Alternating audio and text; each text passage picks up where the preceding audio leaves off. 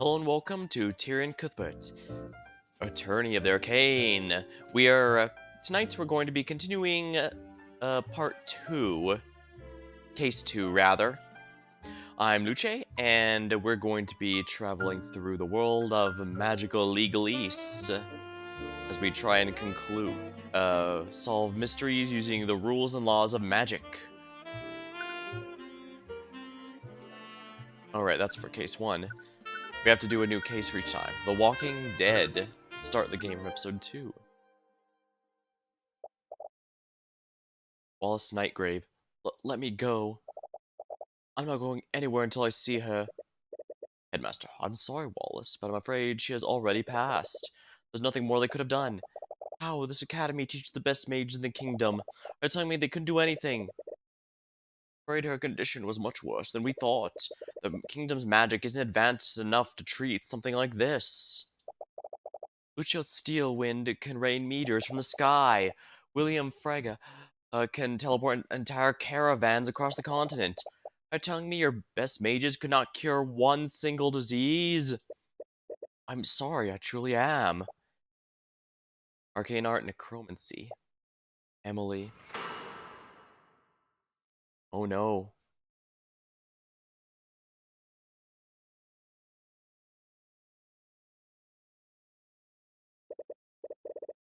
I'm truly sorry, Celeste, but there's no way out of this.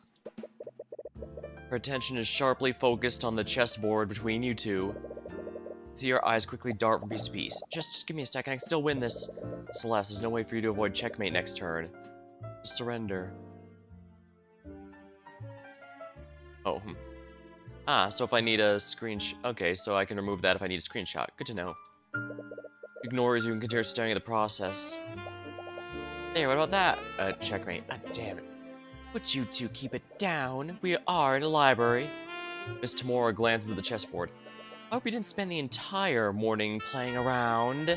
I've been working hard, Ruby. I've already learned 2 new spell formulas since we got here. At least there's that. What about you, Cuthbert? Well, your flustered stammering tells her exactly how much progress you've made. I couldn't find books about the subject we've been looking into. You spent the entire day combing through the Kingdom's Imperial Library, researching the Eye of Horus. During Celeste's trial, you awakened to a new ability that you've never used before. Up until then, you thought the Eye could only see surface-level thoughts, but during that moment with Garrick Pierce, the Eye of Horus was empowered, and you could see far, far more than usual.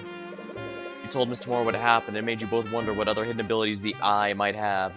You both decided it's time to learn more about the Eye and its origins.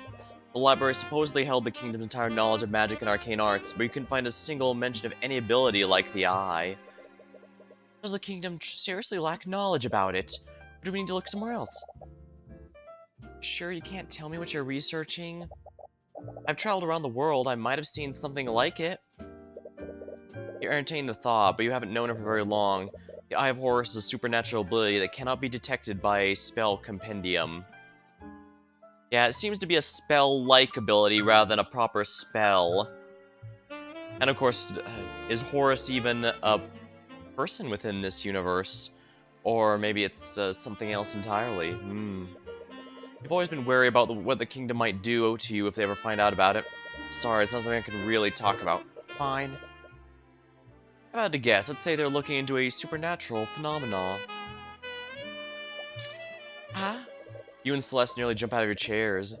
Look over where the voice came from. She appears to be a student of the academy. How long was she there? You didn't notice her presence at all. You also feel she looks oddly familiar. Wait. Was she from our dream in last chapter?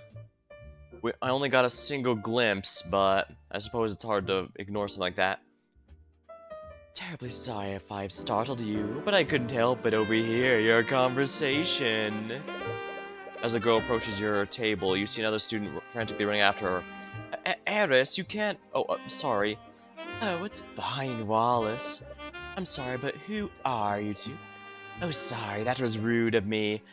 My name is Eris Ilmater. Her specialty is illusion magic. Interesting. Eris Ilmater, occupation student. This almost looks like some of the Danganronpa introductions. Well, nothing wrong with that. It's a good way to establish a character that's gonna be important after all. And this is Wallace Nightgrave. Both students here. Hi. Wallace Nightgrave. Not to be rude, but that was a private conversation. Just how much did you hear? I wonder. Reading about the supernatural is actually a hobby of mine. I might be able to help you do your research, Mr. Cuthbert. And what makes you so sure that is what we're researching? Mr. Cuthbert has a bad habit of muttering to himself when he thinks. I assume that research had something to do with the supernatural. You feel a piercing side glance from Miss Tamora. Well, I suppose that does unfortunately give some, information that's a little too... the information that, yeah, shouldn't be that, yeah, you can't let that slip. You avoid eye contact with her. Anyways, do you mind if I ask you a few questions? Of course, I'd be happy to help. What? Oh, fine. I suppose it wouldn't hurt. What was that glitch effect there?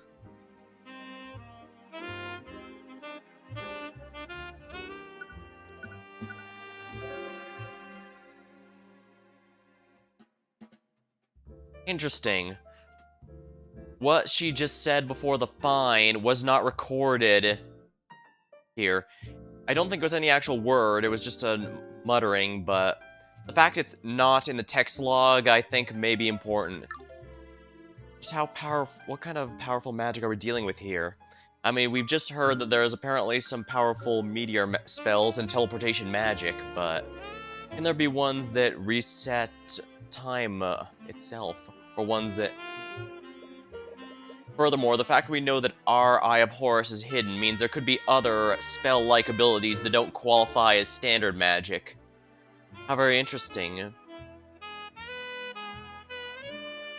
Still, magic follows its own set of rules and laws, you know, different ones from tech. So, show some discretion? Right. That's a globe of the world. It's amazing how many nations are other than Wavengard. And to most of these places, you should come with me next time, Tyrion. That's a nice thought. Maybe you could travel with her when you're less busy. It's a holy text of some sort. It must be related to the Church of Bahamut. They do worship dragon gods here. They briefly mention that in Chapter 1. There's a table for students to sit at. You've been sitting here with Celeste all morning. It's full of books for educational purposes. You've been combing through books all morning. Some sort of notice taped to the shelves. Due to constant misuse of Arcane Construct's voice systems, voice lines can now only be set by Headmaster Redmond. Ah, so basically they're abusing it like people abuse AI voices right now. I see all those meme videos about the presidents doing a match of whatever popular multiplayer game or whatever. You wonder what it's referring to. Though I don't think the game is specifically referring to that, since I imagine it would have been development before that dropped. But who knows?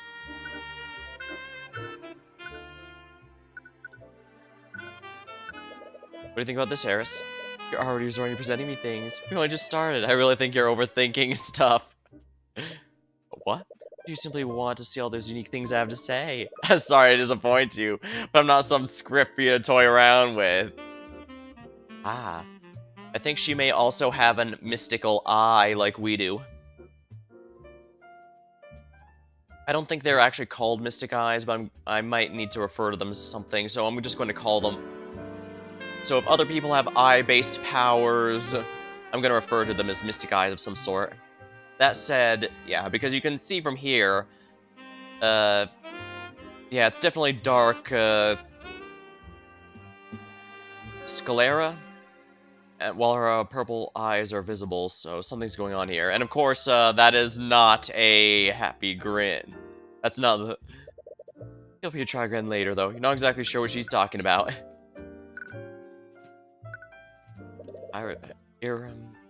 Eris and Wallace. So you two are students at the Imperial Academy.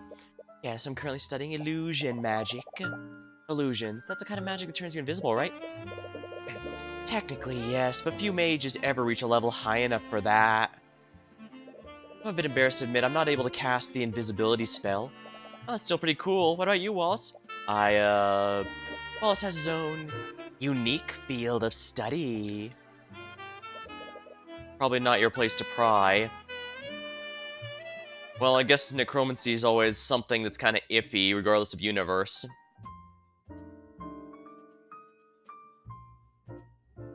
Oh, well, what is this I see? Hello, Ryzune, welcome to stream. We're doing Tyrion Cuthbert. It's an Ace Attorney adjacent game taking place in a world of magic and wizards. So we have to use the very rules and laws of magic in order to solve mysteries. No murder has been performed yet, though, so for the moment we're just doing some stuff here. Necromancy is always a forbidden art. Usually, but like I've heard some old tabletops sometimes classify healing spells as necromancy, since those manipulate life and death. It just depends, I guess. I suppose, like with tools, whether something is good or evil depends on how you use it. Everyone's talking about you two? Really? It's rare for the school to let outsiders in. Well, that makes sense. This library isn't exactly open to the public. Necromancy involves the dead, sure. You're only able to get access to it because of Miss Tamora's connections. We only ever get occasional visits from the noble houses. So I was curious as to who would be able to break this dull monotony. Well, I'm a mercenary, but now I work as Tyrion's bodyguard. Mercenary? After a trial, it turned out Celeste was more than capable of affording your services. However, Mr. Moore still proposed a different arrangement. After indicting Garrick Pierce, you painted a large target on your back. With Celeste being a mercenary, Mr. Moore decided to hire her as your bodyguard. She figured you'd feel more comfortable around someone you're already friends with. Anyways, I'm a defense attorney. Hey, defense attorney? My apologies, it's just not what I was expecting. I'm trying to make her sound vaguely threatening or something, kind of like, Morticia or Wednesday from the Addams Family, but I'm not sure how well of a job I'm doing. What's that supposed to mean? But yes, our character is currently here trying to find powers relating to his special ability. You know how Phoenix has his Magatama to figure out what people are hiding, and Hollow Justice has the ability to see hypersensitive tell reading. Our protagonist here has a mystic eye, an eye of Horus that apparently allows him to see certain types of thoughts or emotions that the person might have. Now, so far we have seen people are able to block it, like apparently our mentor is able to prevent us from reading her, but that's about it so far. Supernatural phenomena. I wonder I'd be researching such a thing. Yeah, I want to know too. Oh, I'm sorry, but I can't really say. Regardless, there are many spells within this world. Are you convinced this phenomenon wasn't produced by a spell? Well, what we're looking into doesn't seem to follow the rules of magic. Yeah, normally when people learn a spell, they have to keep track of it to recast it, but for some reason our ability doesn't have that. Our Eye of Horus just seems to be a spell-like ability rather than proper magic itself. Oh, how so? Please tell me. Is created by someone who is not actually a mage. Oh, really? So you're saying that this something was created by a person. The words came out of your mouth before you realized that you sent a small project. Look, that does remind me of a story. A story? Mr. Cuthbert, do you know how the legend about how the kingdom of Wyverngard was created? You mean the story about the ancient dragons? Ancient what? The ancient dragon. Does Wyverngard have a story about the ancient dragons? It's about one ancient dragon. The Church of Bahamut refers to him as the Scaled Lord. I'm sure you've even heard people mention him before. Legends say the first mages were created centuries ago by him. Ah, getting into some backstory of the world here. At that time, our kingdom was caught in the middle of a brutal war. With no way to defend themselves, the kingdom was on the brink of destruction. Our people prayed to Bahamut, the god of dragons, for salvation. Almost as if to answer the prayers, Rathalion, the Scaled Lord, appealed before them. The Scaled Lord bestowed the gift of magic on a band of heroes that were fighting on the front lines. With their magic, the heroes utterly overtook the kingdom's enemies and single-handedly won the war. It's said that these heroes went on to form the noble houses of today. What a load of nonsense.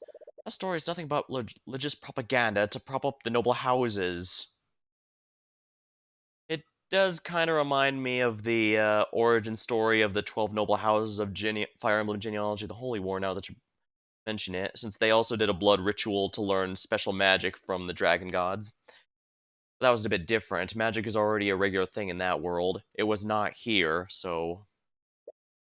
Regardless, the significance of this legend is in the Scaled Lord himself. You mean Rathalion? Rathalion bestowed the power to become a mage on several individuals. And to this day, that power can only be passed down genetically. Can you think of an arcane spell that can produce something like that? No, I suppose not. Rathalion must have had some powers that weren't bound by the rules of arcane arts. In other words, he could create supernatural phenomena without following the rules of magic. Please, do you also expect us to believe a story like that? It's completely unrealistic. As unrealistic as a non-mage using supernatural powers. She does have a point. It's a far-fetched theory, but it's honestly the closest thing you have to a lead right now. Whoa! Thank you very much for the raid, Damien. We're alright, everyone. We're in the middle of, let's see here. Actually, I should probably see what...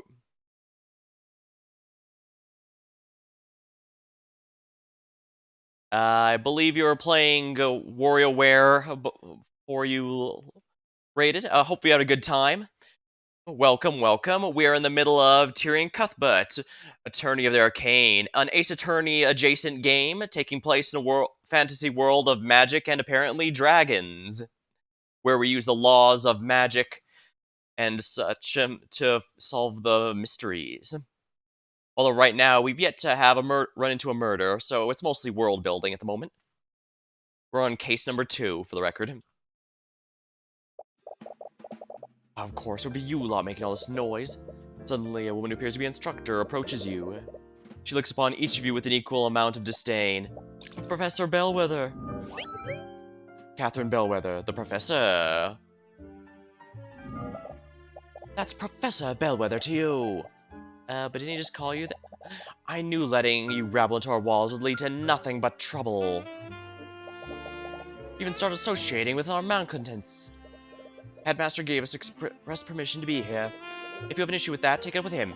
I'll have you know I was on my way to do just that, Wallace. Yes. Oh yeah, if you're familiar with Ace Attorney series, like how Phoenix has the ability to detect hidden if someone's hiding something, or Apollo Justice can tell if someone has the hypersensitivity towards someone's tells when they're lying, this character has the ability to read emotions and thoughts to a certain degree. Alright, rest easy, Damien. Hope you have a good night, and thanks for the raid. Yes? How am I supposed to understand you when you're stuttering? Yes, Professor Bellwether. Straighten out your uniform and fix that awful hair. Look like a street urchin. But I suppose it's unreasonable to expect anything more. Magic is mostly just known among the noble houses, so there's absolutely some level of classism here. And looks like the professor here is specialized in illusion magic as well. Interesting.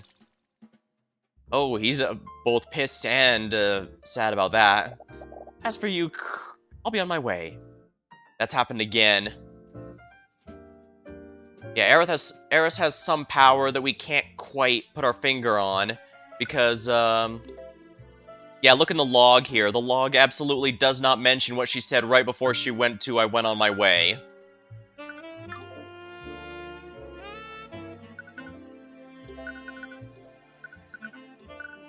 Aerith Silmater. She has some level of illusion magic, but according to her, supposedly she doesn't actually have that high level of magic yet. So the question is, how is she able to get people to completely change their minds? It seems she doesn't have a form of who the boys are. What? Oh, sorry, I lost my train of thought. I guess what I'm trying to get at here is she's interrupted someone who was about to say something, then they change something else completely. Go back to their profiles? Oh, sure. This is just everyone we've met so far. This is who we're playing as, Tyrion Cuthbert. A character who is not a mage and yet has the ability to gauge someone's emotions and thoughts.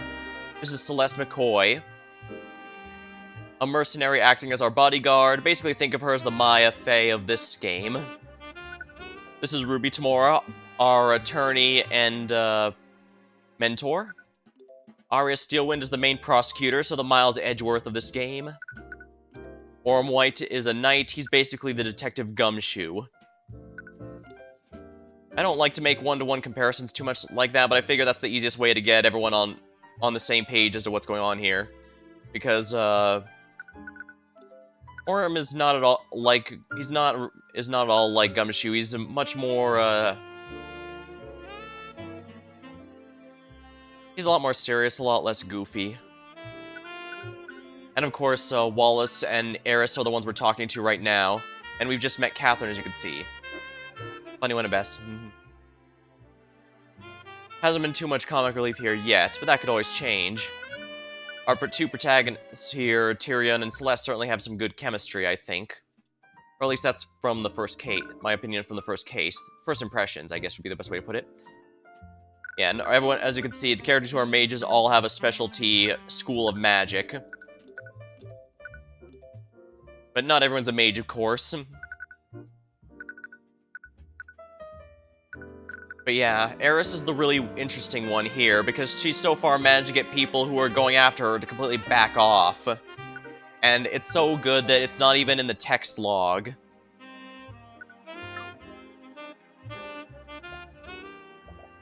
Oh, what a bitch. So Celeste, come on, we're all thinking it. Anyways, that out of the way, shall we begin? Celeste is scared at something. I think that last one is scared. The first four are pretty self-explanatory. Happy, sad, angry, and I think this is scared or worried. It possibly even surprised, maybe? It might... Some of these might even pull double duties, but I guess we'll have to see. Wait, why do you keep detecting fear? Okay, so yeah, it is fear. Ah, so she's... Alright, so it's possible she has an easier time detecting on whatever Eris is doing.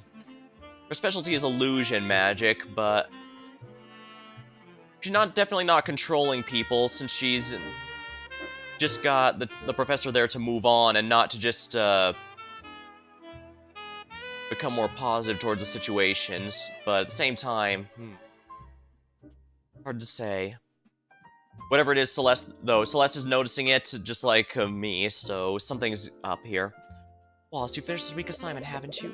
Would you mind helping us with the research? Oh, I don't know. Now that you mention it, I could really use some help finding a specific spell formula. You know your way around here, right, Wallace? Okay. He's both happy and scared. Don't worry, Miss Tamora. I'll be more careful from now on. Please do. I have some business to take care of here, so I'll leave you all to it.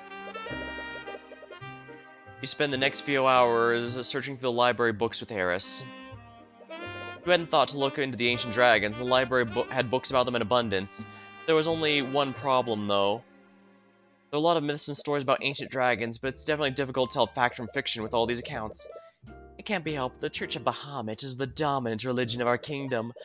We have the bones of dragons displayed in museums, but those bones are only widely known evidence of the dragon's very existence. Except for Rathalion, possibly.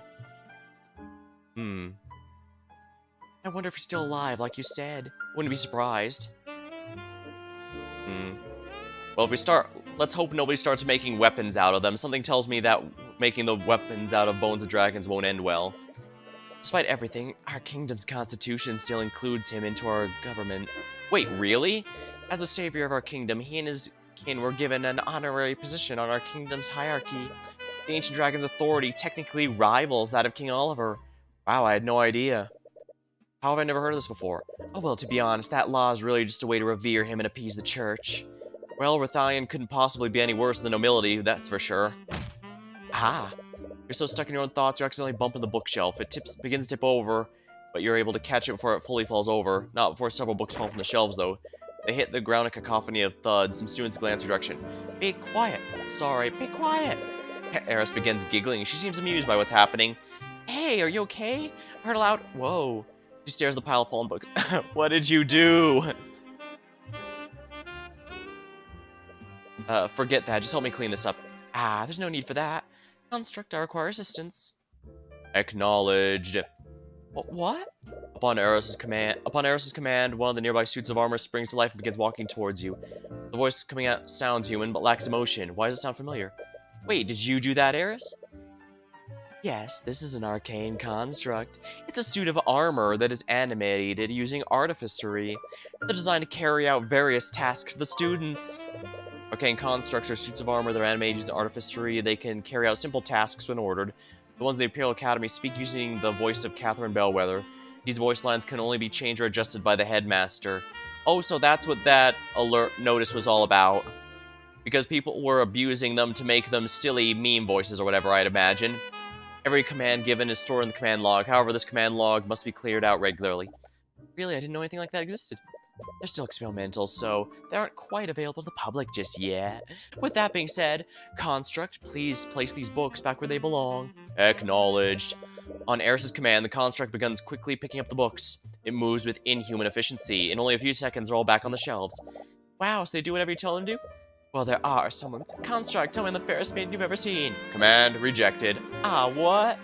I guess they're not allowed to lie. You feel a sharp pain in your side as she jabs you. The Construct's voice is just a series of pre-recorded messages. I'm not sure if you've noticed, but he uses the voice of Professor Bellwether. Unfortunately, you can't make them say anything other than what is recorded. Only the headmaster can change those settings. Artificery that can record audio. I've never seen anything like it. You said they're just experimental, right? Maybe if I keep asking it, it'll give up and do it. I would advise against that.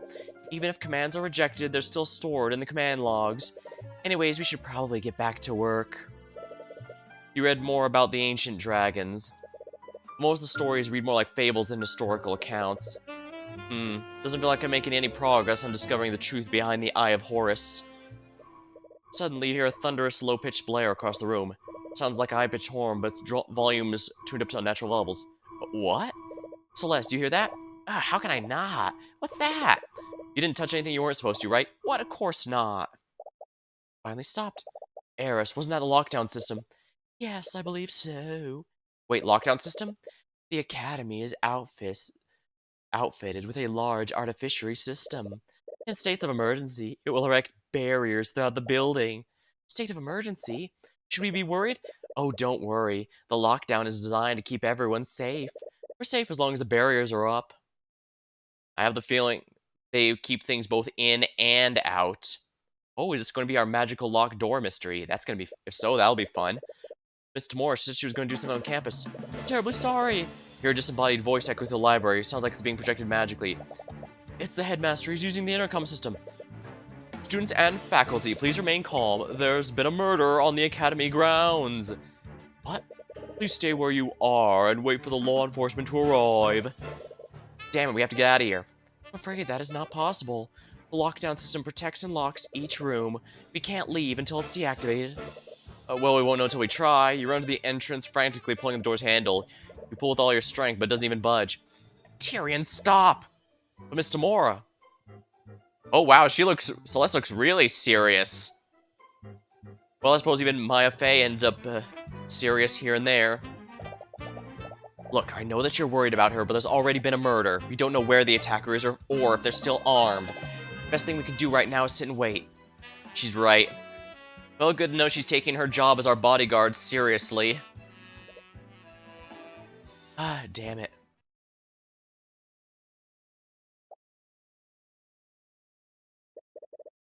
Celeste's hand rests on her sword, her eyes carefully watching the entrance. Wow, we've been here for hours and she still hasn't stopped watching the door. She was also able to calm you down earlier. It's easy to forget, but she's always reliable when it really counts. What? Students and faculty, thank you for your patience. Law enforcement has secured the building. The lockdown is lifted. However, please remain in the building until he's barely finished with the message before you're out the door. Tyrion, don't go off on your own. You desperately run through the academy hallways. No, Mr. Moore, where are you? You have no idea where you're even going anymore. You feel fear and anxiety around every passing moment. Where is she? Cuthbert! Oh, phew. So we haven't run afoul of the dead mentor trope yet. What's wrong? Why are you shouting? Miss Tamora, oh, calm down, you're hyperventilating. I heard there was a murder, and I've been looking all over for you. Oh, and you're worried about me? Well, I just... You hug Miss Tamora tightly as you're overcome with emotion. She's not usually receptive to affection, but you don't care. You're just relieved she's safe. Tyrion, there you are! Oh, and you're crying. Sorry, I didn't mean to worry you so much. We heard the announcement. Do you know what happened, Ruby? Well, I do, but... You see Miss Timor glance at Wallace for a brief moment. For now, I think we should head to the foyer. You arrive at the foyer and see the room swarmed with a legion of familiar knights. Is that the Inquisition? Oh no, don't tell me. Headmaster mentioned there was a murder on campus. Someone used magic. Hey, you there. As you enter the foyer, Commander White notices you and begins marching in your direction, but his intention is not focused on you. Huh? Are you Wallace Nightgrave? Yes, but by the authority of the Wyvern Guard Crown, I'm placing you under arrest. Hey, what are you doing? You three? What the hell are you doing here? Wait, you said he was under arrest. On what charges? The kid is charged with the murder of Catherine Bellwether. Wait, what? Wasn't that the professor you met in the library earlier? Yeah, like hell you're arresting him. He was with us in the library the entire morning. There's no way he could have murdered her. Move aside, Celeste. Oh, but Mr. Moore is right. If Wallace is a suspect, we can't stop the Inquisition from arresting him. No. Don't worry, Wallace. We'll get to the bottom of what happened. Without a word, Wallace allows the Inquisition to drag him away. My apologies. I'm going to go and check on him. This is terrible. I still don't understand. Why would they suspect Wallace of all people? I'm not sure myself. Unlike most magical homicides, this school is filled with plenty of mages. There has to be a long list of suspects. Is there anything we can do? I'm gonna go investigate what happened. Cuthbert. Yes? He hasn't accepted you as his attorney yet. You don't even know if you'll be working this case. But I know that he's innocent. I can't sit here and do nothing. Well, I clearly can't stop you, but please remember that doing an attorney is your job. It is not charity work. Don't come crying to me if you run out of gold. Right. Anyways, I still have some business to take care of this. The city, will you two be okay handling this? Yeah, we'll take care of this. Good, I'll leave everything to you then. Right, let's go, Celeste. Right. We can overwrite this since we completed case 1 last time. Been a few hours since Wallace was arrested. You and Celeste were with him during the lockdown, so the Inquisition had to take your statements. But the more they questioned you, the more you could tell they had doubts about your testimony. You need to do more if you want to establish an alibi. That took longer than expected. We've already lost a lot of time talking to the Inquisition, but we should be free to roam around now. Where should we go first? Well, the crime scene sounds like a good start. We still need to figure out what actually happened. Alright, Ruby said the body was found in Lecture Hall 2B. It's the west wing of the school. Alright, seems like a good place to start. Let's ask her about him. Wallace is okay. He looked really scared when Commander White arrested him. Don't worry, we'll find out what really happened, but first you need to inspect the crime scene. What do you think about this, Celeste? Sorry, Tyrion. I don't think I can help you with that.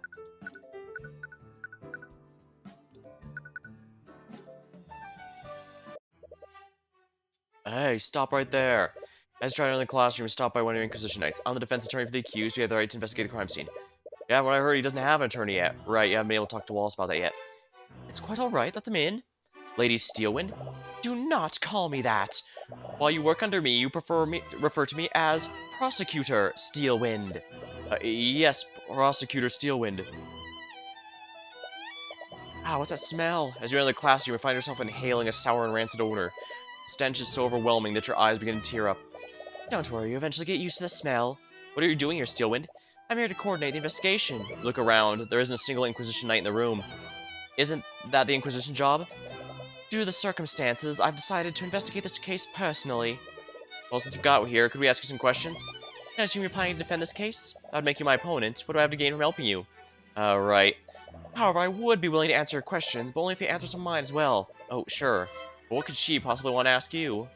Oh, Tyrion, I almost forgot. Since our first official case together, I want to show you something I've learned. What is it? Arcane. What was that? That is the incantation for the detect magic spell. Wait, does that mean, yep, we can now see magical traces while we're examining crime scenes now. Ooh. Your bodyguard Celeste can now cast detect magic while examining a location. If there are any magical traces, you can see a colored overlay.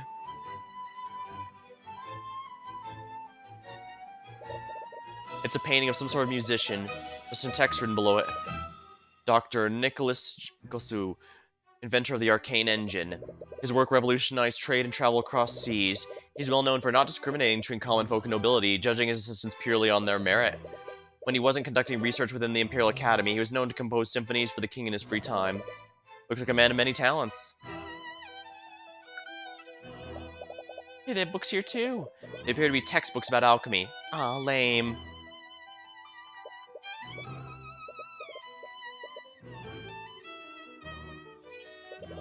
This must be where the students sit during lectures. I can't imagine sitting in one place all day. Have you never attended a school before? No, we never had a proper school in Cornhaven. I mainly got my education from books my parents brought from traveling merchants. What about you? I used to attend a public school in my hometown, but after Miss Tamora adopted me, she handled my education personally. Can't believe the professor's dead. We saw her this very morning. The chalk outlined where her body was. It appears most of this blood came from her abdomen. This is where the fatal wound was. There's a lot of blood in this puddle. There's no trail leading to it. There aren't any magical traces. I doubt the murder used magic. Does that mean the murderer attacked her in this room? Maybe, but it's hard to say for certain. Blood stain on the body. Arcanum. There's a trace of illusion magic next to the body. We believe the suspect donned an illusionary disguise immediately after murdering the victim. Using his disguise, he discreetly made his way back to the library unnoticed. Assuming Wallace isn't the murderer, the real killer must have used a similar disguise, which means no one would have seen them leave this classroom. It'd be hard to find any witnesses that saw the perpetrator. What? What's wrong? There's a trace of necromancy on the body. Necromancy? Isn't that the type of magic that creates undead? You're not just gonna get up and walk away, right? We're honestly not sure. That's part of the reason why I've stationed myself here. What does that have to do with Wallace? Oh, you didn't know? Wallace Nightgrave is a necromancer. He's what? We believe he drained her life force completely using a necromancy spell. That's why there are no visible wounds. In the autopsy report, it'll tell you everything you need to know. Catherine Bellwether died at 2:01 p.m. Body shows no signs of cuts or bruising. Alchemist report verified death was not caused by poison or disease. Body shows trace of necromancy and illusion magic. Cause of death is not apparent, but very likely caused by necromancy magic. But in the modern day, even the Inquisition doesn't commonly deal with necromancy. They're all on edge of what other spells you might have used, so I'm here to make sure that nothing, unholy happens to the body. You can't believe it, you've heard stories of necromancers before, but why would you be studying something like that? But even if he is a necromancer, aren't there plenty of other mages who can cast necro spells? This is an academy for mages, after all. Well, no, there are no laws against it, but the knowledge required to learn it is heavily controlled. No one in their right mind would dare teach necromancy beyond basic healing magic. Ah, so necromancy does cover healing magic in this universe. Frankly, I'm surprised even one student was allowed to learn it. You can see why. But because of the specific piece of evidence, we know he's the murderer, but still too convenient. That's the first time we've seen a thought from Steelwind. Normally, you can only see thoughts from people who are stressed or excited. We doubt she's excited, so what's causing her to be stressed out? Is there something you're not telling us, Steelwind? Because something tells me this isn't as quite as straightforward as you're saying it is. I truly believe that. Why don't you prove it? Yeah, I can't see more thoughts. She must be subconsciously guarding her mind now, but she's clearly hiding something.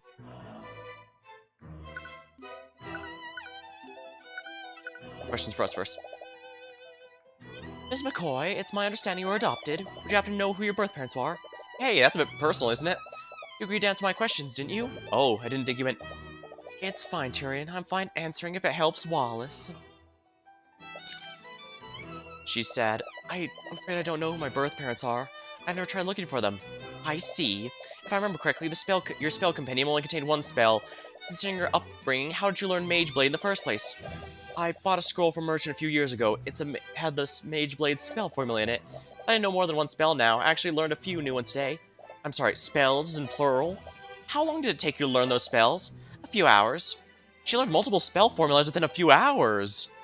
Ah, so learning magic, even for those with the ability, takes time and dedication. What was that just now? I see. Well, I think that's all I need to ask for now. Okay. She's sharing information about the investigation for that. Why is she so interested in Celeste all of a sudden?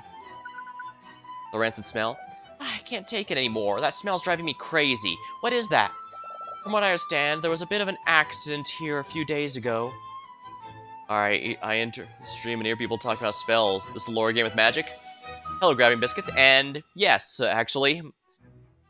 Yeah, this is an Ace Attorney adjacent game that takes place in a fantasy world where magic is fairly commonplace, and so we have to use the rules of magic to solve murder mysteries. There's an accident a few days ago. It happened during one of the classes the headmaster was teaching. He misread the instructions for an alchemy experiment, and as a result, he accidentally produced a rancid-smelling vapor. Vapor? It's not poisonous, is it? Of course not. I wouldn't be standing here if it were. It's just extremely unpleasant to the senses. Foul classroom smell.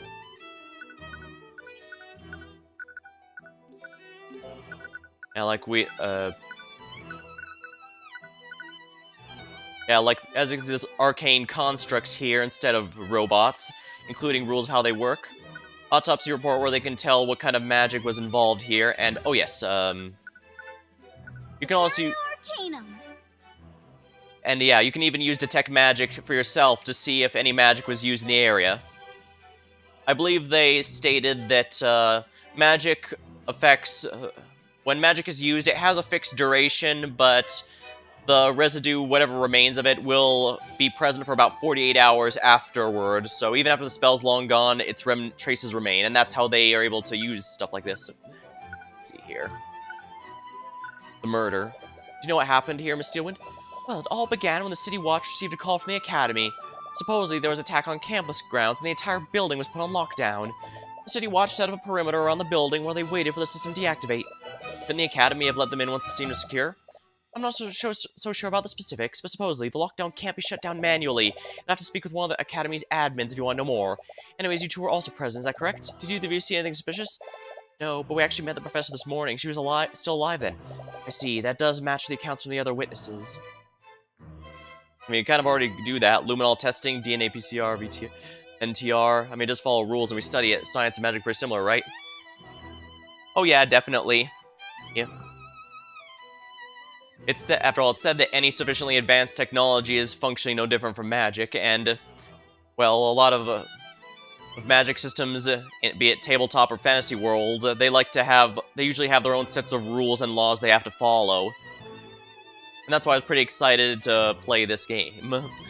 Because a lot of murder mysteries stuff like to try and exclude magic from being relevant at all whenever they have a case that takes place in a fantasy world, which is understandable, but I always felt that magic could be involved with the murder mysteries and still be engaging, and that's why I was pretty excited to hear about this. Alright, see you later, Raizun. Thanks for stopping by. Do you have any idea where she went after she went to the library? The headmaster gave us express permission to be here. If I have an issue with that, take it up with him. I'll have you know I was on my way to do just that. Ah, she said she was going to meet with the headmaster. I always wonder in a murder mystery in D&D or something. That does sound like fun, yeah. I haven't done too much with a tabletop GMing, but I did once try to put together a one of those murder mystery dinner night party thingies. It didn't end up going anywhere, and also it wasn't in person. It was, yeah, it was one of those online sort of thingies, but it ended up not working out. It's pretty tricky to get those through, preferably at lower levels. So they can't just use Speak with Dead. You'd be surprised. After all, if you, I'm not sure if you played the Ace Attorney game, but there was information that even the dead were not able to figure out. It seems even ghosts can be fooled if they don't, or not sure about something. You just have to be careful about it. I was thinking about that. Well, I was thinking of Torchwood of all things. Ah. There might be one in that game. I've never played it before. Oh, she said it was going to meet with the headmaster. He also mentioned that when I questioned him. She was attending the meeting as planned. If the headmaster met with Bellwether, it may be worth speaking with him next. She must have found her way to this classroom afterward. Would you happen to have a map of the academy? Oh, I do. I also have extra copies if you'd like one.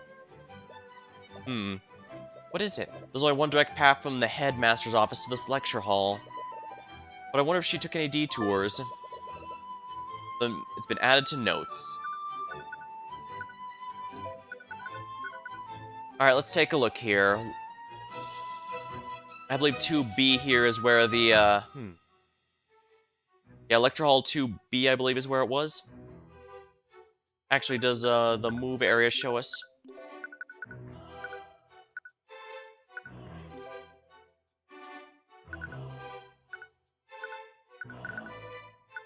Can I present the map here and see anything? What do you think about this, Miss Steelwind? I'm sorry, but I'm afraid I can't say much about that.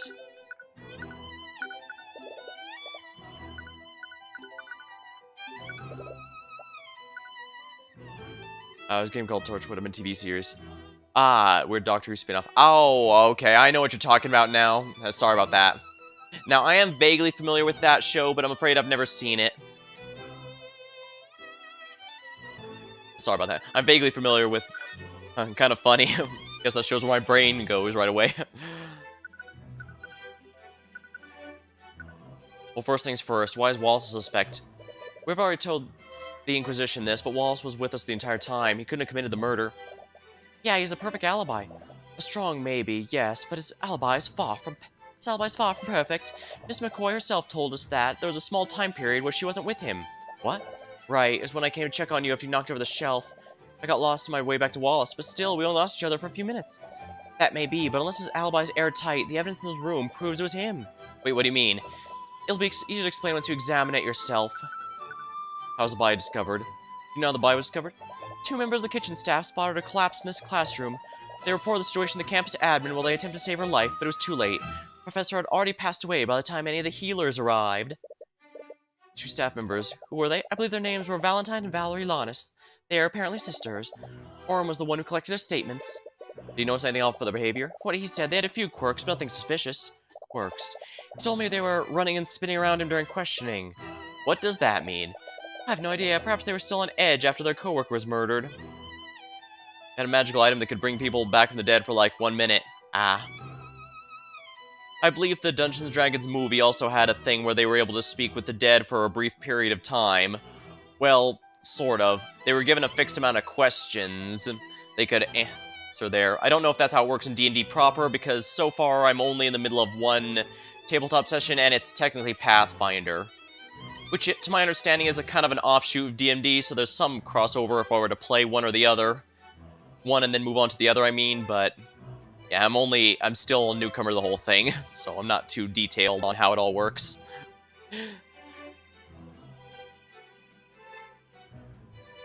Still, there's definitely ways you can work around. After all, theoretically, the dead would only have information they knew in life, and and as mentioned, it is possible to fool them, at least in theory.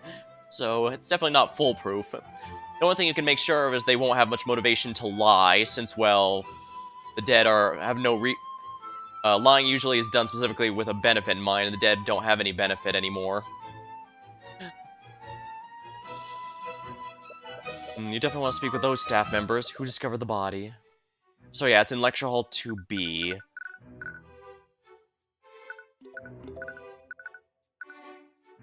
Alright, so Lecture Hall 2B is all the way here in the corner. Speak with the dead only lets ask 5 questions, even in the tabletop game. Ah. And I notice it says up to 5 questions. Interesting. If nothing else, the fact that I still kind of do I used to play Yu-Gi-Oh! A good amount. Well, I still kind of do, but I've learned that exact wording is very important. And when you see something like up to, that's pretty important because it means it can go with less if you need it. Not a big deal, but something to keep in mind in case it ever becomes relevant. It's also why I made note of spells that can say target humanoid or target creature, because one of those has a significantly larger array of targets than the other. Alright, anyways, the murder was performed in Lecture Hall 2B, which is up here way in the corner. Headmaster's office... huh. There's the Imperial Library and Headmaster's office are both at the bottom of the screen here. So, why did the professor go all the way to the lecture hall, way past the kitchen and all that? Even if they... almost implies they have to have been lured here, unless they had some business. Because even if they wanted to stop by and get a snack or something, the kitchen is way far away from here. That's a very big detour.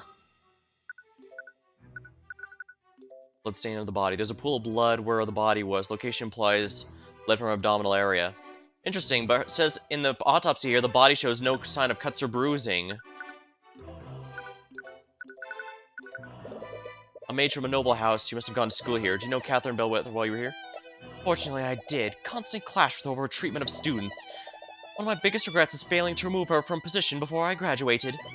Sounds like many people didn't get along with the professor. I would say more, but it doesn't feel right to speak ill of the dead.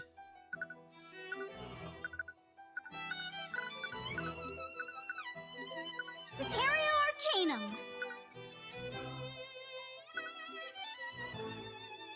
Interesting. So if the cause of death was not a cut or a stab wound, and yet there's blood everywhere, what caused her to bleed?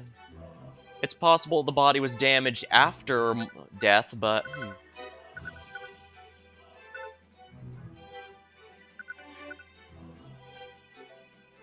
let's go to the Inquisition barracks first, see if we can't get him to... You look around the barracks, but you don't see Wallace anywhere. The Inquisition's probably still questioning him. We should come back later. Okay, so it's like Ace Attorney. If you're not supposed to be here, they'll say, oh, they're conveniently in questioning. Sometime I should play a Necromancer in D&D. Sounds like it'd be fun. I recall when I was putting together things for the Pathfinder campaign, I did wonder if I could play a lawful good Necromancer, but apparently that's not possible since raising the dead isn't, and most of the Necro spells are inherently evil acts. Unfortunate. As I mentioned, magic-like tools are largely a case of who uses them, rather than inherently being good or evil. Or at least that would be the theory. I even had this neat idea, but... where, let's see here. Well, let's see here. I believe, like, the character would come from a clan of, necromancers who only, call upon people from the clan who have previously died to come back and assist, and something like that. So they don't just raise anyone, they only go with specific people who obviously would have approved of being used for assisting the living. Stuff like that. Good idea, but then it was also, Necromancer is a very complicated job, and I thought I should probably go with something a bit more simple. Granted, I suppose if I really wanted to, I could have pushed the GM for it, because at the end of the day, I imagine anything could be allowed if the GM says, okay, I'll allow it, but as I said, it turned out to be a lot more complicated than I was expecting, and I figure I should probably not go too hard for my first tabletop thing here, end up just going with an elemental sorcerer. I kind of thought the character would be more of a villain, siding the party of convenience, a sort of temporary alliance. I'm sure I could... I wasn't sure if our team was going to do a good, evil, or whatever campaign, so I just went with a true neutral character that could fit just about anywhere. And, although I will say, I meant to go with an elemental sorcery, but as the story went on, I ended up with an artifact weapon that gave me access to wild magic. I wasn't planning that, but I suppose that's now the GM's problem as well as mine, isn't it?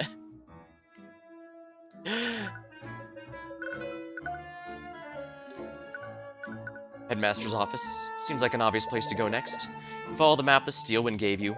We arrive at the headmaster's office. Oh, hello there. I wasn't expecting guests today. Sorry for coming in unannounced. You must be... My name is Theodore Redmond. I'm the headmaster of the Wyvern Guard Imperial Academy. Occupation, headmaster. And judging from your appearance, you must be the protege of Ruby Tamora. To what do I owe the pleasure? They must be here to investigate the murder. Wait, Eris? I thought you went to see Wallace.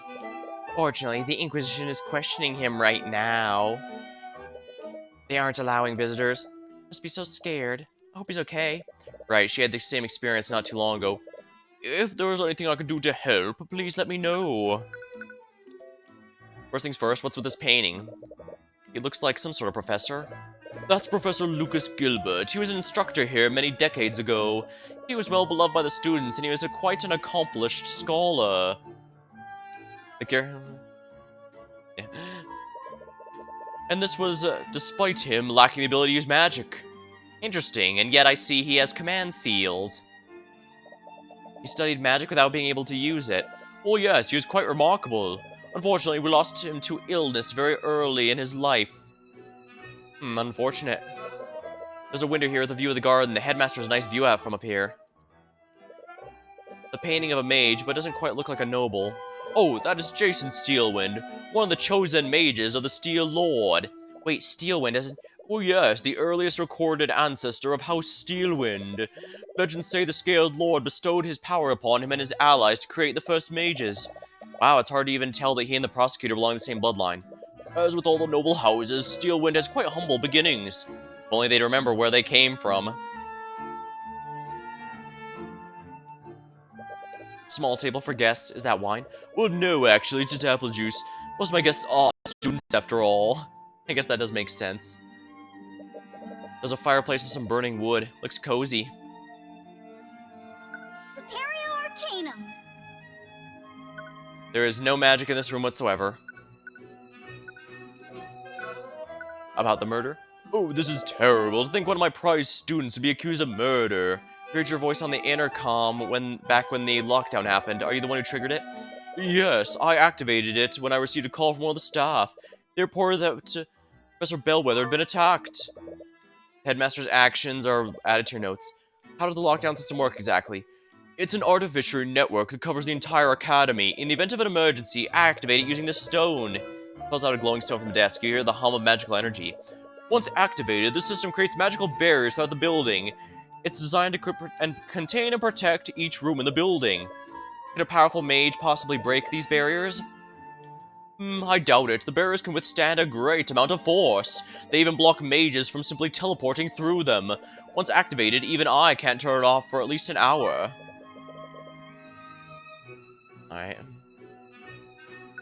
Alright, so the fact it was locked down is interesting. Wallace Nightgrave. What can you tell me about Wallace? Earlier you said he was one of your prize students?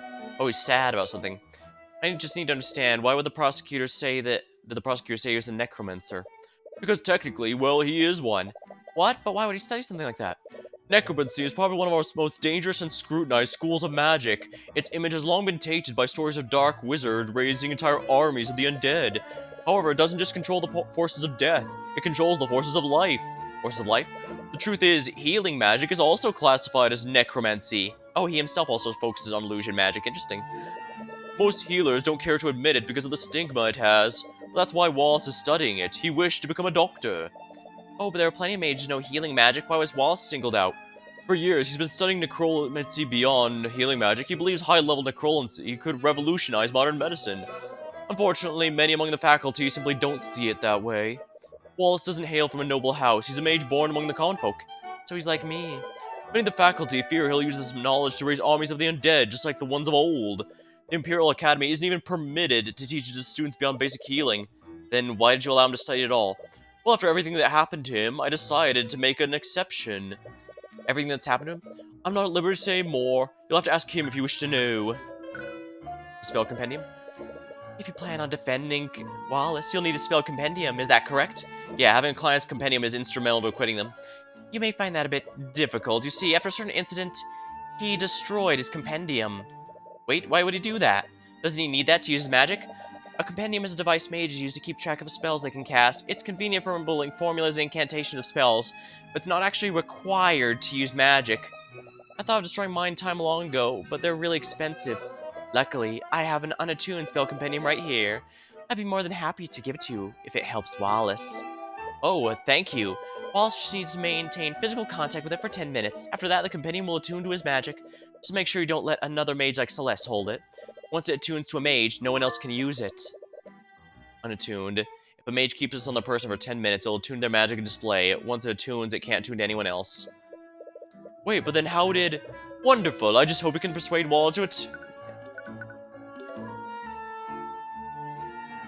Yeah, Eris is 100% doing something to remove anything, we'll say, inconvenient to her. Because she even used it to remove the professor's lecture to her, if you recall. And again, it's not even showing up in the text log. But yeah, it seems there is, in fact, a way to re-attune these mage compendiums. But most people aren't aware of it.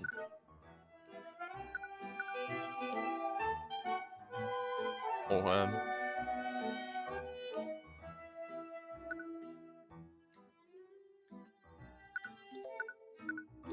Catherine Bellwether. What can you tell me about the victim, Catherine Bellwether? Sad, angry, and afraid.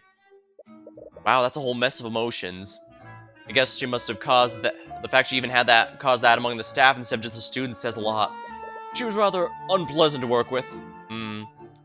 I know some teachers are known for being a hard ass, but sometimes that usually doesn't necessarily mean they have a rough time with the rest of the faculty. Some even appreciate having a teacher that's a hard ass because, well, it makes for a nice variety. Plus, well, at the end of the day, most teachers, keyword being most, do want the students to succeed. It's just some are handling it different from the others. How well it works, of course, I can't speak on, but... If she's... yeah. Can you think of any enemies she might have had? You might as well list everyone who attended this school. Eris, it's best to be blunt with these sort of things. As you saw yesterday, she has a very abrasive attitude towards the students. Many people in the school did not care for her. Yeah, and even Arya Steelwind admitted that she wished she could have gotten her fired. Maybe she wasn't the nicest person, but would that be enough motive to murder her? Well, she often targets and harasses students, especially those who are among the common folk. She made a habit of expelling students for minor infractions. For commoners, magic can be our ticket out of poverty. I can't imagine how it'd feel to have the opportunity unfairly taken from you. She put so much pressure on these students. Some of them even left the academy of their own volition. They simply couldn't handle her constant verbal abuse. Even then, would that be enough motive to commit murder? A human psyche is a fragile thing. It's astounding what someone might do when pushed far enough. What about our relation with the faculty? In some cases, it was actually even worse with the students. Alright, so yeah, what I'm getting here is that she was just a straight-up asshole. She's not just a hard-ass teacher, she's just a terrible person. She'd often treat the staff like her personal students. I've received many complaints about them from her behavior. Sorry if this sounds rude, but why didn't you just fire her if she was being that big a problem? She'd used her position to curry favor with the noble houses over the years. As you can imagine, the Academy's board is controlled by the nobility. If I tried to remove her, they'd probably support her over me. I see, so she figured her connections will allow her to do whatever the hell she wants. Well, I can safely say she's already lost any and all possible sympathy I might have had for her. Not that she deserved to die, of course. I'm still going to solve this murder in any way I can. The meeting. I heard you had a meeting scheduled with Professor Bellwether? What time was this? When did the meeting end? Our meeting was scheduled for noon. She arrived on time and it lasted until 1. Did anything about her seem off about you? No, she seemed her usual self. He's afraid about something. But fear, nervousness? If you don't mind me asking, what was the purpose of the meeting? We meant to discuss routine administrative matters. Despite our personal agreements, she knew to stay civil when discussing personal affairs. But to be perfectly honest, it did always feel like I was treading on eggshells when I was speaking with her. So that's why he's afraid. But you're her superior, aren't you? Didn't she respect authority? Oh, we've had many arguments on how I was managing the academy. She was very vocal about her distaste for common folk students. She was difficult, to say the least.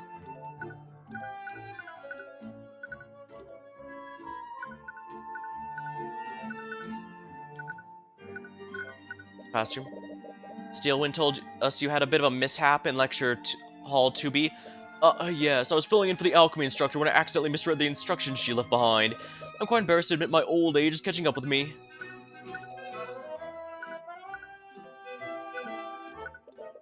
It's a terrible thing to happen, to think someone commit murder within the academy. Using necromancy, no less. Oh yes, a lot to take in.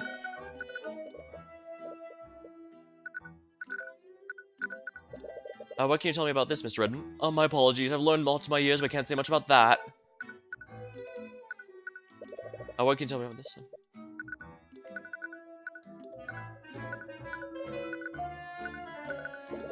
Did you know Eris is one of our top students in the study of illusion magic? Oh, thank you, Headmaster, I appreciate your praise. Why do you study illusion magic, Eris? Oh, no particular reason, I just happen to have an affinity for it. It's also quite enjoyable to use my magic to deceive people. She's definitely using it to some degree, but the question is she just hiding it? Is she time-skipping, or what?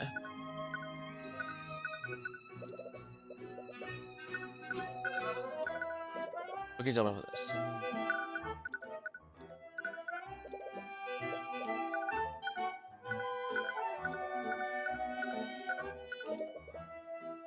The Imperial Academy is actually quite big when I look at it.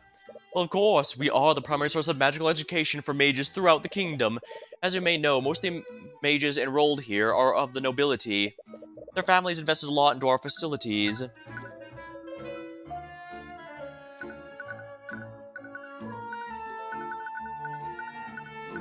Tell me about yourself. How long have you been headmaster of the academy, Mr. Redmond?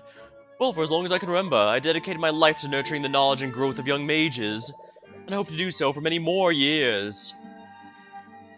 Interesting. His emotions are completely contradicting that. Yeah, they don't match what he's saying.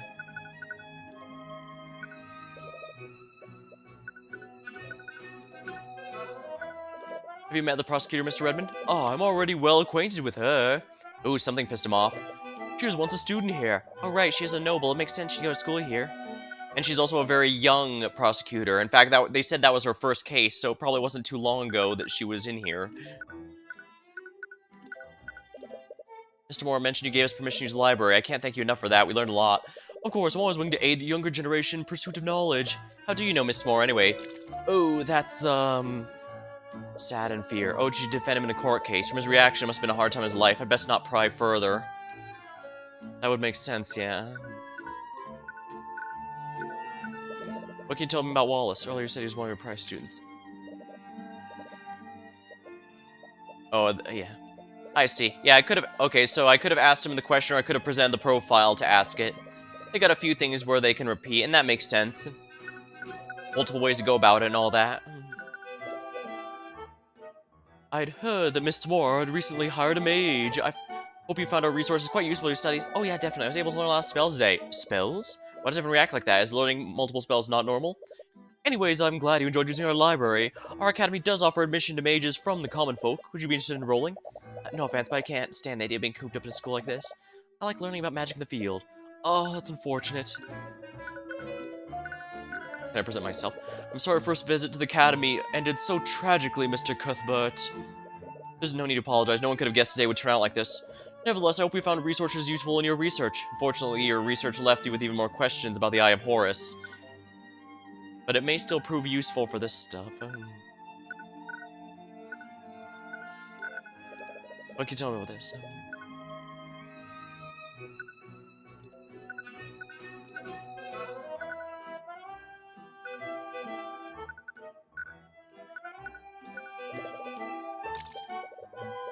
Alright, yeah, it's just repeating again.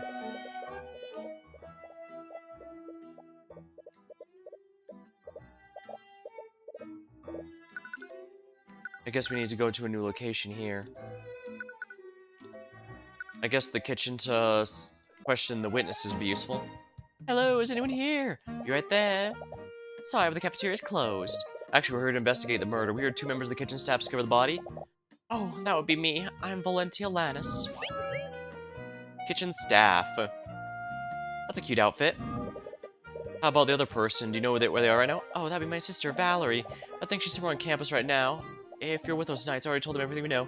Actually, we're investigating separately. I wanted to ask you some questions about what you saw. Sure, I'm gonna have to remember those details again.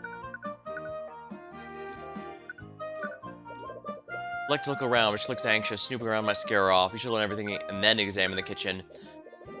Alright, first things first. Can you tell us how you and your sister found the body? Right, my sister and I were walking in the hallway from the kitchen to the west exit.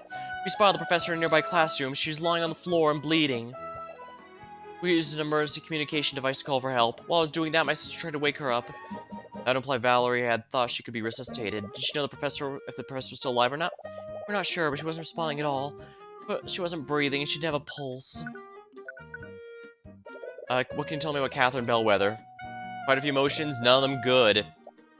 Well, I guess there's no point in hiding it. She was a horrible person. She was truly horrible to all of us. By all of us, you mean the academy staff? Yeah, she always treated us like a personal servant. Sometimes she'd make messes on purpose, just so she could order us to clean it up. It sounds terrible, but I'm sure a lot of people are glad she's gone. I just hope we can still keep our jobs. Interesting. Now, why would she be worried about that? Wallace Nightgrave. What do you know about the suspect? His name is Wallace. He's a student here. He's a scary kid, right? He's the one that raises undead? Those are just rumors. He'd never do something like that, right? But he says necromancy, right? Have you actually met him? No, I heard the rumors. He's always hanging around the cemetery. I'm sure he's biding his time till his chance to raise an army. I guess it can't be helped that people think of him that way, but we can't be a little annoyed on his behalf. Keeping your jobs. Did you ever feel like your job was at risk because of Bellwether? Well, yes, actually. She's planning to fire all the staff. All the staff? That can't be true, can it? I mean, this academy needs staff to function. I'm not sure about the details. That's just what Jan told us. Who's Jan? One of the academy's custodians. You could probably find him cleaning the halls if you look around.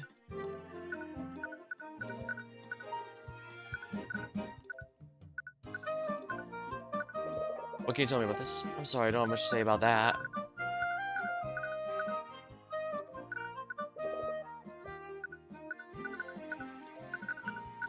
Tell me about yourself?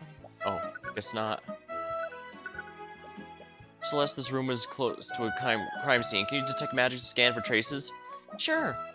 Did you say scan for magical traces? Oh, we'll just get out of your way then. Wow, she bolted out of the room. What was that about? Prepario Arcanum.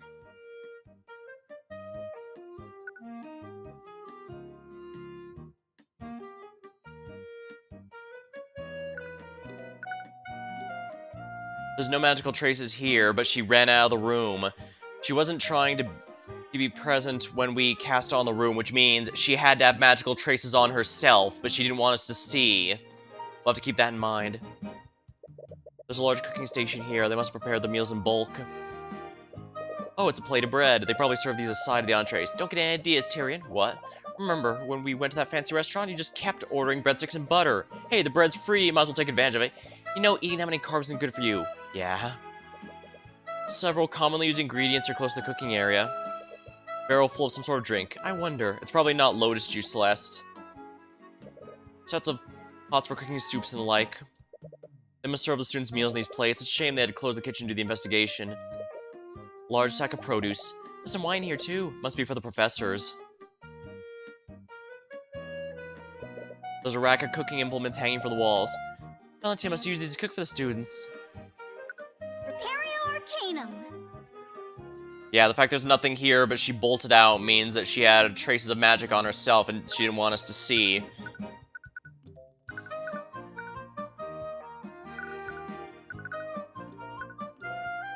Hallway.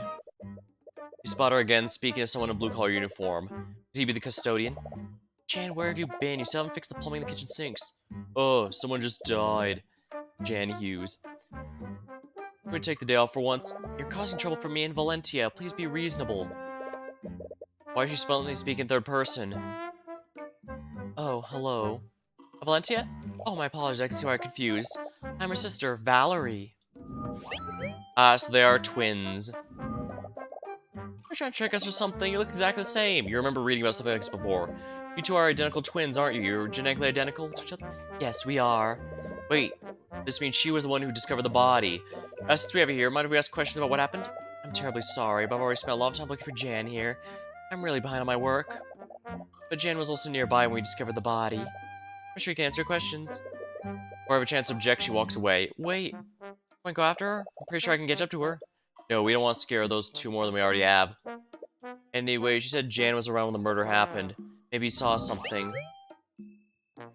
Custodian. He has no magic. Anyways, would you mind if we have a question about what happened? Really? Whatever. I at least have an excuse to take a break now.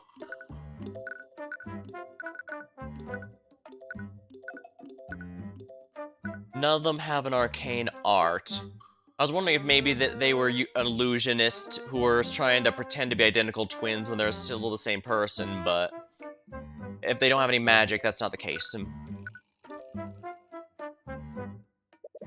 Entrance lecture hall says lecture hall 2F.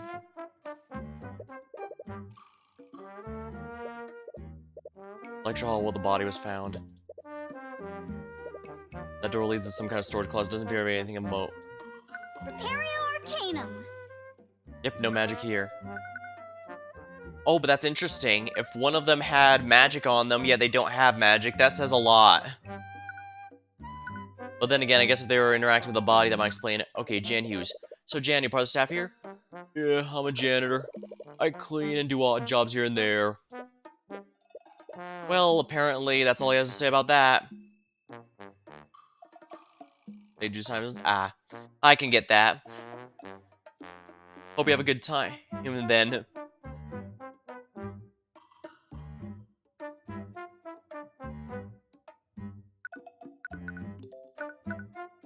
Alright, Valerie mentioned you were close to Lecture Hall 2B before they found Bellwether. What were you doing when the twins discovered the body?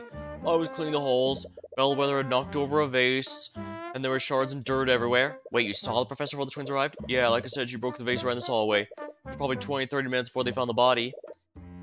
You might have been the last person to see her alive. Do you see where she went? Yeah, I think she went to that room over there. See anyone else enter that lecture hall? I'm honestly not sure. I was more worried about cleaning up the mess she made. You notice anything off about her? Well, she was in a pretty bad mood, but honestly, that's pretty normal. She's walking real slow. I didn't notice at first, and she basically shoved me out of the way. After that, she knocked over the vase. I didn't even say anything after that, but she yelled at me to be quiet all the same. Did you see where she went after that? Not really. The only thing in that direction is lecture hall 2B. I can't imagine her going anywhere else.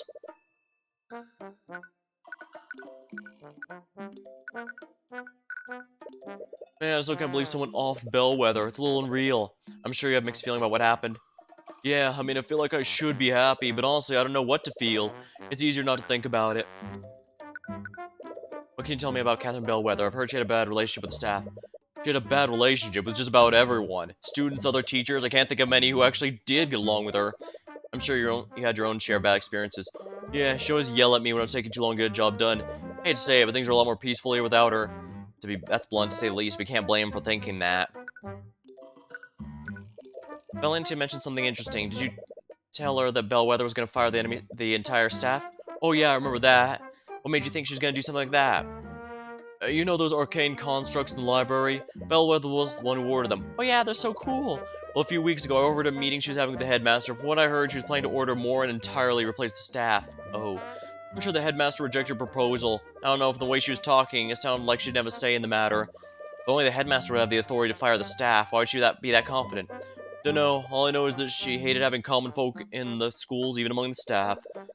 She was really miffed that he was hiring common folk from the community center. Bellwether's plan. I see, trying to replace the workers with the constructs, then act all surprised when that now requires a lot of maintenance, updating, and all that stuff. Are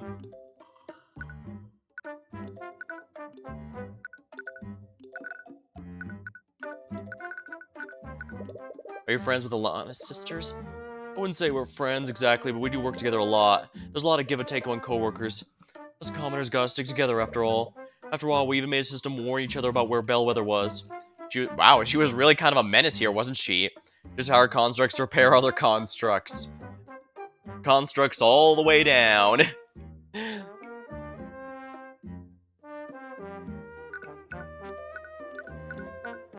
What does he think of the headmaster?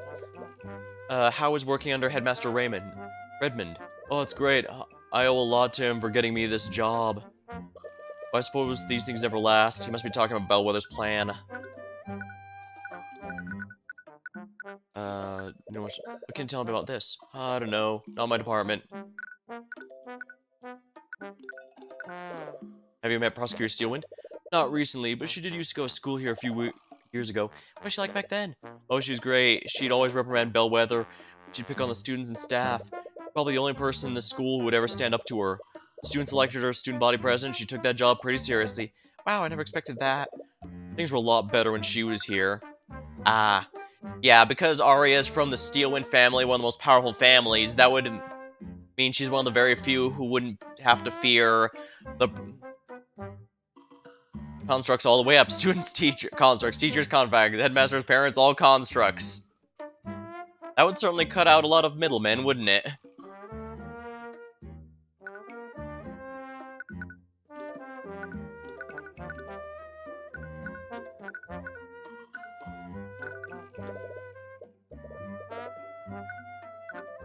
Here. Does he know Eris? No, he doesn't know Eris.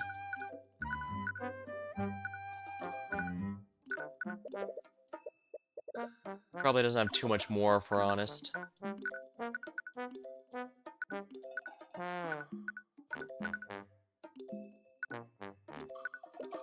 Man, come somewhat a little unreal. Alright, it's just repeating now, so... I have to go I guess we can go to the foyer next? Oh no. Where should we go next? The Inquisition should have finished questioning Wallace by now. If we move on, we might be able to speak with him. Okay, good. So yeah, it's time to speak with our client. It's over. My life is over. Wallace? Who are you? What do you want? Wallace, it's Celeste and Tyrion. We're from the library, remember? Oh, right. What are you doing? Apparently not well. Please tell me you're gonna get me out of here. I keep telling them I didn't do it, but they still won't let me go. I'm sorry, Wallace, but they found traces of necromancy magic on the body. Yeah, that's understandable to be scared about. There can't be too many necromancy students. And because of that, they're gonna push your case to trial. What? Are they gonna execute me? This can't be happening. I can feel these walls closing in. I can't breathe. Please calm down. We know you're innocent. With that said, would you like me to represent you in court? Oh, right. You said you're a lawyer. Oh, but I don't really have any money to pay you with. Don't worry about that. For now, let's focus on getting you acquitted. What? Do they seriously want to help me? No, they must want something from me, but... I guess it doesn't matter anyways. It's not like I have anything else left to lose. That's not exactly the reaction you were expecting, but at least he's cooperating. Alibi. I don't understand. I was with you at the library the entire time. Why do they still think I'm the murderer? It just makes no sense unless... You told the Inquisition, right, that I'm innocent? They framed me? We did, but as we said before, there's traces of necromancy on the body, and with the state of the body, they believe she was murdered with a necromancy spell. Apparently that makes you the prime suspect. Oh, I see. Wallace, we heard about the type of magic you're studying. Don't worry, the headmaster explained this to us already. You want to use it to become a doctor, right? I understand you have reservations about talking about it, but in order to build a case for you, I need your spell compendium. I don't have one. Yeah, Eris told us about that. She gave us a blank one for you to attune to. Do I have to? It's your life on the line. Executioner construct, executee construct, guillotine also a construct, and his place sapient. Now I'm starting to think. Now that this is starting to sound like a skit from Futurama. Is anything here in this room not a robot? I'm not a robot, says the clearly mechanical thing. And we need all the information we can to help you. Sorry, you're right, I'll attune to it.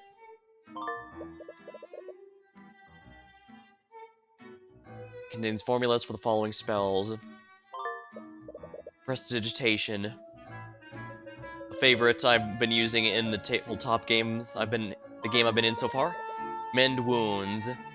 Heals wounds of the target to overwork the casting time. Wounds on the target are magically healed without leaving any kind of scars or bruises. The spell can't restore missing limbs, however, nor can it revive someone who's already dead. Illusory disguise. That's interesting. Places an illusion on the target to completely change visual appearance. The disguise moves with the target for the duration. It can make the target look 1 foot larger or smaller. Elements hidden by the spell are made invisible. Any elements created by the spell are purely visual. You cannot make physical contact with it. Alright, so if you try to reach out and touch, it would touch the real thing. Revive. Floods the target with life energy and attempt to resuscitate. It does not heal wounds sustained. Results may vary, but it cannot resuscitate someone who's been dead for more than a minute. Oh wow, he has a revival spell, damn.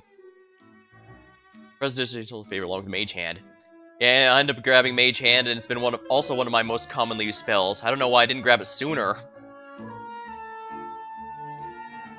But yeah, the fact he has a resurrection spell, that's interesting. Even our support hasn't learned that yet. That's a... Animate Corpse. Reanimates a target using life energy, creating an undead minion for the duration. The minion can follow it, but its intelligence is limited and cannot speak. It can end the spell prematurely, but only do so if ordered by the caster. Once the spell's ended, the undead will return to being a dead body.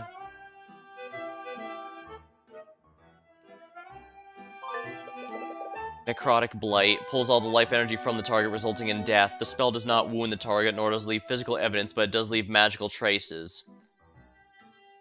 You understand the reason why he's studying this type of magic. The spells listed are pretty gruesome. It's a little terrifying that spells like this even exist. Sorry, I know I was being difficult. A long time ago, I showed my companion to someone I trusted. After she saw the necromancy one, she told the academy. That's also when Professor Bellwether started coming after me. I'm sorry, that must have been very hard for you, but at least you had Eris. Yeah, I did. Wallace and Eris. So how'd you and Eris become friends anyway? A hint of fear from her. Are her fears related to Eris? Eris does seem to be doing something with reality itself, and it seems the player is not the only one who's noticing. Celeste is noticing it too. Oh, it's a bit of a strange story. Sometimes the other students will steal the ID number off my locker, and they'll switch it with another on another locker. They thought it was funny whenever the owner got angry at me. Eris had a bit of a reputation around our school. I'm not sure why, but everyone was scared of her, even students from nobility. Probably due to some baseless rumors based on how they're an asshole to you for no good reason. Well, one day, someone switched my nameplate with hers. I was so scared when she approached me, I couldn't say anything, but she didn't get angry like the others. She apologized and gave me back my nameplate. After that, she randomly started talking with me whenever she saw me. We became friends after that. That's nice. It's a good thing he was able to find a friend in a place like that.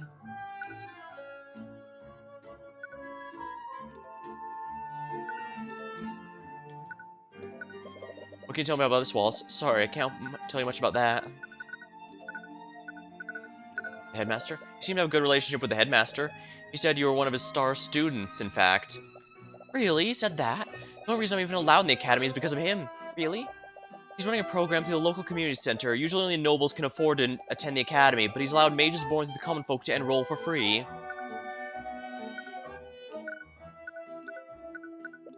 What can you tell me about this? Necromancy. So I have to ask, if it's caused so much trouble, why are you still studying your necromancy magic?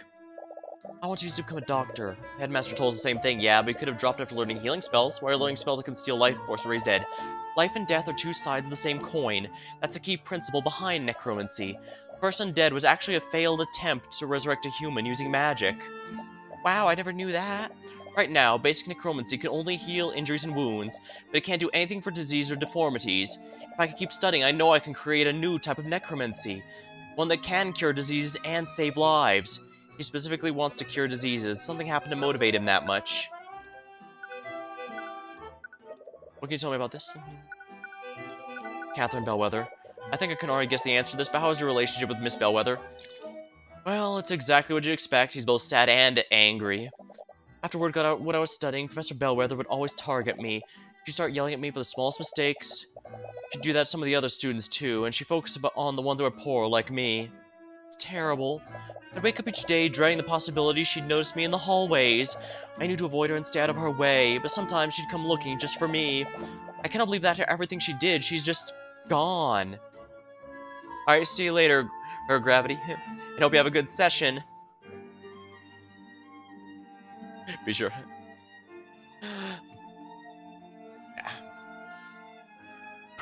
My sessions are in the middle of the week, so I don't stream those days. Oh, I can't believe after everything she did, she's gone. Although it was pretty late, too. Alrighty. Must have had mixed emotion about what happened. Honestly, I don't know how I feel about it. To be honest, I always wished she would just disappear. But now that's finally happened, I feel even more afraid. It's like she's gonna come back from the grave to haunt me. Even with Bellwether gone, his trauma will still probably linger. I'm starting to put things together now. Have you figured something out?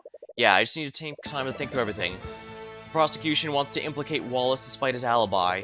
They wouldn't have a reason to do so unless the evidence heavily implicated him. How does it heavily implicate Wallace? And he's the only person in the Academy capable of high-level necromancy.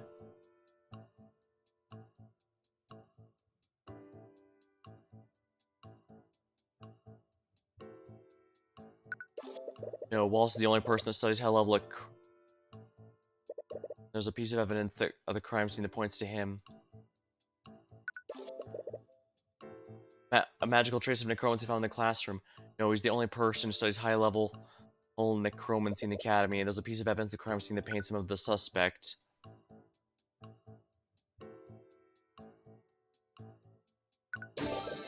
There's a trace of necromancy on the body. That means they think Wallace used one of his spells. Even without seeing the trace, it's obvious that magic was in fact used on the body. Right, because there aren't any wounds on it. And the autopsy report found no signs of poison or disease. Which spell do they think he used? If I know Prosecutor Steele, when she already has a theory on which spell he used, the prosecution will argue Wallace used one of his spells. They'll probably say he used Necrotic Blight. That makes sense. It would have drained the life force from her body.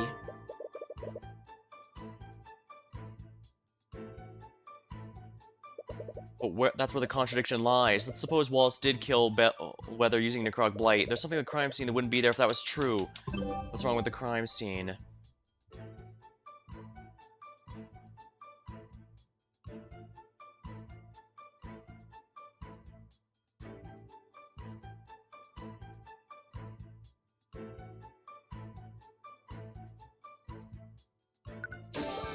Necrotic Blight is a spell that doesn't inflict visual wounds. There shouldn't have been any blood on the body. And what really happened? That's the last piece. If I had to guess, the information we need is hidden by one of the witnesses who discovered the body. Valentia. She's hiding something. You notice how she reacted when I asked you to scan the room? Yeah, she ran away. She didn't even try to be subtle. I think she may have been hiding herself from your detect magic, which can only mean she has magical traces on her. She's trying to hide. There's only one way to find out. Next time you see her, could you cast out and scan her? Alright, it's been a while since we talked to her. Valerie mentioned they still had work to do today. She might be back in the kitchen now. Lit torches are on the wall of the cell. Seems to be a bit irresponsible to put a potentially harmful item in here with the prisoners, but perhaps the Inquisition just straight up doesn't care. Cell windows are barred. Even if prisoner somehow broke through the bars, the potential 3-story drop. You doubt Wallace would try something like that. There's only one locked door that leads to the cell. The door seems to be blocked by some kind of magical mechanism. Repario Arcanum.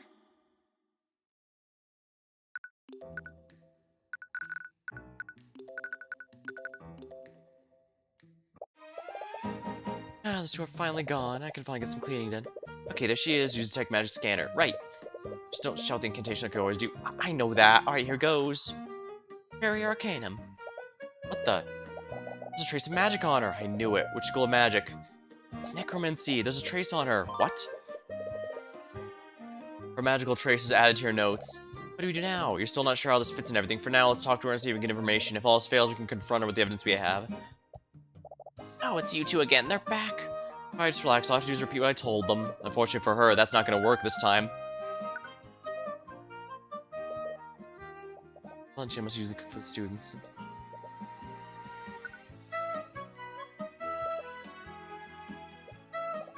I wonder, probably not lotus juice. I must serve students' meal on the plates.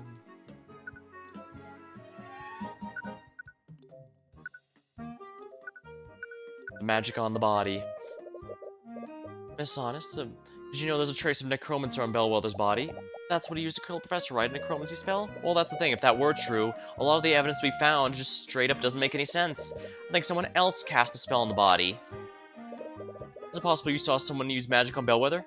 No, definitely not. No way. Calm down, there's no way they could possibly know. Her thoughts are an open book now. If you can beat her in an argument, her thoughts might show you what she's hiding. Her psychological profile is complete. Alright, I'm gonna take a sip of my drink to hydrate and go right in.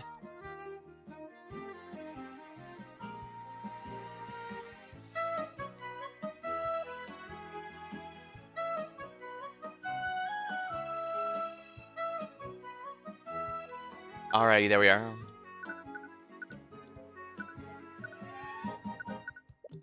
Alright, she clearly knows more than she's letting on. She found the body with her sister and reacted strangely when he mentioned something that may have touched the body. What's she hiding?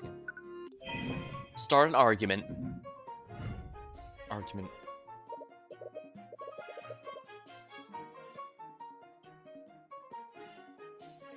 Psychological profile.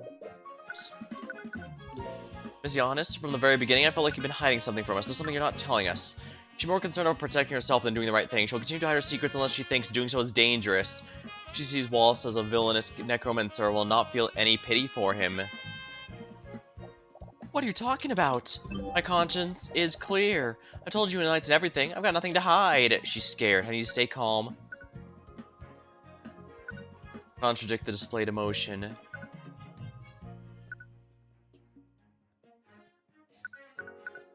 Claims a contradict piece of evidence.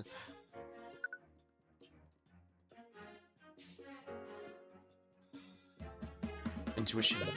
Miss Giannis, what you're saying and what you're thinking are clearly different. What does that even mean? Well, I don't really know what you're talking about, but I'm telling the truth. Look at her thoughts and emotions. Which one's consistent? My conscience is clear. Empathy. Miss Giannis, it's clear to anyone how nervous you are. I can practically see the fear you're emanating right now. Just tell us the truth. It'll be a lot easier for the both of us. Say I were theoretically hiding something, which I'm not, by the way. I don't have to tell you anything. I know my rights. She only cares about herself, and she doesn't care about appeal. My client's innocent. Yeah, she doesn't care about him, so the appeal is worthless. Threaten. You're already giving her a statement. If the truth comes out, what do you think they'll do when you realize you lied to them? Rationalize. You lose nothing to lose.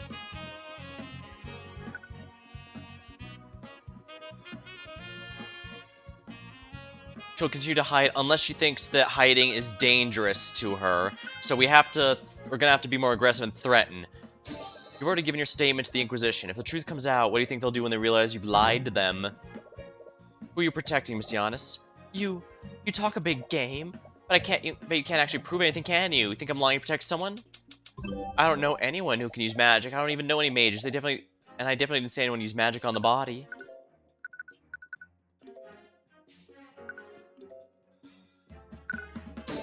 You can't hide the truth from us, Miss Giannis. What? You said you've never seen a necromancy spell before, but if that's true, why is there a trace of it on you? Wait, what? There's a trace on me? Argument 1. What? Did she not know the spell was cast on her? No, that doesn't make any sense. If she didn't know about the trace, she wouldn't have avoided Celeste. There must be an explanation for this. She successfully argued. Interesting. Her health meter hadn't hit 0, but I guess it was enough. The necromancy on you. This is crazy. Why is there a trace of necromancy on me? Am I gonna die? Am I gonna become a zombie? That's strange. Is she really unaware that a spell was cast on her? Or is she playing dumb? Why doesn't she know the spell was necromancy? She knows someone used magic, but didn't know it was necromancy.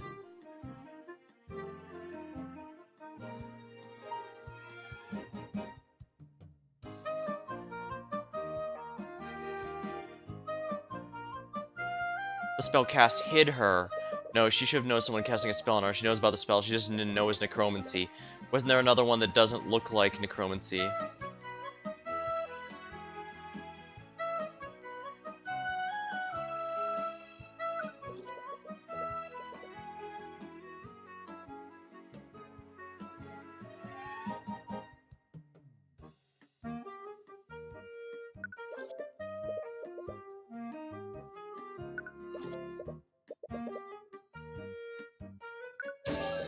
Oh, because it healed her. Right, she doesn't know that healing magic is also necromancy. Not all was from the undead. Healing spells are also from the school of necromancy. Healing spells. Oh, it was from the time she healed that cut. That implies she knows a mage who knows healing magic. Could that person be a student here? Sorry, I just remembered there's something else I had to do. I'll be right back. Hey, come back here. She ran away again. I'll catch her. There's no way she can outrun me. No, the Inquisition's still in the surrounding area. They'll probably intervene if we start harassing one of the witnesses. Ah, that's true, but we weren't able to learn anything. Actually, we did learn one more thing. She has a friend who cast a healing spell on her. Really, how'd you figure that out? Good deductive reasoning. Well, healing magic is also a form of necromancy, right? I guess that explains the trace. It's a good thing we know Wallace, otherwise we might have also thought it was trying to kill her. Wait a minute, that's it. Wait, did you fear something else? The whole time we'd been wondering why there's trace of necromancy on the body. It isn't because someone attacked Bellwether, it's because someone used it to try and heal her. It doesn't matter, right, it doesn't matter what type of necromancy it says. Spells from the same school of magic leave the same type of trace. Not just that, the body clearly had blood on it. What would happen if someone used a healing spell on a wounded body? It would close all the body's wounds. In other words, it would remove any cuts or bruises. Interrogating Valentine may be a dead end, but may have given us what we needed to save the case. I'm not sure it was a dead end. What do you mean? It's not that suspicious. She asked someone to heal her if she was injured herself. But if only that, why would she go through so much trouble to hide it? It's too coincidental. The wounds on the body were healed by an unknown person, and the person who found the body is hiding the identity of a healer. They have to be the same person. That makes sense. What do we do now? Valencia's definitely on to us. I doubt we'll get a third chance to speak with her. Hopefully. We have enough to acquit Wallace. We've done everything we can. Use it now to poke holes in the prosecution's case. If that doesn't work, drag Valencia to the witness stand and pull the truth out of her. You just hope whatever she's hiding is enough to acquit Wallace. Spoiled noble. I demand to know why you're still holding onto my rapier. It's a precious family heirloom and I want it back. It's evidence in the current case. Evidence a professor was killed in necromancy. Was she, though? Why are you asking me? You're the one who's investigating this. I suppose it doesn't matter.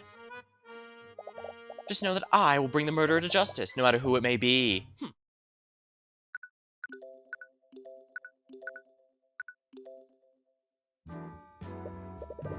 Alright, it's time for the trial. Just take deep breaths and relax. Hi, Tyrion. Gah, Celeste. Don't sneak up on me like that. Why are you so nervous? It's not as if this is your first time defending someone. Hey, I can't help it. There's something about this building that just fills me with anxiety. It's too bad Ruby couldn't make it this time. I'd say that you should calm down for Wallace's sake. There are so many people here. And they're all staring at me. Other eyes are trying to pry at me like a pack of flesh-eating maggots. Gross. Don't worry, Wallace. Our investigation revealed a lot of the weaknesses in the prosecution's case. We have a strong case for acquittal. Okay. See, you can be confident when you want to be. It's strange. Something is calming about Wallace's anxiety. Maybe he just absorbs the tension out of you and into himself.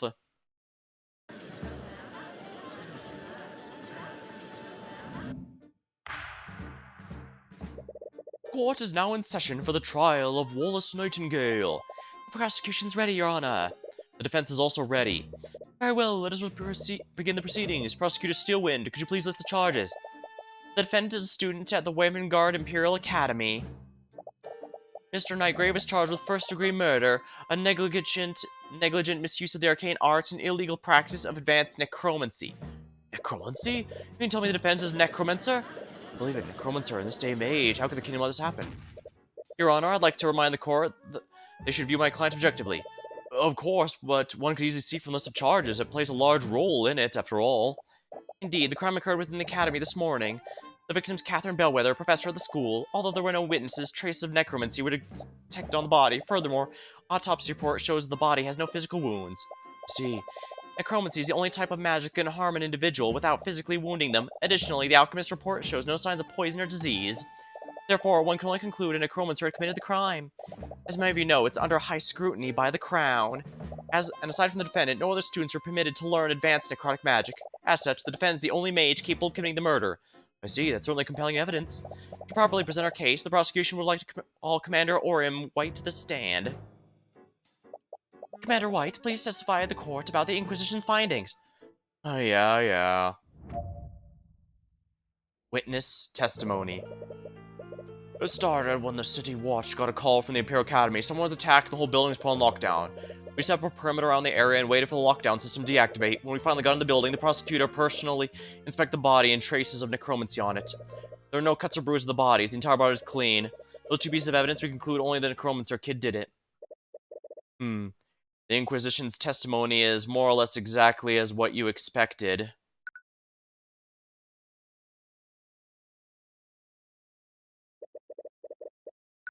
You already found and identified the holes in Steelwind's case. All you have to do is find that hole in the commander's testimony. Alright, Mr. Cuthbert. You may begin your cross-examination. Started when the City Watch got a call. Someone was attacked and the building's put on lockdown. What time did the call come in? A little after 3 p.m. A few minutes after the murder was discovered. Right, you remember that's around the time lockdown occurred? We set up a perimeter on the area and wait for lockdowns to deactivate. Right, they can't be ended manually, so they must have been forced to wait for the 1 hour time to elapse. How secure was the perimeter? Is it possible someone could have slipped past you? The Inquisition was working in conjunction with the City Watch and the Knights King's Guard. With that many people at scene, it's very unlikely anyone would have escaped unnoticed. True, for better or worse, the kingdom will act quickly to protect a building filled with nobles. When we finally got into the building, the prosecutor personally inspected the body and detected traces of necromancy. Why did the prosecutor inspect the body instead of the Inquisition? Well, how I conducted the investigation is irrelevant to proceedings, or would you like to insinuate that I'm not as incompetent as Commander White? You don't question her competency, but it's a bizarre decision on our part. While the court admits the prosecutor's actions are unorthodox, we see no reason to question the prosecutor's abilities. Thank you, Your Honor. There were no cuts or bruises to the bodies either. The body was clean. How carefully was the body checked? Perhaps the prosecutor could have missed something? The coroner could not find even the smallest cut, bruise, or fracture on the body. Furthermore, the alchemist's report shows no sign of poison or disease. The coroner was actually astounded at how unscathed the body was. That makes sense. If someone had used mend wounds on the body, it would have healed even the most minor of injuries. The question is, how do you prove that? Those two pieces of evidence, we concluded, could only be the necromancer kid that did it. And the prosecution believed my client used necrotic blight? Yep, it's the only way the crime scene makes sense. Necrotic blight? I'm afraid I've never heard that spell before. Necrotic blight is a spell that drains life force from the target. When used on a living human, it makes their body function cease, killing them. I see. What a horrible spell. The child should never be allowed to learn something like that. What were they thinking? Having that spell is not doing Wallace any favors, but we need... We already investigated the crime scene, so we know the Inquisition's theory contradicts one of the clues. Right, I'll have to just present the contradiction.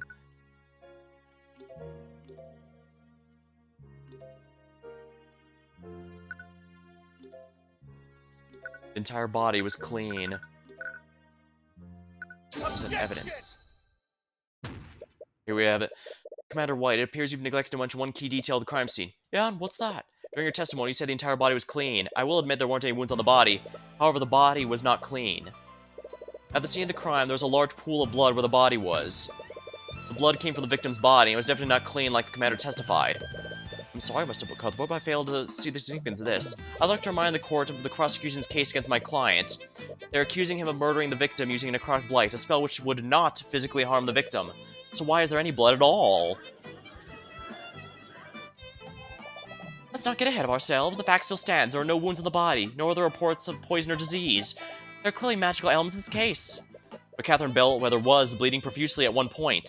How else would there be a blood stain on the body? Do you have an explanation of that, Miss Steelwind? No, I'll admit the prosecution doesn't have an explanation. And while you find the circumstances questionable, all of the evidence clearly points to the defendant. What spell would leave a trace of necromancy? If the victim wasn't killed with necromancy, why was there a trace on the body? You know what? I'm glad you asked. I'd like to present a spell that would have left it on the body.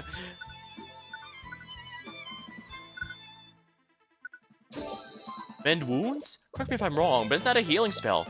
That is correct, Your Honor. Spells from the School of Necromancy control the forces of death and life. Mend wounds is in fact a necromancy spell. Really now? I wasn't aware of this. Now I'd like the court to consider the following. What would happen if she was wounded and someone attempted to heal her using mend wounds? All her wounds would disappear from her body. I see. You honestly think I'm that incompetent, Mr. Cuthbert? Frankly, I'm a little insulted. What? The Inquisition is well aware what happens when a meant to save a victim using mend wounds. The healers that arrived already confirmed the victim was long dead. None of them attempted to heal her. Well, if that's... What if someone tried to heal her and didn't report it? Please, none of the healers would have anything to gain by doing so. In fact, as a necromancer, the defendant could easily have carried out the described scenario. He could have cast mend wounds after the victim after murdering her to confound the investigation.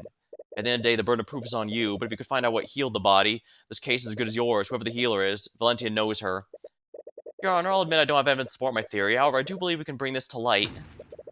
There may have actually been two people who witnessed someone cast magic on the body. Valentia and Valerie Ionis, the sisters who discovered the body. If one of them is in fact a mage. This is nonsense. We already questioned the two extensively. If they had witnessed something like that, it would come up in their testimony.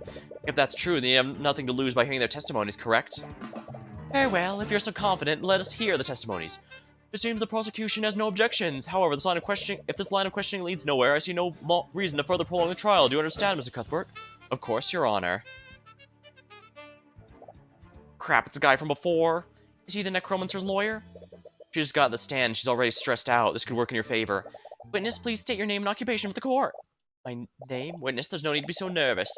I merely wish to hear what you saw on the day of the murder. Right, this is a guy over there. You mean Mr. Cuthbert?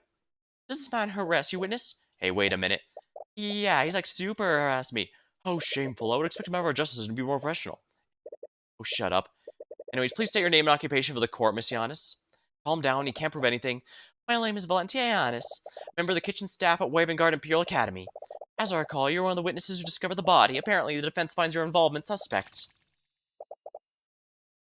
Rest assured, Miss Giannis, in this courtroom, you'll be protected from his harassment. Ugh. Now, please, testify to the court what happened this day. Yeah. We know that she'll lie through her teeth under all circumstances except when it's absolutely negative for when it's actively harming her to do so. Even if there's nothing to lose, she'll do so. This means I'm pretty confident her sister is the mage and she's trying to hide it. Or she may in fact be a mage and is hiding it by having a sister. I was walking with my sister in the West Wing when we noticed something in a nearby classroom. Look over to see what it was, and we saw Miss Bellwether bleeding. My sister tried her best to help her. The professor already lost a lot of blood. When my sister did that, I used emergency communications to call for help. It was too late. By the time the bleeding stopped, there was too much blood. If your theory is true, that means she lied in her testimony. She's definitely holding something back. She definitely saw more than she's letting on. You just need to prove that. Mr. Cuthbert, you may begin your cross-examination. Where were you two coming from? We came from the kitchen. We're taking a break after the lunch rush. The cafeteria is, in fact, on the west side of the academy. It's believable they'd be on that side of the building. What'd you see in the classroom, Miss Giannis? Look on the ground. That's where we saw her bleeding on the ground. Did you notice anything strange in the lecture hall? Well, there was a terrible smell. It's awful. I almost couldn't see because so much I was tearing up. Other than that, I was mostly focused on the professor. It makes sense. It'd be hard to notice anything else. My sister tried her best to help her, but the professor lost a lot of blood. Help her. Miss Giannis, how exactly did your sister try to help Miss Bellwether? What? Ah, crap, I slipped up. I tried first aid to stop the bleeding. Oh, I see. Could you please add that detail to your testimony? Yeah, sure. You applied first aid and applied pressure to stop the bleeding. Your sister knows how to use a first aid kit? Yeah, I was covered in our training when we started working. With the nobles around, I guess the headmaster wanted to be sure we were all prepared. My sister did that. She used an emergency device to call for help. A device? It's an artificery device that allows for long-range communication. Some of those devices are placed around the school for use during an emergency. I see, so who did you contact? I wasn't sure, honestly. I could hear a lot of people talking on the other end. That particular device broadcast the headmaster's office in City Watch Barracks. I imagine that's why the headmaster was able to activate lockdown so quickly. See. It was too late. By the time the bleeding stopped, she already lost too many blood. I see. That must have been a difficult experience for both. Especially hard on my sister. She blamed herself for not being able to save her. We didn't like Professor Bellwether, but we didn't want her to die. She does seem sincere when saying that, and you don't see any distant thoughts of the eye either. Honestly, this testimony makes a lot of sense. It's hard to figure out what parts she might be lying about. There has to be a contradiction, though. Your theory is that Valentia saw someone use mend wounds on Bellwether. You should focus the statements describe how they both interacted with her.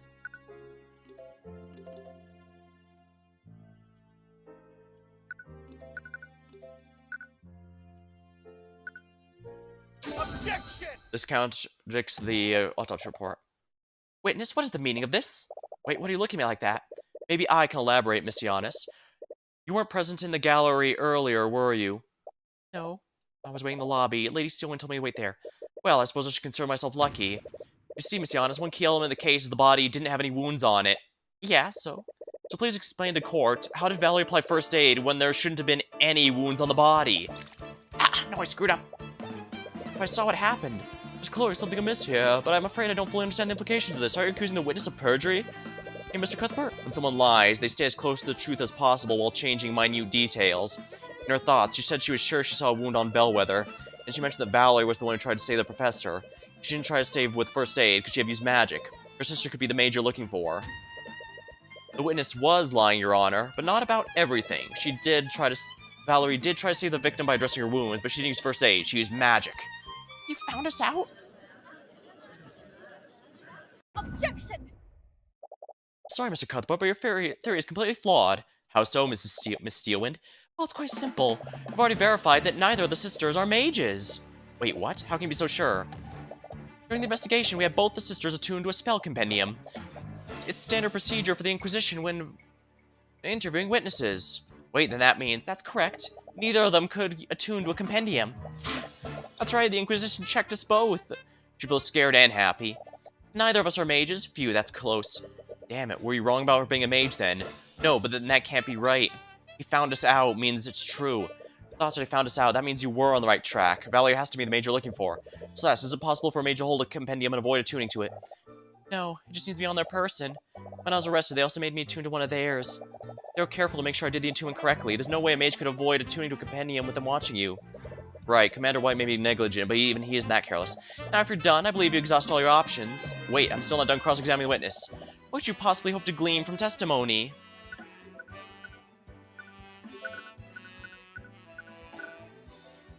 Compendium. It creates formulas with... It's a compendium. Read a blank one.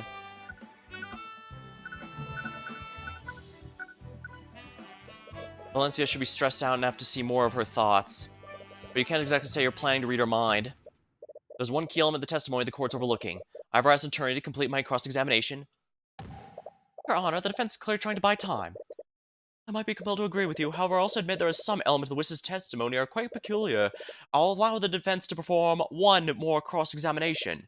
That was close. But do know this is your last chance, Mr. Cuthbert. If you produce nothing substantial, I will pass my verdict. Of course, Your Honor. Alright, it's all or nothing now. If you can't find anything, this whole case is finished. Witness, please give your testimony again. Okay, what are we gonna do? How long does he plan to keep me here? Like I said, my sister and I saw Miss Bellwether bleeding, rushed over to her. I was definitely surprised when I saw her like that. Now that you mention it, I don't know if I saw any wounds on her, but if I saw blood, I can't go back on that now. I just need to play dumb. My sister did try to save her, but didn't use magic. Valerie, you're too kind-hearted for your own good. Neither of us are mage. Both of us held the book. I was caught off guard when they asked us. They almost found out. The man was watching us the whole time. He could confirm it. It's a good thing we're twins, or else that trick wouldn't have worked. What are we gonna do? They have pretty hard proof Valerie isn't a mage. Valerie is the mage we're looking for, I'm sure of it. I'm just not sure why they felt the need to lie to the Inquisition, and more importantly, how did they trick it? Cross-examination. They must have had each other check... They must have had each other check... attuned to it. They must have swapped each other when attuning to them, since one of... Okay, so yeah, what happens, they had Valencia attuned to both and simply claimed she was her sister. And this matches the details of previous testimony. You have no reason to doubt this. Now that you mention it, I don't know if I sounds her, but if I saw blood, it sounds like you're backtracking on previous testimony? I'm not, I just assumed she was wounded because of all the blood. How was I supposed to know someone closed her wounds? Her thoughts imply she's lying, but the logic is sound. You need to look at her other statements and thoughts to accompany them. Valerie, too kind-hearted for her own good, tried to save her, but didn't use any magic. So Valerie wasn't the one who clones. How did she try to help her? I don't know. She might have been looking for an open wound to apply first aid to. But if we assume you're telling the truth, there wouldn't be any wounds to be found. My client has already closed them to quote-unquote confound the investigation. I'm telling you, I don't know. It's hard to work with pleading ignorance of what happened. Maybe try looking at the thoughts of the other statements. As a mage, both of us held the book the knights gave us.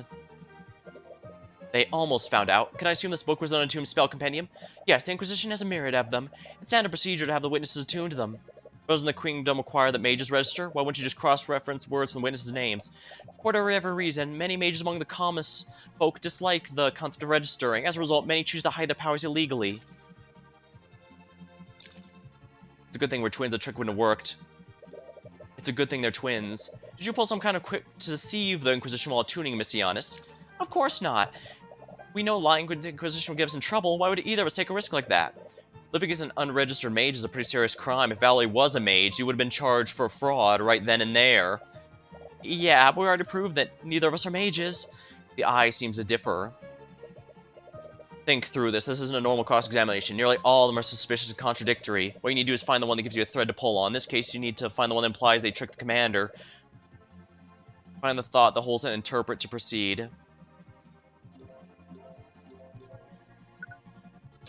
Interpret from the eye, with the Eye of Horus. Messianis, your thoughts betray you. What? You found the thought. This must have done something, but what? It must have happened while Commander White was interrogating them. Orion was the one who collected their statements. Did you know anything off by the behavior? From what he said, they had a few quirks, nothing too suspicious quirks. He told me they were running and spinning around doing the questioning. What does that mean? I have no idea. Perhaps they're still on edge after their co-worker murdered. Oh, I thought maybe they had an Ace Attorney-like gimmick where they always speak in, finish one another's sentences or dance around one another. I wasn't sure if I wanted to say that in case they were actually going to do that, but they completely didn't. Running and spinning. Her thoughts said it's a good thing we're twins. How did the twins trick the Inquisition? This means the so-called trick wouldn't have worked if they weren't twins.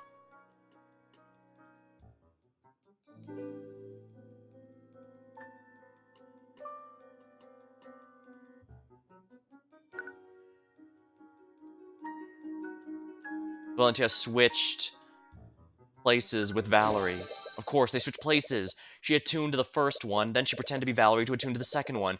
Commander White couldn't have told the difference between them. To be honest, there's something I want to confirm. During the investigation, both you and Valerie attuned to a spell compendium, am I correct? Yeah, why don't you watch us do it? And how did have you do this? Did you both attune at the same time, or did you attune one after another? What? How did you know what we did? I fail to see how that makes a difference, Mr. Cuthbert. Yes, I agree. The spell compendiums work regardless of what order. You may not be aware of this, Honor, but Valentia and Valerie are identical twins, which means their physical appearances are nearly identical. If Commander White didn't have them attune at the same time, what would stop them from switching places with another? Objection! This is clearly nothing but baseless conjecture. Orion wouldn't fall for such a basic task. Really, Prosecutor Steelwind, did you find it hard to believe Commander White would fail at a task like this? Wait a minute, this is crazy. We didn't trick the Inquisition. My sister and I are not mages. Then prove it, Miss Giannis. Bring in your sister and we'll have you turn to two at the same time. No, wait.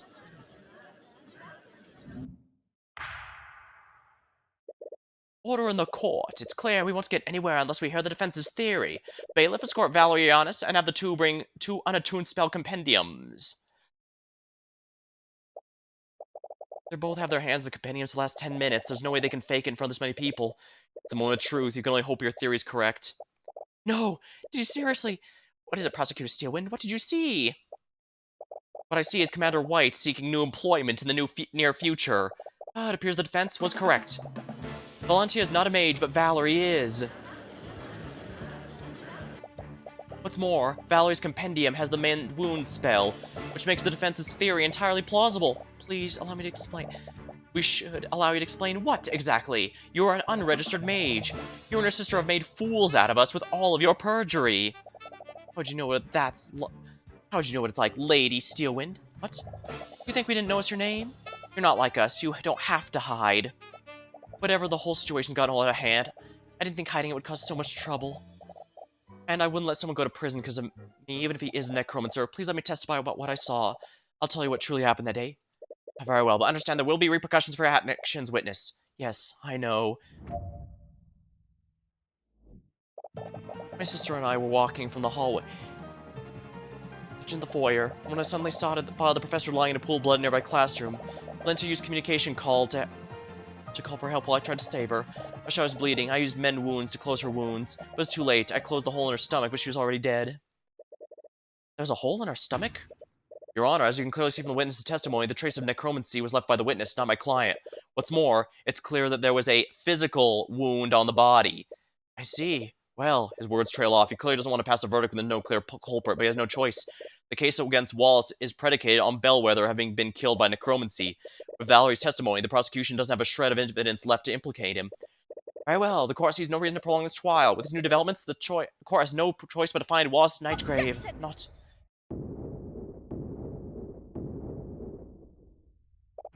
I believe this court is ignoring one key detail of the witness's testimony. And what would that be, Miss Steelwind? Let's re-examine the witness's testimony. Valentia used a communication device to call for help while I tried to save her. I saw she was bleeding, so I cast Mend Wounds. It was too late. I closed the hole in her stomach because she was already dead. The communication device Valentia used logs the time of day of each use. From this log, we know that this device was used at 3:04. This was an hour after the time of death. And where are you going with this? Mr. Cuthbert, there There was a witness who saw the victim before the body was found, Jan Hughes. He, along with another witness, spotted Bellwether when the hallways where the body was found. I was cleaning the halls. Bellwether knocked over a vase. There were shards of dirt everywhere. Probably 20-30 minutes before the twins found the body. 20-30 minutes before the body was found. Do you see a discrepancy, Mr. Cuthbert? Wait, that can't be right. Bellwether died more than an hour before the body was found. Yeah, died at 2:01, and the call came in around a little after 3. That's an hour's discrepancy. So how did Jan see her half an hour after her death? I wonder, Mr. Cuthbert, how could one make a dead body move and walk around? No, you don't mean... There was more than one piece of evidence that pointed to necromancer committed the crime. And yet, you did not even mention this until I forced it out. The defendant murdered the victim and used necromancy to animate her corpse. Undead created, how reprehensible. That's ridiculous, she had a hole in her stomach when the twins found her. Jan Hughes would have noticed that. Animate corpse stops the flow of blood. She wouldn't have tracked blood anywhere.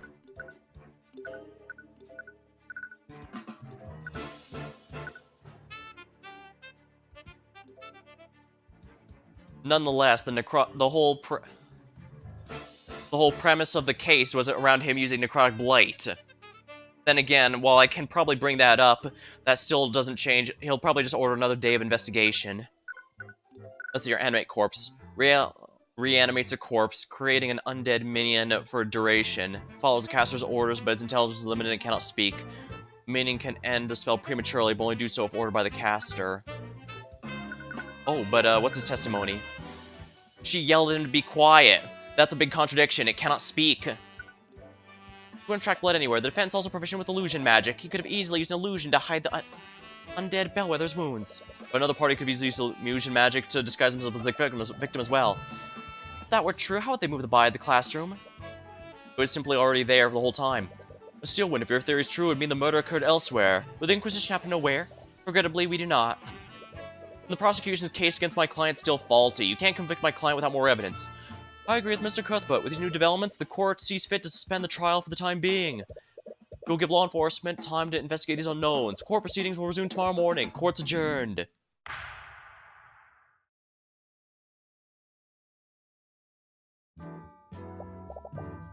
Hey, you feeling okay? A body is seen moving around an hour after death. It clearly wasn't Bellwether, or at the very least she wasn't alive when this happened. So what was it? A Tyrion? There's illusion magic involved, there has to be, but what spell was it? Could have been illusionary disguise. Tyrion! Ah, what? You've been quiet since the trial ended, you were making me worried. Sorry, I was just thinking about what Steelwind said. You mean about her theory? It's so creepy when you think about it. Do you really think someone turned the professor into an undead zombie? I don't think so. The prosecution's case hinged on one clear fact. The Wallace is the only high-level necromancer nearby. We have to assume that he's the only one capable of that magic. And how is she walking around? I don't know, it doesn't make any sense. It's given that Wallace didn't touch the body, so we can discount the use of high-level necromancy. Well, then no matter what, someone used an illusion, but aren't there spells that can create freestanding illusions, not just disguises? I honestly don't know, but we need to talk to someone who knows about that type of magic. Wait, didn't Eris say she was studying it? She might be able to tell us something if it's possible. Is that really a good idea? What do you mean? What if she's the one who created it? Wait, what? You're detecting fear from her again. Celeste, are you scared of Iris? Eris? No. I saw it this morning, too. You always get scared when she's around. Oh, I thought I was doing a better job of hiding it. Sorry, it's not based on anything real, but for years I've been working as a mercenary. When you do this kind of work, you build an instinct to sense danger. You kind of have to if you want to stay alive. Sorry, I never knew. Tyrion, I fought literal monsters and escaped with my life. When I'm near Eris, none of those monsters can come even close. I get this feeling, like when from a predator I could never ever hope to beat. Every instinct I have tells me to run whenever she's close by. Really, she doesn't seem that dangerous. I know, I think maybe I'm just anxious or something. Well, she did straight up admit that she's a master of illusion magic. Even if she can't, she only clarified she cannot cast invisibility magic. That does not mean she can't cast other spells that are high level. Remember, she was extremely specific in what she said she couldn't study.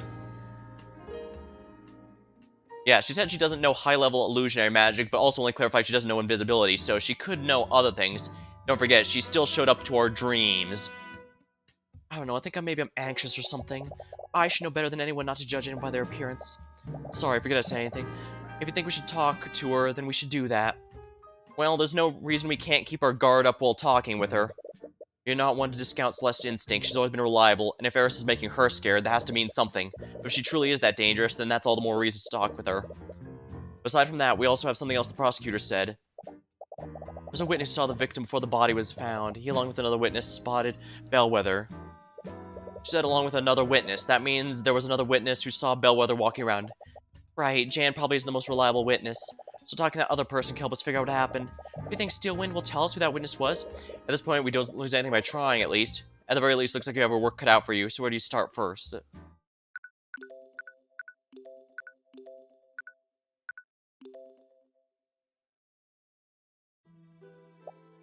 Tyrion, what are we doing here? I'm not sure. For some reason, you felt drawn to this place. Wait, is that Eris? She points forward to the cemetery. There you see Eris in front of a gravestone. She's placing flowers, appears to be in short prayer. Well, we found her. We should probably talk to her later. It'd be rude to disturb her now. As you're about to leave, she turns to face you. She's far away, but you can see her beckoning you over. I think she called us here specifically then. Hello there. Were you two looking for me? Sorry, we were looking for you actually, but we understand if you'd rather talk later. No, I was just finishing up here. Did you have something you wanted to speak with me about? Or I wanted to ask you some questions about the case. Oh? That was my first time watching a court trial. You were truly remarkable. Thank you, we're in the gallery. I've always enjoyed watching physical battles at the theater, but to see a battle of wits could be just as entertaining to watch. Entertaining? Yeah, I know what you mean.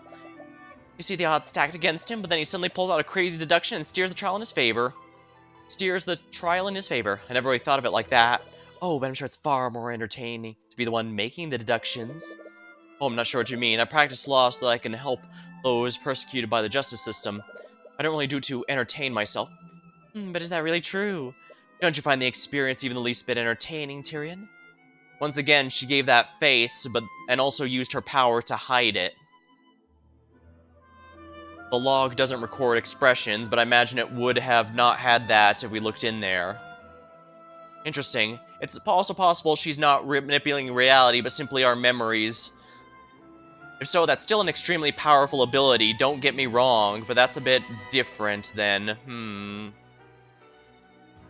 something to think of, I suppose. I wouldn't really put it that way. You're far too modest. You save people from the clutches of death. To your clients, you might as well be a knight in shining armor. It's a grave for an individual that you don't know. It's best to leave it undisturbed.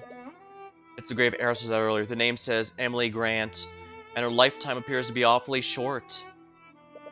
She must have been only 12 years old when she died.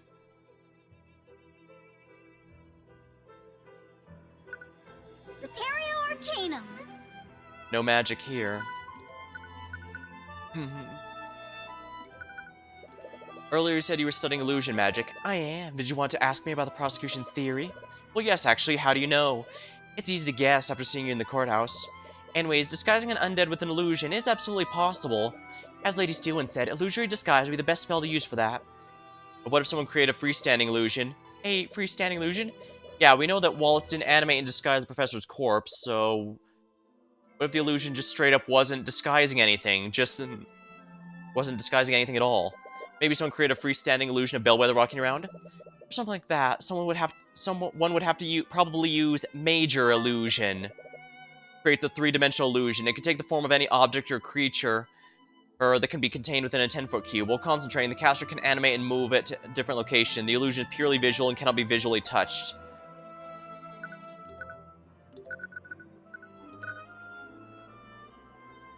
But that can't be what was used because she physically shoved him out of the way. Not to mention she knocked over a vase, which again is physically touching. Which here... It's purely visual and it can't be physically touched, yeah, so... Major illusion. What is it? I don't think major illusion is what we're looking for. Do you remember what Jan said? I was cleaning a mess in the hallway. Bellwether knocked over a vase, there were shards of dirt everywhere. If the Bellwether Jan saw was a major illusion, she couldn't have knocked over the vase. Illusions created by the spell don't have mass. I see. How perceptive of you. Are there any other illusion spells that do have mass? No, illusions can only create visual and auditory sensations. But there isn't a single illusion that someone could physically touch. So that means someone disguised something to make it look like a bellwether. Why, look of suspicion, Celeste. Oh, sorry, I wasn't... Calm down, I'm only joking. I don't blame you for considering every possibility. In fact, I'm flattered you think I'm capable of pulling off such an elaborate ruse. Anyways, this does tell us one important thing, and what's that? That the bellwether Jan saw as physical mass. It wasn't a freestanding illusion, it was someone or something disguised as bellwether. Jan's statement, 30 minutes before the twins found the body, walked past Jan. He was in her path and shoved him out. After that, she knocked over a vase. Even though Jan didn't say anything to her, she said, "Be quiet." After this interaction, she walked in the hallway. This bellwether must have been someone physically disguised with an illusion. In addition to that, whoever he saw that day was physically there. The gravestone. It's quite a shame, isn't it? She looks pensively at the gravestone. The name says Emily Grant, and her lifetime appears to be awfully short. She had to have been only 12 years old when she died. Sorry for interrupting you. Is that someone you knew? Oh, not personally. I'm actually here on Wallace's behalf. Wallace knew her? Wallace joined the academy as part of a program run by Headmaster Redmond. At that time, the headmaster was reaching out to mages among the common folk. He started a program to admit mages to the academy without having to pay tuition. Both Emily and Wallace were among those mages.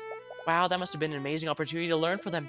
The truth is, neither of them actually cared about learning magic. The real problem was Emily had a terminal illness. She and Wallace were poor orphans, and they obviously didn't have the resources to treat it. If they enrolled in the academy, the academy would be obligated to give her medical treatment. The Imperial teaches the best mages in the kingdom. They thought that curing her illness would be an easy task for the Academy's healers, but they are mistaken, I'm afraid. I'm sure you know this by now, but healing spells can only cure wounds. They cannot cure illnesses. Emily's condition only got worse over the years, and eventually she succumbed to that illness. Wallace was furious. He didn't understand why the kingdom was outlawing magic that could save lives, and that's why he decided to learn it himself. Yes, the Headmaster was inspired by Wallace's resolve. He gave him access to the Academy's forbidden tomes of necromancy. Wallace taught himself the spells he knows today. Oh, so that's why it was supposed to say secret between him and the Headmaster. But I'm sure you saw how that turned out. Once again, an expression that was deleted from the timeline somehow. Or maybe she was doing it to trick us in some fashion. What do you think about this, Eris? Really now? I can't tell you everything you need for this case. Where would be the fun in that? Okay. Now she's just straight up telling us she's up to something weird. Then again, to some degree, it seems like she wants us to know. After all, she appeared in our dream right before we saw her, after all. And she even gave a vaguely threatening statement.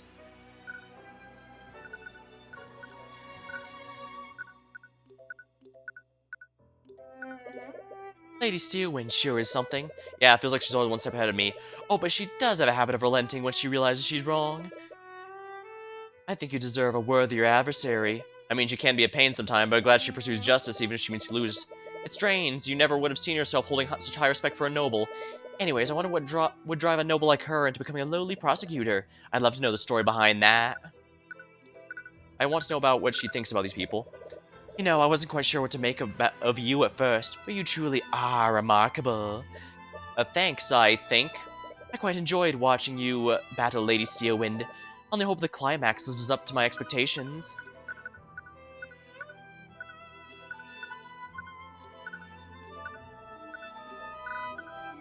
About yourself. We know that Wallace was accepted through Redmond's program, but what about you, Eris? Trying to ask me if I'm a noble? Sorry, I didn't mean. No need to apologize, although the answer to that question is a bit complicated. My family is quite wealthy, but I'm not sure if I'd consider them part of the nobility. Your family must own a merchant's guild or something. Yeah, something like that. Tyrion, how did you not notice she literally just read your mind? Remember, that was in a thought that he...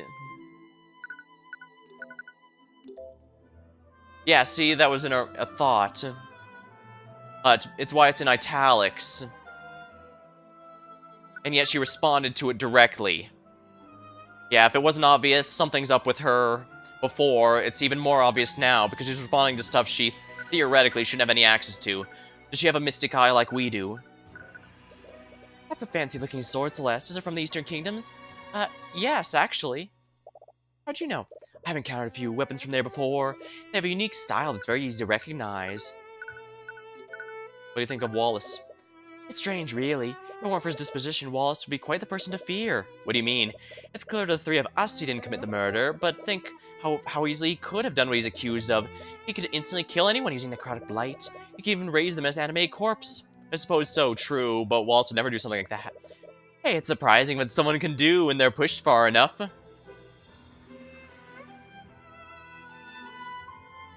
Indeed, to go back to the tabletop mention, I do play an elemental sorcerer, Water Chosen, and let's just say, while the character will not attack someone if not specifically provoked, let's just say you'd be surprised what you can do with when you remember that a person's body is typically made primarily out of water.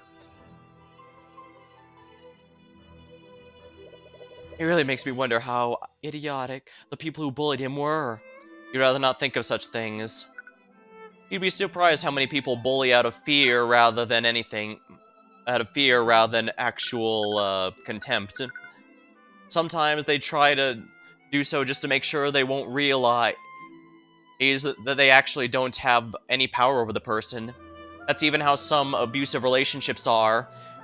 They do that simply because they know if the other person ever finds out they have more power than they realize, it's over. They cannot no longer control that person.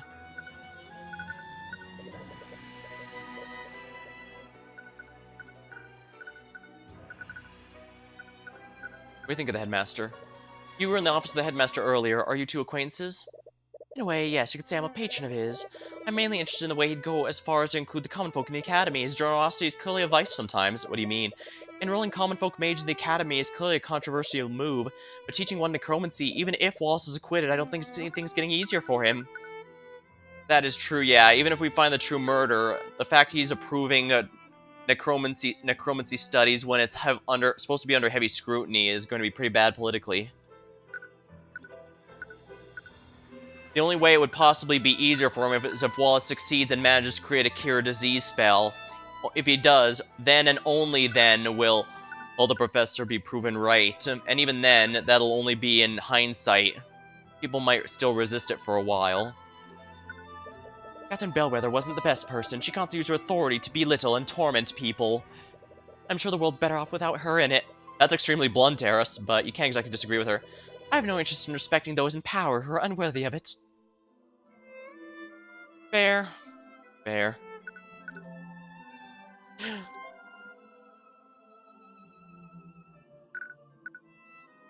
You know Ruby? Guess not. I'm guessing that's just about everything here.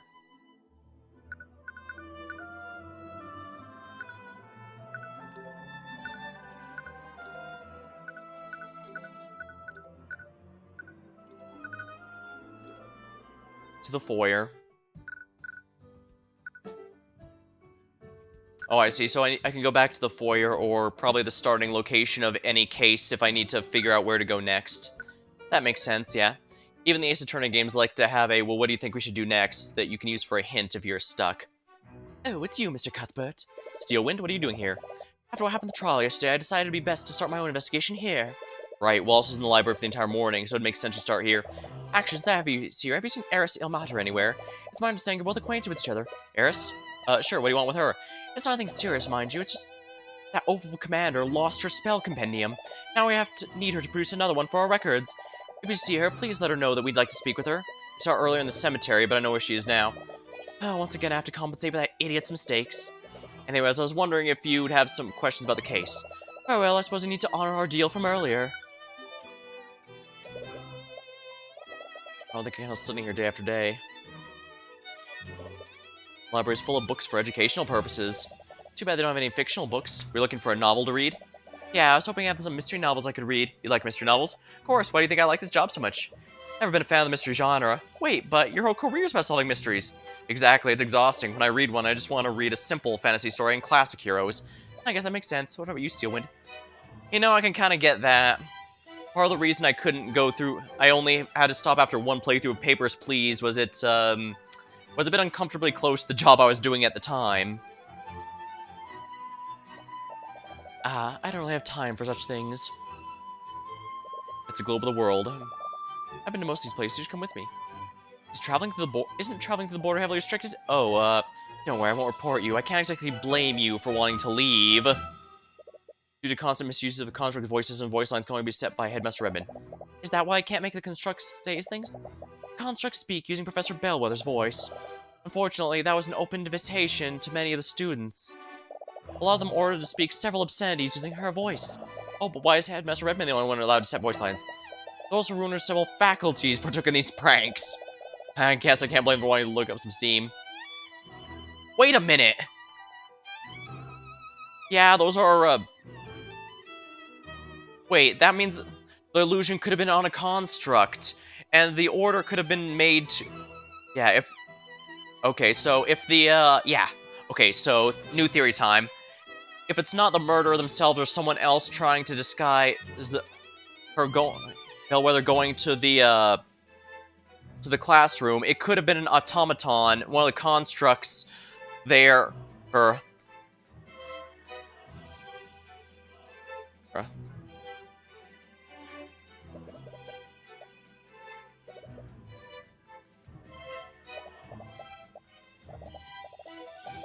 Headmaster's the only one who can set them.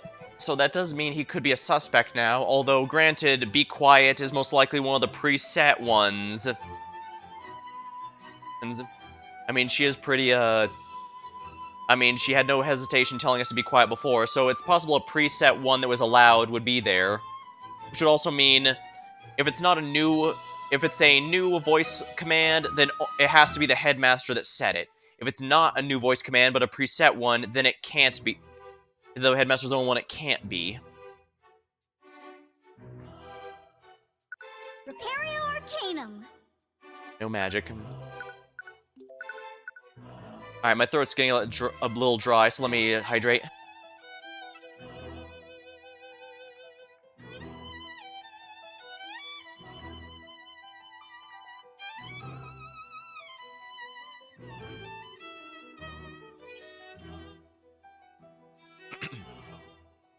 Alright, that feels a lot better. Any leads? Have you any luck finding the scene of the crime? Unfortunately, I haven't. From the witnesses' testimonies, we have a rough idea of what the route Bellwether took, but none of the rooms we've checked show any signs of a struggle. Oh, why is so sure a struggle happened? I'm mainly basing off the Ione's sister's testimonies. Valerie, in particular, noticed the bleeding came from a wound on her stomach. Regrettably, the body's wounds are mended, so we can't determine what kind of weapon the murderer used. During the trial, you mentioned there was another witness who saw Bellwether walking around. Would you be willing to tell us who that person is? I'm sorry, but I can't tell you that. You're caught a little off guard. I've been pretty transparent with your investigation so far. What's changed? I have no obligation to justify myself to you, nor do I have obligation to help the opposition. Can we have a deal? Hiding information doesn't seem fair to us. I believe I've given you plenty of information already, so regardless of what I said before, the answer is still no. Her family's still dangerous. The Eye of Horus catches a stray thought. Her family's dangerous. What does that mean? Is there something about the witness's family you're worried about? No, this could be a feint. I'm sorry, but you'll have to try harder if you want to bluff me. Refer to the witness as her. Furthermore, said family. Why would she go such lengths to hide the witness's identity, in case it looks like she's not willing to share more at the moment? Maybe you should try looking somewhere else.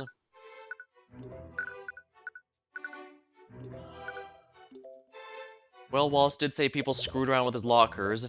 You spend some time wandering through the academy and you overhear a conversation. From what I understand, Mr. Steelwind has already moved the investigation elsewhere. How long must I wait before I can retrieve my things? Sorry, old timer. Orders are orders. Nothing comes in or out of this case. Nothing comes in or out until this case is over and done with. Commander White and the headmaster too? Oh, hello, Mr. Cuthbert. Hey, kid. In any case, there are other matters I must attend to. Please inform me when I can reclaim my things. Sure. Looks like Commander White's standing guard in the locker room, and it doesn't look like he's conducting any sort of investigation. He's here on Steelwind's orders. He might be able to tell you who the secret witness is. Several lockers. It's impossible to search them all. You should speak with him before trying to search.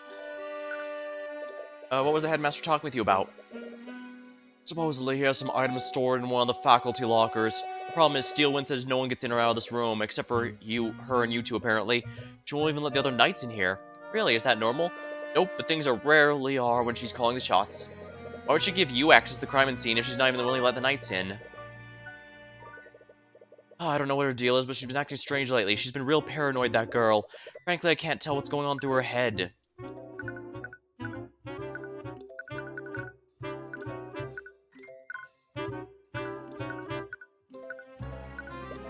Man, Steelwind's really wound up today. I don't know what her deal is. She's not normal like this. Not usually. At least not this much. What do you feel about heal wounds? Sorry, good. I don't have much to say about that.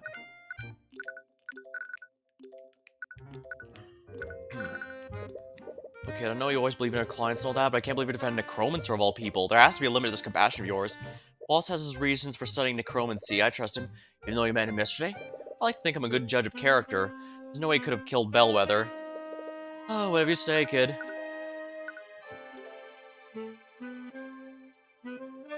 Bellwether's reputation, yeah. What about Bellwether herself?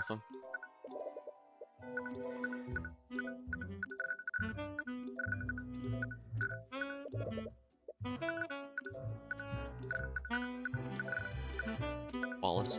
Look, kid, I know you believe in clients and all that.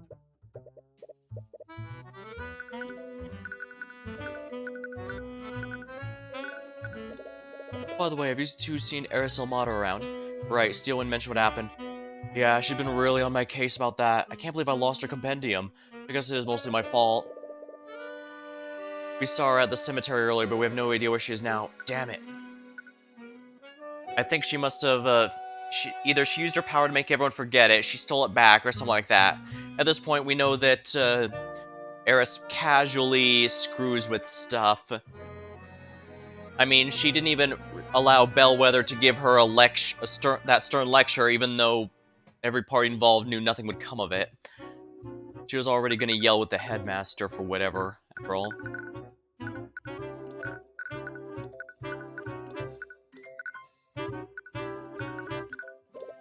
By the way,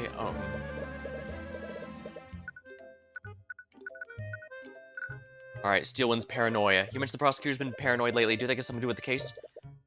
Oh nah, it started way before that. Lately, she's been using the Inquisition to investigate a lot of non-magical homicides. Wait, wouldn't it be easier to have the relevant law enforcement for that? I don't know why, but she's convinced that these cases have magic involved. We scanned each and every one of them, nothing turned up. I gotta say though, if it weren't for the scans, I might have actually agreed with her. Why do you say that? These homicides, though, I haven't seen anything like them. Probably some of the most screwed up cases I've ever found. For one of these cases, we had ourselves a disgruntled spouse. She found her man going around with a barkeep, and you know what the spouse does? She stalks the poor woman. Starts leaving threatening notes where she worked. The barkeep told the city watch about what's happening, but no matter how much they stalked the tavern, they could never catch the perp. One day, the barkeep arrived home, but little did she know the spouse was waiting there. The poor lady never stood a chance. Then tie the whole thing together, the spouse waits for her husband to get home, cooks him a big roast, using the barkeep's remains. Huh. Yeah, that wouldn't require any magic to be involved.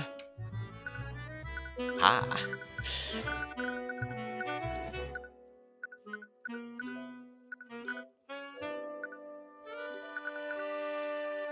Possible explanation. Wow, that story is pretty... I know. Steelwind thinks someone developed a new type of magic that controls minds. And these homicides were a sick test run. Magic that can control people's minds. But wouldn't Mage Blight make more sense? When a mage overuses the magic, it can have some pretty bad consequences on their mind. And temporarily lose grip on the reality and see things aren't there. When a mage comes like that, it never ends well. They enter a frenzy and begin firing spells, which only makes it worse. I've seen my fair share of Mage Blight cases, and this was not like that.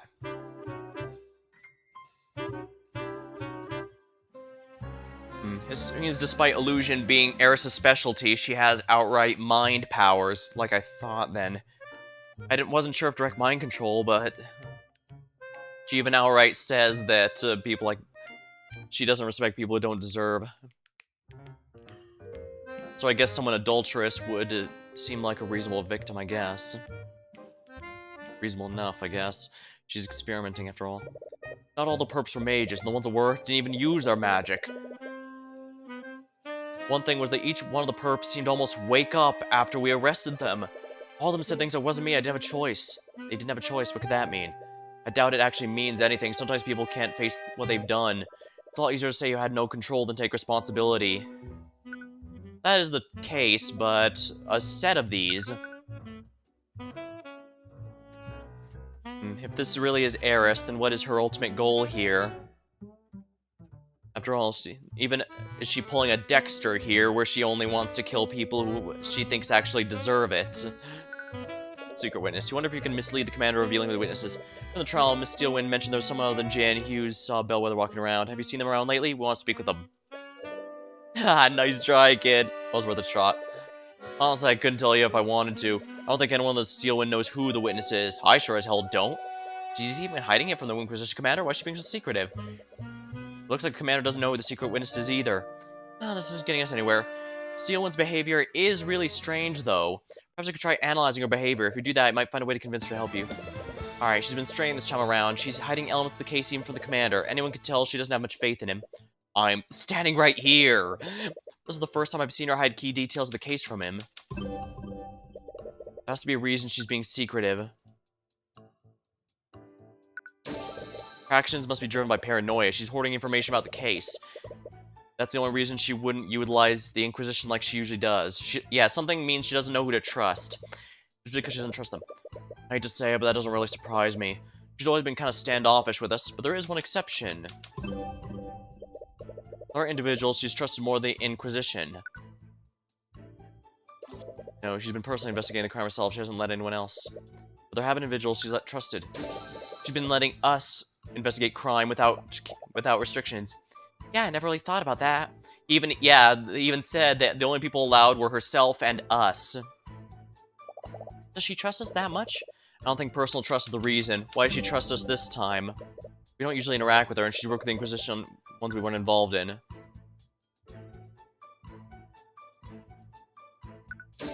Steelwind doesn't know much about us, but she does know we aren't prone to noble corruption. Right, you indicted a noble during the last case. Meanwhile, the Inquisition usually bends the nobility's whims. Oh, well, I can't argue with there. What can you infer about the secret witness? Using my insight, I can tell she's worried about the witness's family. And if she's worried about corruption, that can only mean one thing. The witnesses must belong to a noble family. That's why she's so wary of the interference. But we're obviously not going to do anything corrupt. So why is she hiding the witness's identity from us? You recall seeing a thought through the eye. So regardless of what I said before, the answer is no. Her family's dangerous. I think she's worried about our safety. Yeah, I guess harassing a noble could potentially put you in danger, but I'm the protege of the infamous Ruby Tamora. Yeah, it's not as if we aren't already on the nobility's bad side. I'm sure the Pierce family still has it out for us. That can only mean the family we're dealing with is even more powerful than House Pierce. If the prosecutor's wary of them, they could even be as powerful as Steelwinds. Wait, don't tell me you think we're dealing with all the Four Pillars. Four Pillars? It's a name people use for the top 4 noble houses. The families stand at the top of the kingdom's aristocracy. If I recall, the 4 are House Frege, House von Sanctus, House Sybil, and House Steelwind. Steelwind is a part of them? Yeah, which makes it much weirder that she's serving as prosecutor. The 4 Pillars are the most noble. What is it? Steelwind's weird behavior after all this started after she investigated this room. We're all at the crime scene, she had left to follow a lead, but an hour later she came back to the lecture hall and booted everyone out. Her behavior changed after investigating this room. That means she found something here. That something must point to the 4 Pillars. The commander looks anxious. You know, Steelwind's orders say I can't snoop around here, but you two... Don't worry, leave it to us. I have some school records that say which locker belonged to which student. Use it to find the locker you're looking for.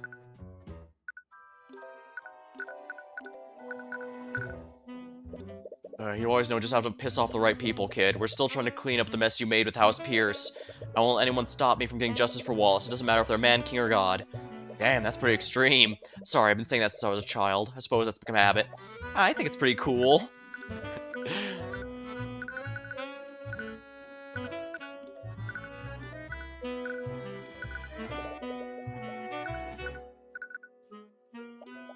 Oh, there's an arcane construct back there. It's probably here to aid the students. Anyways, I don't think it's relevant.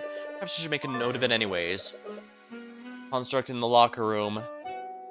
Alright, so yeah, it's looking more and more like they dressed up the construct to look just like her and ordered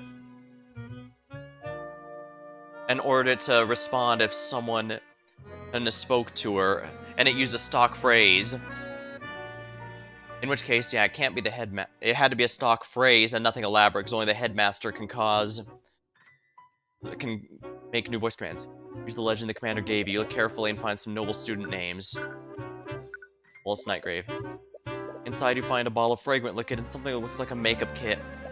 I didn't expect Wallace to do stuff like this. It does seem strange, but it's not your place to judge. Anyway, you should look through the lockers. Well, I guess some people just really care about their physical appearance.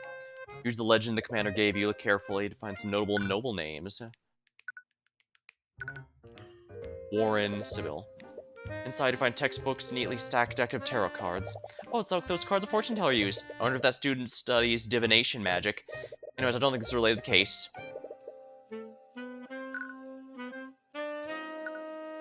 Miriam Frega's ID number. Inside you find a stack of worn-out textbooks and notebooks. Wait a minute, the notebooks all have Wallace's names on them. You open it, look through the pages. It appears to be research on the art of necromancy. Wait, these are Wallace's notebooks. Why are they Miriam's logger? Did Miriam steal his things? You and Celeste check the locker. Wait a minute. Tyrion, look at this. That's blood. Here's the legend, the command. Aiden Von Sanctus's locker. Inside you see several bottles of some transparent lotion. There's nothing but lotion in here. Oh, I wonder why a student would need this much lotion. No mere man should have that much lotion. Take one of the bottles, inspect it more. Wait, Tyrion, don't just with your hands. It's some kind of sanitizing liquid. It's strange, but it doesn't seem to be related to this case.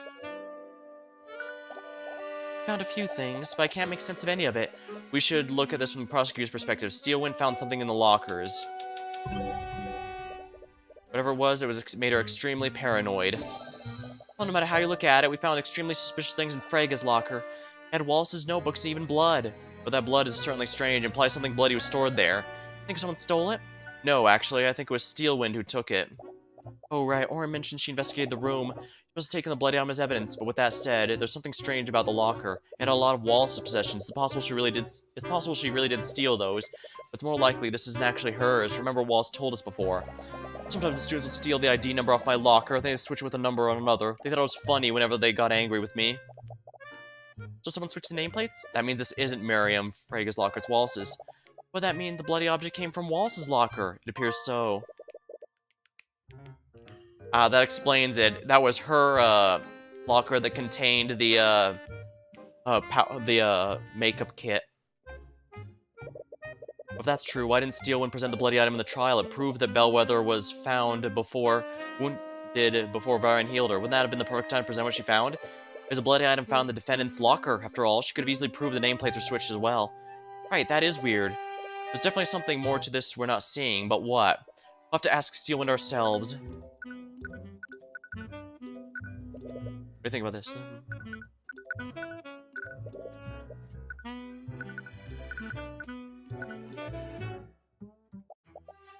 Oh, you're back. We've uncovered a few things in our investigation. Miss Steelwind, are you acquainted with a student named Miriam Frega? I underestimated him. As I said before, I won't fall for such an obvious bluff. It's not a bluff, Miss Steelwind. I'll prove it using the evidence we gathered. Secret witness. Steelwind is paranoid for whatever reasons due to the involvement of Miriam Frega. If you convince her to reveal why she's being secretive, she might give you more information.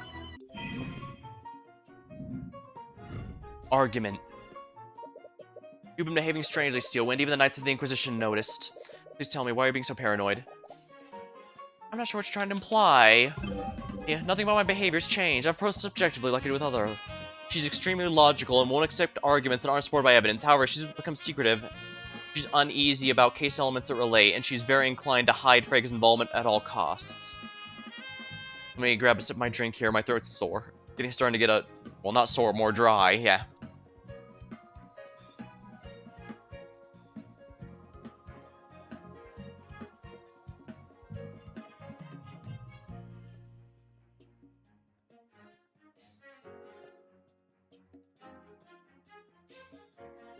That feels so much better. I don't think it was sore, I think it was just dry.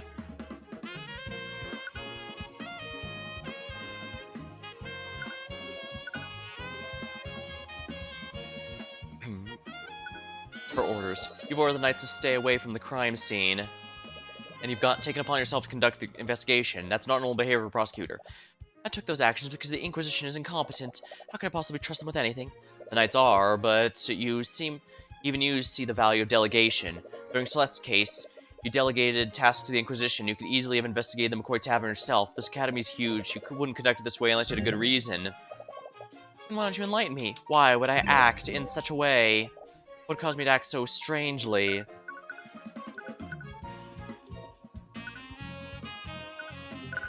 Four-pillar fact. You know the Inquisition's corrupt and will bend to nobility. What would happen if a powerful noble were publicly involved? With that noble's influence, they'd probably order the Inquisition to conceal their involvement. High-profile nobles involved in this Steelwind, and I believe that's Miriam Frega. Again with this, do you think you bluffed me by throwing out the names of random nobles? Not every noble is a malevolent criminal like Garrick Pierce. I said it before and I'll say it again, my investigation doesn't involve the Fregas. Evidence in lockers. How do you explain this? The commander told us you're following a lead in the locker room. We investigated the lockers of the students of the Four Pillars, and I found stains of blood in Miriam Frega's ID number, and it was presumably left a bloody object. The bloody object was taken by someone, and we heard you became extremely paranoid after you found it. If I had to guess, I'd say you took the bloody object as evidence. And what evidence do you have to support this claim? The only thing you have is evidence of the blood stain. There's a myriad of explanations. Everything else you mentioned is pure speculation. You can't prove that a piece of evidence exists. I could have found any number of items in that room or nothing at all.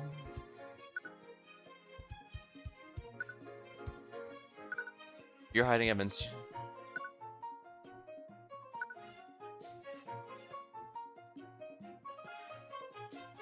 Secret. She's extremely logical and won't accept anything that's not supported by evidence. Rationalized. Let's not be coy. Anyone can tell the blood stain is the most notable thing in that room. How are you so sure? You weren't there during my investigation. As I've said, any number of things could happen to change my behavior. I'm just playing devil advocate here.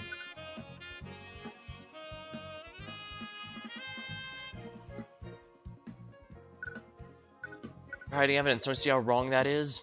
You don't have any proof. Show me evidence I'm making baseless claims. You don't show us able to pull the owner of the locker into stand. You found an object in the locker with Miriam Frega's nameplate on it. If you don't present it to the court, I'll have no choice but to pull the owner of the locker to stand. That's ridiculous. You both know the locker belongs to Wallace Nightgrave. Can you unequivocally pull that? Because the way I see it, there's a lot of room for doubt. Enough doubt for me to pull Miss Frega onto the witness stand. If I had more context, maybe I wouldn't have to resort to that. Argument 1. Ah, well played, Mr. Cuthbert. I suppose I don't have a choice, do I? Successfully persuaded her. Truth there. Just so we're clear, I wasn't acting to protect the nobility. I'll admit that Miriam Frega was the witness who saw Bellwether that day. I see, I had some suspicions, but there's also another matter. Steelwind looks uneasy. When I was investigating the body, I found this. Evidence of academic dishonesty. The documents contain evidence detailing multiple sources of plagiarism, fraud, bribery, and the various offenses committed by Miriam Frega. What the? Looks like Miriam's been cheating at school. Why would Bellwether have something like this? From the way it was arranged, I think it might have been blackmail. Miriam Frega is considered a prodigy in the practice of conjuration magic. She's won a litany of awards and she'll almost definitely graduate with honors. If these files would reach the public, it would absolutely ruin her reputation. You think the professor was trying to threaten her? It would appear so. When I discovered this, several elements of the case were still unknown. I decided to look through her belongings, and I mistakenly looked through the locker with her ID. I found this in the locker, a bloody rapier. Huh, that doesn't look like a rapier. But then again, I guess it might have just been a... Here. It's very likely that this is the true murder weapon. The rapier is a valuable family heirloom for House Frega, and a few weeks ago, Miriam reported it stolen from her room. It was found in Wallace's locker. Not that I'm complaining, but why didn't you present this in court? To be honest, I like to avoid involving House Frega by any means necessary. I knew it, you're just protecting her, aren't you? Miss McCoy, do you not recall how Ravenguard's justice system works? To acquit a defendant, you must unequivocally prove they didn't commit the crime. To do that, they need either a solid alibi, or prove that someone else committed the crime. What do you suppose will happen if you bring Miriam Frega to the stand? House Frega won't allow one of its members to be indicted in the court of law. They'll plant and forge evidence to implicate your defendant. They'll use the Inquisition to do so. So that's why I've been keeping away from the investigation. Can't you do anything? As Steelwinds are powerful too, aren't they? I don't have the support of my house. Right now, I'm a prosecutor, nothing more. Oh, so either she abandoned her family or she was kicked out of it. Steelwind, you know that isn't fair to us. Just do nothing and let us win. Celeste, if you can't go after Miriam, you can at least help us save Wallace. I'm not going to do that. Why? What if she's the real killer? Her sword's a murder weapon and Bellwether's trying to blackmail her. I seem to recall another case where an innocent person's sword was used to frame them. As a prosecutor, it's not my place to decide who's guilty and who's not. I won't engage in corruption, even if it's to counter corruption from other noble houses. I'm sorry. You know where Miriam is right now. Didn't you hear what I just said? You can't let her think there's even the slightest possibility you'll indict her. You'll bring the entire wrath of House Frega onto you. Regardless, I can't do anything for Wallace until I know what's happened. Frega has the last piece I need to put everything together. I suppose I don't have much of a choice, do I? Her dormitory is room 107. I imagine she'll be there, considering classes are suspended. Thank you. If I don't tell you, I'm sure you'll just find out using some other means, but please, Mr. Cuthbert, be careful.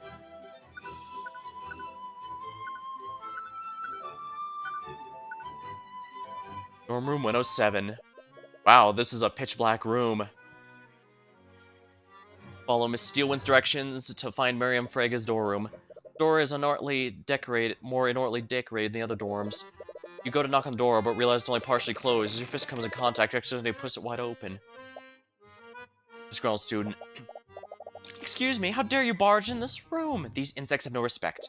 Sorry, I meant to knock, but Construct moved these hoodlums from my room. Acknowledge. From the corner of the room, an arcane construct stands up and makes its way. Before it can protest, it raises its fist to hit you. You only have time to raise your arms and brace yourself for impact. Close wait for the blow. Instead, you hear the clang of steel against steel. Confused, you open eyes and see Celeste standing between you and the construct. Her sword's drawn, she's using it to block. Upon taking a closer look, the student stares curiously. Construct, stand down! Acknowledged. Oh, I'm terribly sorry for that. I wasn't aware that this was your servant. Celeste looks angry, but puts away her sword without a word. I haven't noticed you were on campus. Are you a new student? If she has a personal attendant, she must be important. See an opportunity. Yes, my master just enrolled here very recently. What? Celeste gives you puzzle work, but you make a silent gesture back. After a moment, she realizes what you're doing. Yes, I just started here. I take it you're Miriam Frega? Yes, I'm honored that you recognize me. Miriam Frega, the student. They certainly went with the very stereotypical noble design for her, didn't they? A pleasure to make your acquaintance. I'm Celeste. Celeste... She catches herself, pause for an awkward moment. Steelwind. Can't believe her. There's no way she's gonna believe... Steelwind! It's a pleasure to meet another member of such an esteemed house. This must be from a branch family. Maybe I can use her. She's actually buying this. I just moved in. I thought I should introduce myself, saying as you're a top student in the field of conjuration. Yes. Well, there's no backing out now. Questions? It's Frega. I was wondering if we could ask you some questions. Excuse me, I don't believe anyone's permitted you to speak. Oh, here we go. Celeste's still smiling, but can hear her grinding her teeth together. So, we heard about what happened to Professor Bellwether. I can't believe it. Oh yes, it's quite tragic what happened to her. She's always been an acquaintance to House Frega. She appears to be more receptive to Celeste. It might be better to let her take the lead in questioning. So, we heard you saw her on the day of the murder. Could you please tell us what happened? Oh, you heard that from a relative, didn't you? If you don't mind me asking, why are you so interested? She's not like Arya, is she? Oh, I'm just curious is all. You know how uneventful life can be sometimes, being noble and all. Alright, tone it all. Oh, is that all? I was really going down the same path that poor, confused Arya. What does she mean by that? Well, in the middle of a study break anyways, I suppose I have time to state your curiosity. Construct, please prepare some tea. Use that lotus tea we imported from the Eastern Kingdoms. She could be useful if I could win her favor. Acknowledged. Lotus tea. You have lotus juice? I feel like you're slowly losing control of the situation. I heard you saw Professor the day of the murder. When did this happen? I saw in the hallways when I saw her coming out of the headmaster's office as she was heading towards the library. You remember what time that happened? Oh, I'm not sure what happened easily. It's embarrassing, but I have a habit of getting too absorbed in my work. Sometimes I'll let hours pass by without noticing. Let me grab the map here. Heading from the headmaster's office to the library. That is quite the detour to be going to the lecture hall. That's all the way... Because technically the library is all on the way to the classroom she was found, but the classroom is way on the other side of the campus. Do you have a rough idea at least? I think it was the morning. I think it was in the morning, huh? Celeste. Oh, I like how it says Celeste Steelwind. Did anything seem off about her? No, it was a very short encounter. I merely greeted her. She responded kind, or at least that's what should have happened. That thought just now, what does it mean? You slowly glance to catch her attention. Small motions. You shake her head to show that you're holding something back. Oh, were you and the professor real on good terms? I heard she was pretty mean towards the other students. Towards the riffraff, maybe, but not students like us. She's a great ally to House Frega, or at least she used to be. That's why we were planning to appoint her as the new headmaster. Oh, wait, what did you say? Replacing the headmaster. Oh, did you say your family was going to appoint Bellwether as the headmaster? Oh, I'm surprised you didn't know. House Frega holds several seats on the Academy's board. We're making plans to have her replace that lout, Redmond. They were gonna sack the headmaster? Oh, did Redmond know about this? Oh, of course not. This is part of a large-scale plan. Along with Redmond, we were pretty much going to replace all the staff members with arcane constructs. We had to keep everything under wraps, or else the help would have left prematurely. Where would that leave us? But Jan supposedly overheard Bellwether talking about it. Bellwether prematurely revealed the plan. Or is Jan lying about how he found out? Oh, but alas, with Bellwether gone, we have to delay their plans. Her plan's been updated in our notes.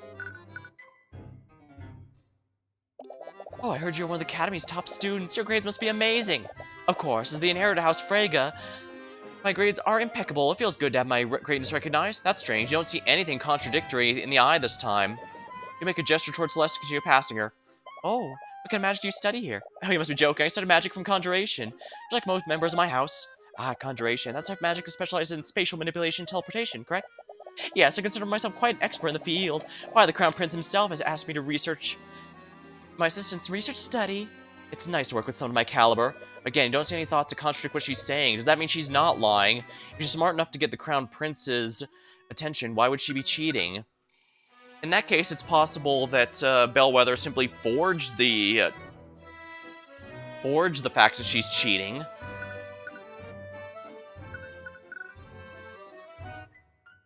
Or maybe her family, or maybe she doesn't even know. Maybe her family's been hiding that been forcing them to give her good grades. Forcing her to good grades even though she's been flunking every single class. Oh, we heard Arya took your raper as evidence of the case. Oh, can you believe her? She still won't give it back to me. My father will have my head if I can't get it back soon. How did it become part of the investigation, anyway? Oh, I don't know. Arya won't tell me anything. I swear, if that necromancer was the one who stole it, I'll execute it myself. Oh, so someone did steal it from you. Yes, from right out of my room. When did this happen? A few weeks ago. I noticed it when I came back from one of my classes. Someone removed the rapier from its display case in my room. Oh, how'd they get in your room in the first place? Oh, do you think someone used magic to teleport past the door? Please, I'm a master of conjuration. If someone attempted that, my enchantments would have shunted them out. So the thief must have come through one of the doors or windows. I bet it was that necromancer. I'm sure a street child like him just knows how to pick a lock. She's trying to hide her anger. Oh, you said something about my wayward relative before. You were talking about Arya, correct? Oh, I'm so terribly sorry if I offended you, but I'm sure it must be paining you to see how she's been acting lately. Oh yes, it's been extremely hard. Hang in there, Celeste. You know, she even interrogated me about the murder yesterday. Can you believe it? A steel wind running on a crime scene like a common night. If I tried something like that, my father would straight up disown me. Does nobility not approve of her becoming prosecutor? You always thought it strange. What was her doing this? Honestly, she probably thinks she could do anything because of her betrothed. Aster deserves better. Celestia's eyes perk up a bit in hearing this. You'd be lying if you said you weren't also curious about who this Aster is, but you shoot her a stern look and tells her to stay focused. You can't risk blowing your cover for some mere gossip. Oh, you have an arcane construct in your room. I thought they only had them in the library and locker room. This was a gift from House Von Sanctus. I have to say, they're quite convenient to have around. They look really cool. Oh, maybe I should try and get one. You should. A construct is far more useful than the attendant of yours. Fortunately, there's still some issues with their intelligence. There are issues when you give them any kind of complex command. It might be easier to show you. Jill returns the contract and begins gesturing. Construct, retrieve my textbooks and bring them here. Then cast Steal and Strike at this location. After that, retrieve some plates and put some on the table. Acknowledge. What? It stands up, retrieves textbooks from the shelves, then it brings them to the table sitting at like she ordered, but then it suddenly stops moving. What happened? Construct obviously can't cast Steal and Strike, so my second wind is impossible to carry out. But you know something else? It ignore the third command too. Correct, my third command was possible to carry out, so I'd ignore that command. Constructs to execute a series of commands in the order in which they are given, but let's say one task is impossible. When this construct gets that command, it will deem the entire series impossible to complete. Ah! This reminds me very much of programming, yeah. Even if the later steps are 100% well within their means, if one is impossible, it won't skip over it, unless it has the ability to, you specifically tell it to skip over impossible ones. So if you give it 3 orders, but the second is literally impossible, it cannot continue. As a result, it'll stop executing the series altogether. Well, I have heard... Well, it has often... I've seen it mentioned sometimes that spells can sometimes be considered a form of programming, in that they do specific orders. But I guess that's true of scientific things in general.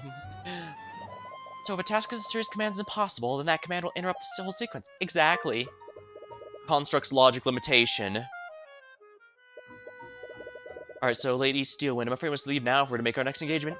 Alright, let's go, servant. Oh, leaving already? It was a pleasure talking with you. Yes, sure. Hope to see you around. Make your way back to the foyer with Celeste. With all the time you spent, you've only a brief amount of time before night falls. Are you sure you didn't want to talk to her more? We're getting a lot out of her. We already got a lot of useful information out of her, actually. The more time we spend with her, the more likely she is to see through our ruse. Ah, right. So why was Steelwind exactly? I don't know, I panicked. Ari's like the only noble I know. But up Pierce, I'm not using that creep's name. Hopefully Steelwind doesn't mind her borrowing her name. And we got her statement on what she saw that day. And there's also what she said about the rapier. I bet she was lying when she said it was stolen. She's probably trying to establish an alibi. I'm not so sure. What makes you say that? Doesn't it feel a little too obvious? She wasn't lying about if she was lying about the way the rapier was being stolen, that would imply she's planned all this in advance. But if she had to choose a murder weapon, why would she choose something that literally has her name on it? I'd understand if the murder was spur of the moment decision. She might have used something nearby in the case. But if this was a premeditated murder, the rapier would be the last weapon she would choose. Right, I guess that would make sense. There's also the evidence of academic dishonesty. It doesn't match up from what we heard of Miriam. All the stuff about working with the Crown Prince, she was probably making things up to look good in front of me. I have an insight when it comes to look like this. Under normal circumstances, I can usually tell when someone's lying. A lie as grandiose as that would be something I would absolutely have seen through. People can subconsciously shield themselves from the eye of Horus, even if they're unaware of that. When they do that, you cannot see any thoughts of them. You also saw that she was lying about her encounter with Bellwether. She would have been you would have seen distant thoughts if she was lying about her grades. Well, I'll trust your insight then. What does this mean? Well, honestly, I just straight up don't know. Even with everything we've found, I'm still not sure who the true culprit is. At the very least, I think we should all pull Miriam into the stand. If she testifies in court, I might be able to find something I could use. That's a big maybe, though. If you don't play her cards right, you might spook the Fragas enough for them to pay off the judge. Anyway, it's getting late. We'll probably turn in soon. Yeah. Just hope you did enough to acquit Wallace.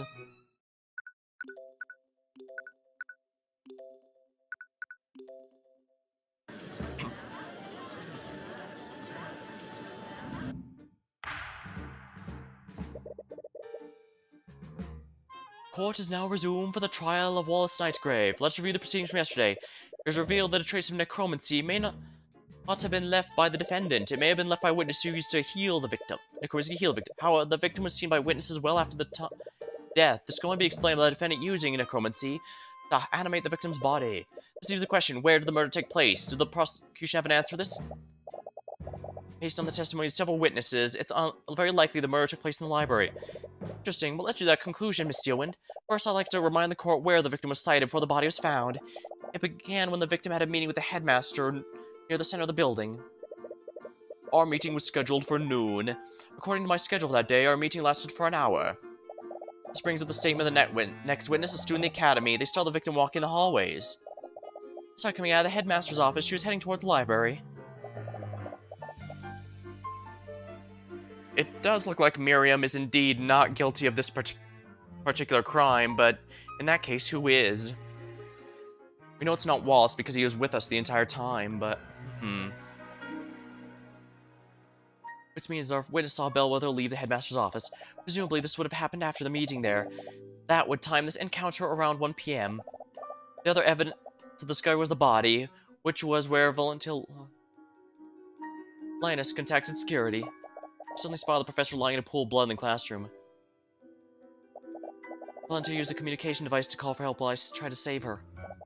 As we've already established, this event occurred at 3:04 p.m. The significance of this time is what occurred before the body was discovered. The second witness, a member of the cleaning staff, spotted the victim in the West Wing hallway.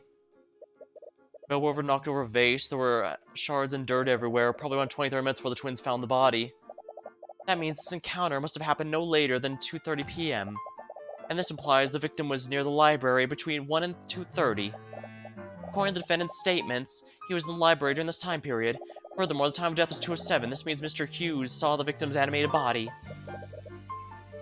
Steelwind's deduction has been added to the notes. I see your deduction certainly tracks, Miss Steelwind. What do you have to say in your defense, Mr. Cuthbert? The prosecution's argument is certainly well thought out, Your Honor. However, it is entirely predicated on the testimonies of witnesses involved. Her deduction has to have a hole somewhere, and since your conversation, you have a feeling Miriam's hiding something. If you want the truth, you'll need to drag that out of her through a cross-examination. Your Honor, test the validity. The defense would like both these witnesses to testify. The defense calls Miriam Fraga to the stand. Fraga? I mentioned her name, the judge's face is a bit pale. I had a feeling it would come to this. Do you have any objections, Miss Steelwind? I do not, Your Honor. Very well. Please escort Lady Fraga to the stand. Witness, please state your name and occupation. You little snakes, how dare you deceive me? Oh, looks like she found out. I had the opportunity to debrief the witness beforehand. Miss McCoy, for the record, I told you to Size discretion? I did not mean for you to impersonate a member of my family. Yeah, sorry about that. I gave you all the tea I imported from Mr. Kim's. I demand you return it to me. No, you gave it to me. They're legally mine. Ahem. I'm not sure what your business with the witnesses, McCoy, but I ask you please handle your personal disputes outside of the courtroom. Anyways, Miriam, could you please testify to the court about your encounter with the victim? Ah, very well.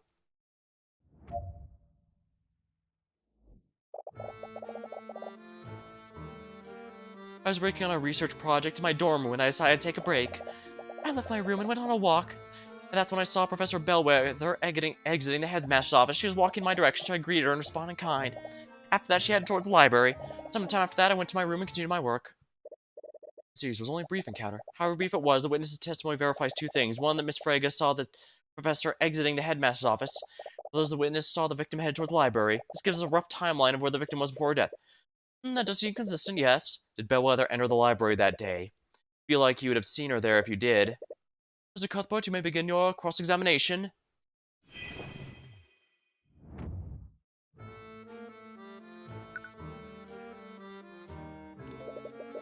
Was this research project part of your schoolwork? An independent study to develop a new conjuration spell formula. The project's being sponsored by the Crown Prince himself. She's both sad and scared of that. I wasn't aware he was involved in such a study. Of course you would. Did you expect to know every aspect of his dear life, dear Arya? Ah, so that's... so that must be her, the person she's engaged to. Her boyfriend. He sense a bit of aggression. If you don't keep an eye on him, House Frege might just steal him from you. As if his highness would align himself with your rapacious family. Our banking houses form the economic infrastructure of our kingdom. Perhaps he'll come to Steelwinds if he needs to clear a den of goblins. With all due respect, may we please focus on the matter at hand? Of course, Your Honor. I left my room, went for a walk, then I saw a professor exiting the headmaster's office.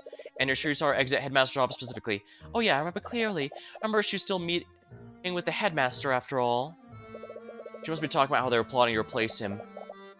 Did you interact with the professor at all, Miriam? Walking my direction, so I greeted her and she responded in kind. Did anything seem off about her? No, but it was a very short encounter. It's not as if we stopped having a conversation. You said you greeted her and she responded. Do you remember what she used? Why is that important? It's Frege. It's possible someone used illusion magic that day. Every detail about the victim's interactions could be important. I did bid her good morning, and she said good morning in response. After that, she headed toward the library. And did you see her enter the library? I didn't, but there's not much else in that direction. From the testimony of Jan Hughes, we know she later came from the library, even if she didn't enter. She was in that area for more than an hour.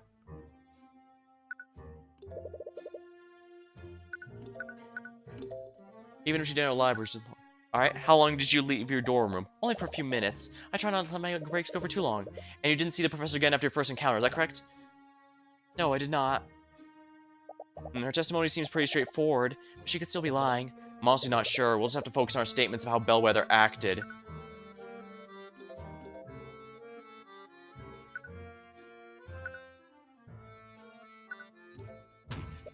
And you're certain that nothing seemed off about her? Yes. Like I said, it was a very short encounter. Why did she say that? It only happened for a few seconds. Witness interactions are not what's important here. What matters is she witnessed where the victim was coming from and where she went afterward.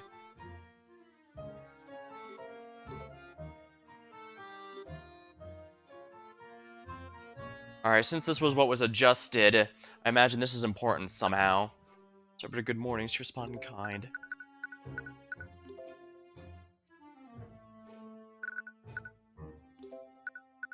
Simple task. Every command is stored, however, a command log must be regularly.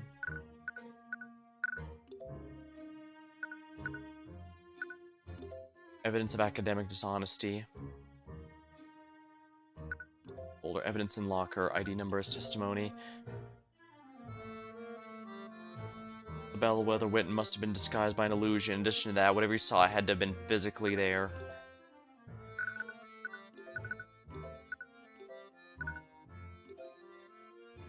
Illusory disguise.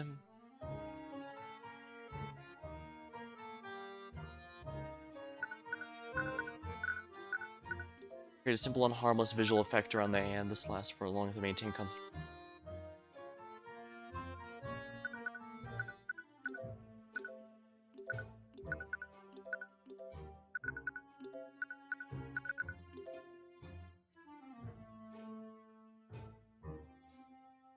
let's think here. One of these evidence has to have a contradiction here.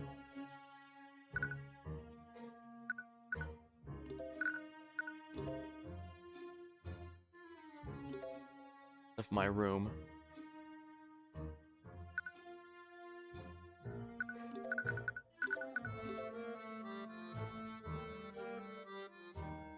I guess she must have been coming up here and saw the headmaster's office.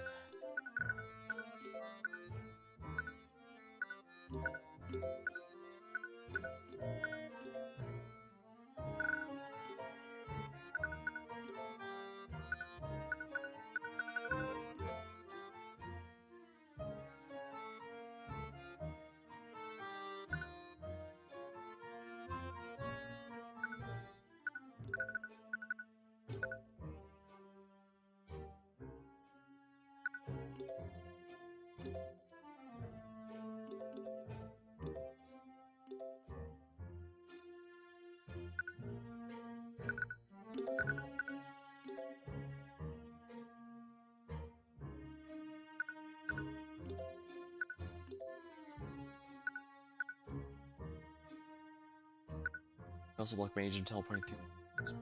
Can't be breached.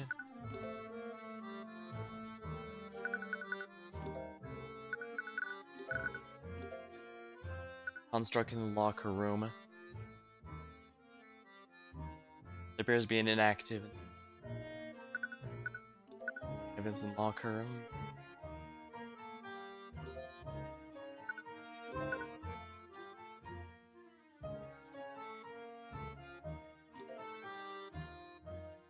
Evidence of academic dishonesty.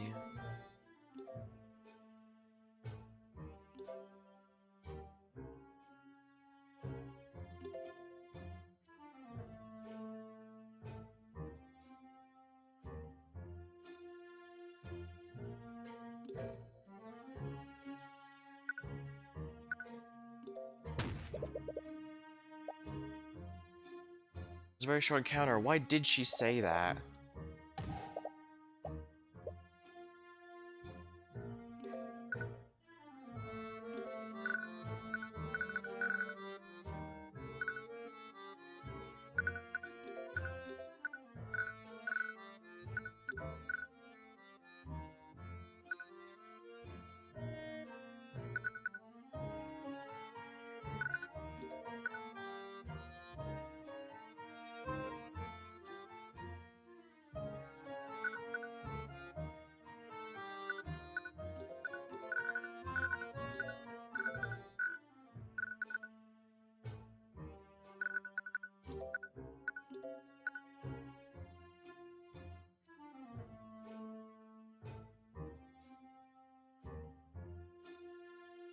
Simple task, as well as the ones. It could be that the Arcane Construct was using that. Objection! Oh, if the mirror's continuing, that means it's wrong. Your Honor, it's clear the contradiction. This is a piece of evidence proved it. I feel said that proves anything. Oh, I guess you're right. Oh, interesting. Is there no penalty? I'd best not risk it, I suppose. I don't want to embarrass myself more than I usually do.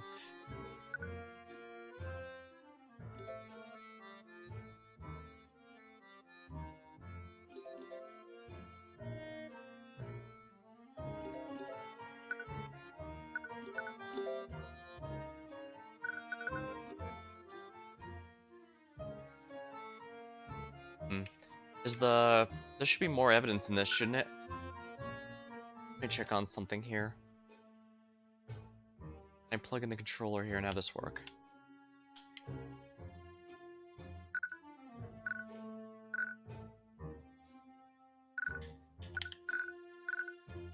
Nope, it just gives me mouse control here.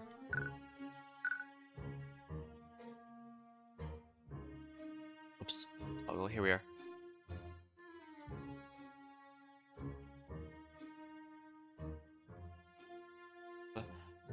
Menu text log. Ah, good to know these controls. I was gonna see if maybe I can manually go down, but I guess that must have been added to the construct data rather than. I guess that must have been added to the construct data rather than as an extra piece of evidence.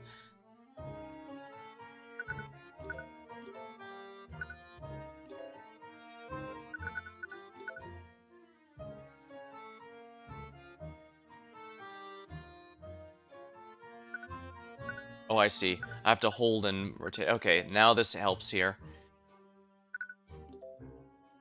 Las Vegas planning to fire. They were also planning just to be kept secret, but according to Jan, Bell revealed the plan to Headmaster during a meeting a few weeks ago. According to Jan, Bellwether revealed this plan to the Headmaster during a meeting a few weeks ago. Construct's logic limitation.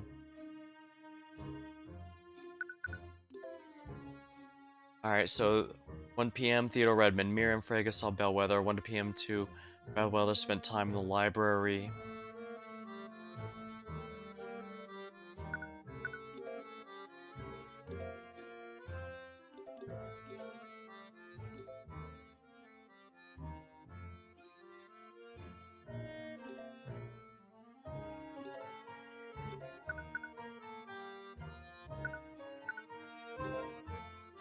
Hmm. This is a bit of tricky deduction.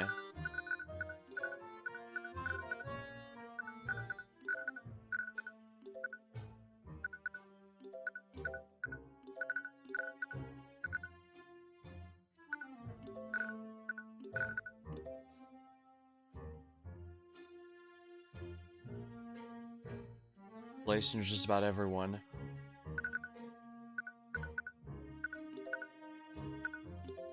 Reputation. Objection! Your Honor, it's clear the witness testimony is contradictory. She's haven't proved. I fail to see how it proves anything. I don't think I was on. Back there. Okay, so let's see here.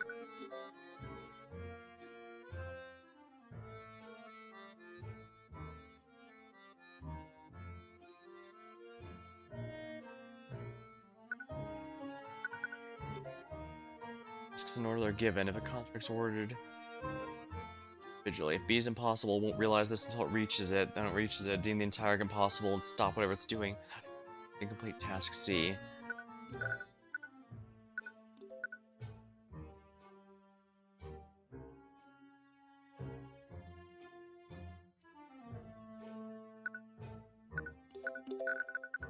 Evidence of academic. Tightly packed folder with several documents. Evidence of detailing multiple instances of plagiarism for bribery, school officials, and various others. Hmm.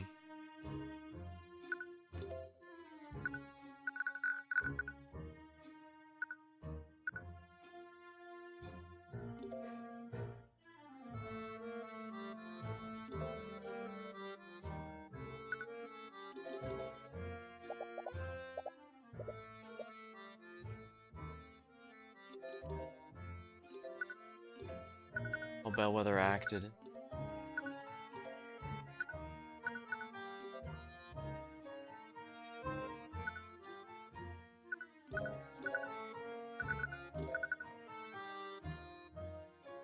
Objection! Yeah, that's not it. I could get a game over if I keep doing this, but I don't know.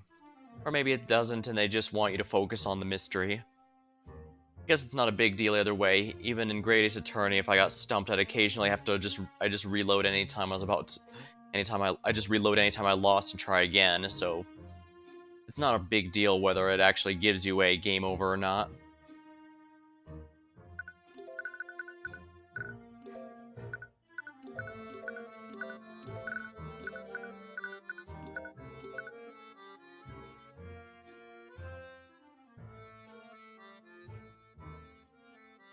I have the feeling this foul classroom smell is going to be relevant at some point, but I'm not sure as to how.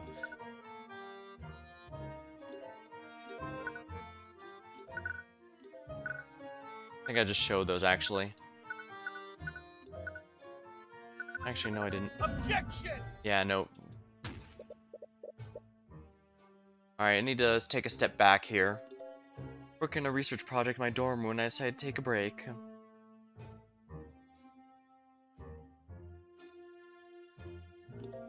Like when we went to walk, that's when I saw it exiting from the headmaster's office.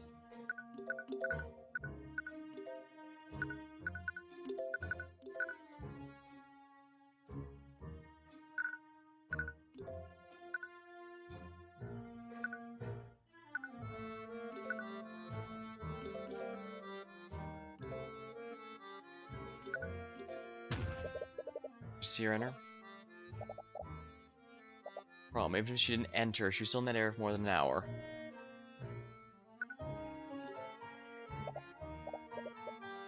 Focus on her statements about how Bellwether acted. Pretty sure this is...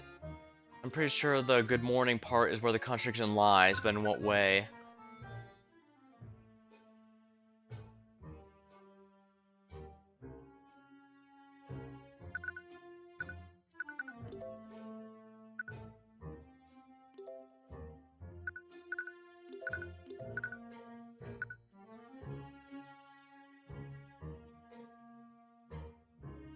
Objection! Oops. I do think it was a construct focusing on her, pretending to be her, though, simply because that's,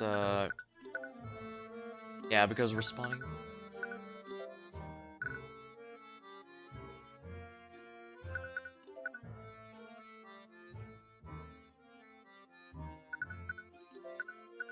It's supposed to be kept a secret.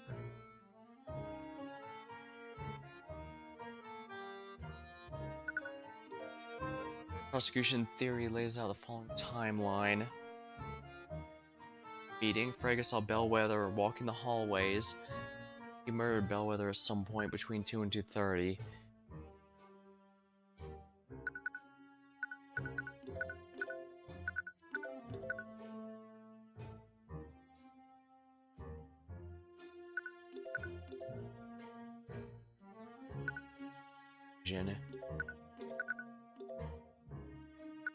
Good morning, specifically.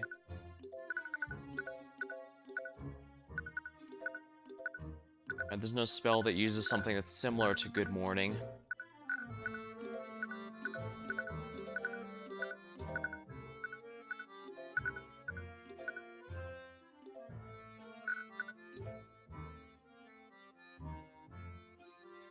I guess the dorms must be down the, down past the foyer, I guess.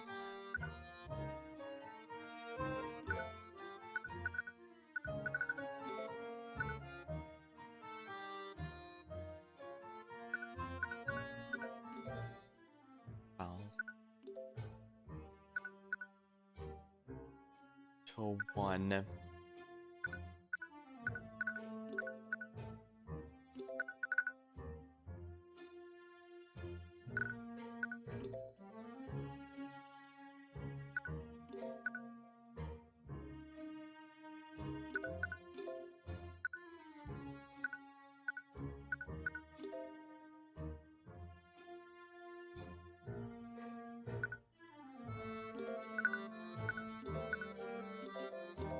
Alright, let's see.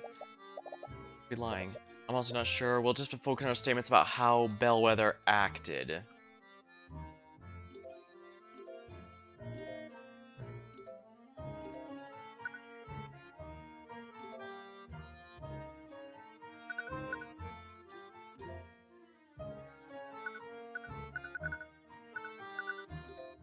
Towards the library.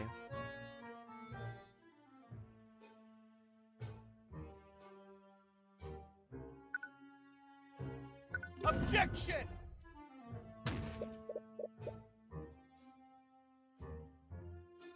We don't have anything that contradicts writing in the library, do we?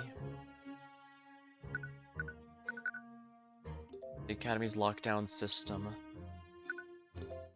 This call reported had been fatally wounded. Call came in at 3, and that was when the lockdown system occurred.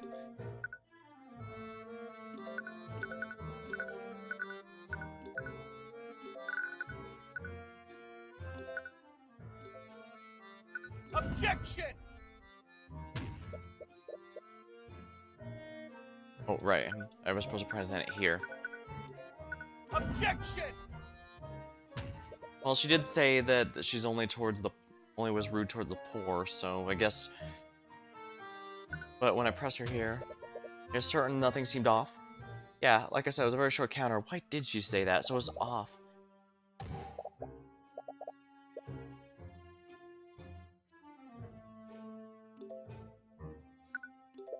How long did you leave the dorm? Only for a few minutes. That's all.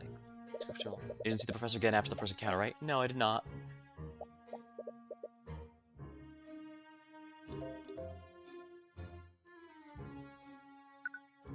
Something's off about this, but what?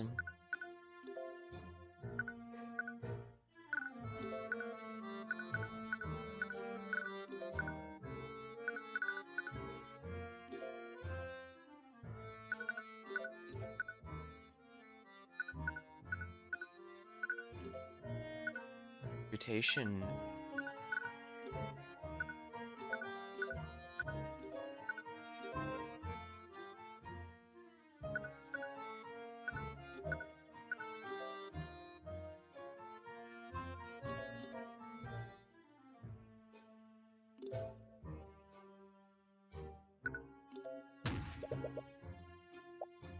Why did she say that?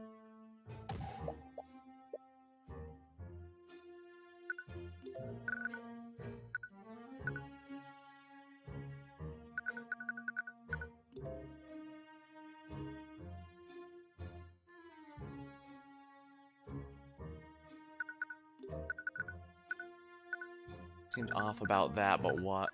Doesn't look like anything I have specifically points towards that.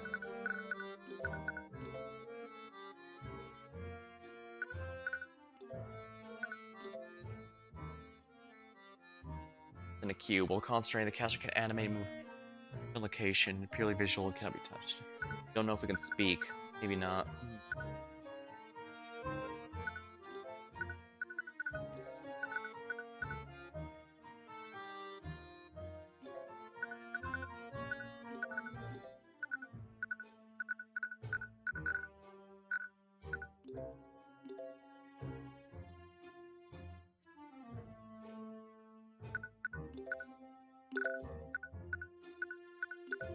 Fence.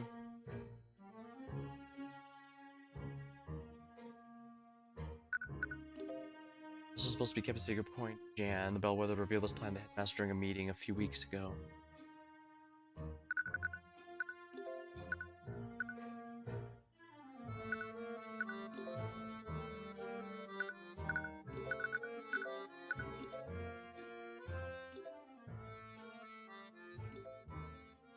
Hmm.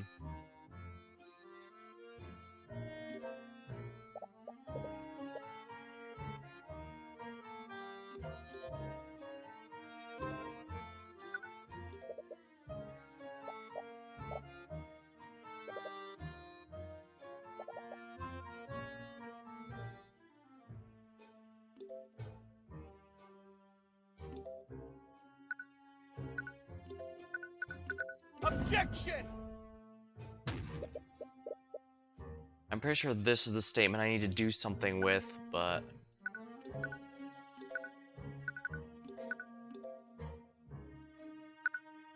Objection! I still think it must have been might have been a construct.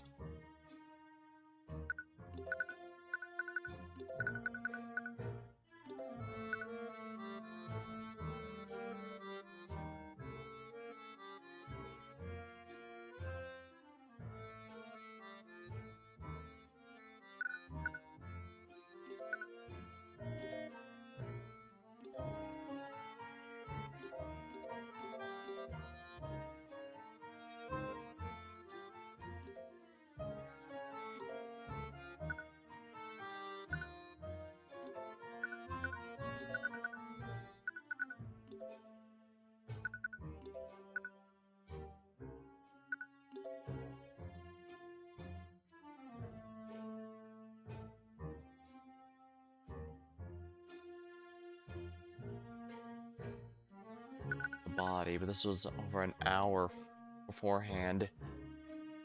After one, she just went through. She theoretically should have been still alive at that time.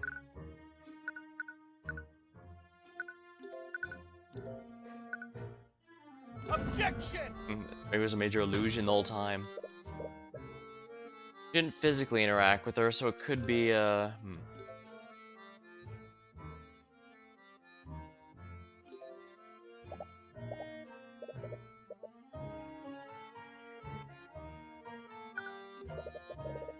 what is this project supposed to work in? Study.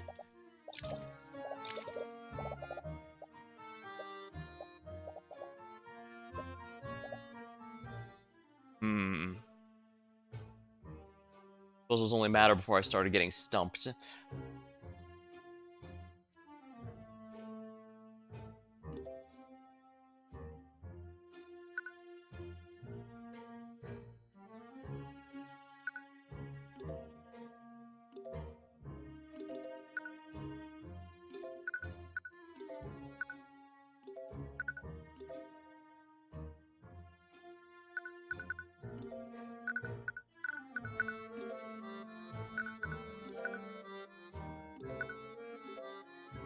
Steel.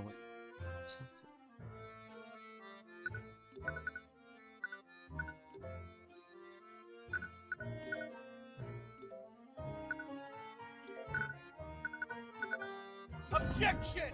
Nope.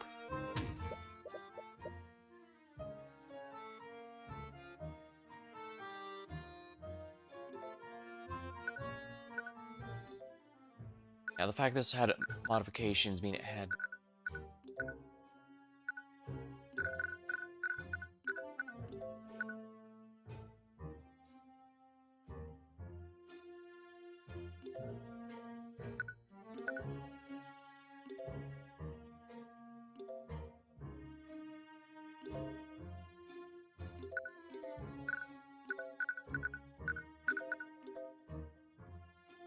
That's the library's there.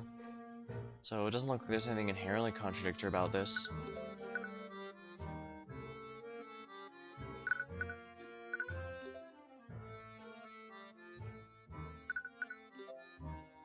I may lock down as artificer into their car. Once activated, it barriers can be reached.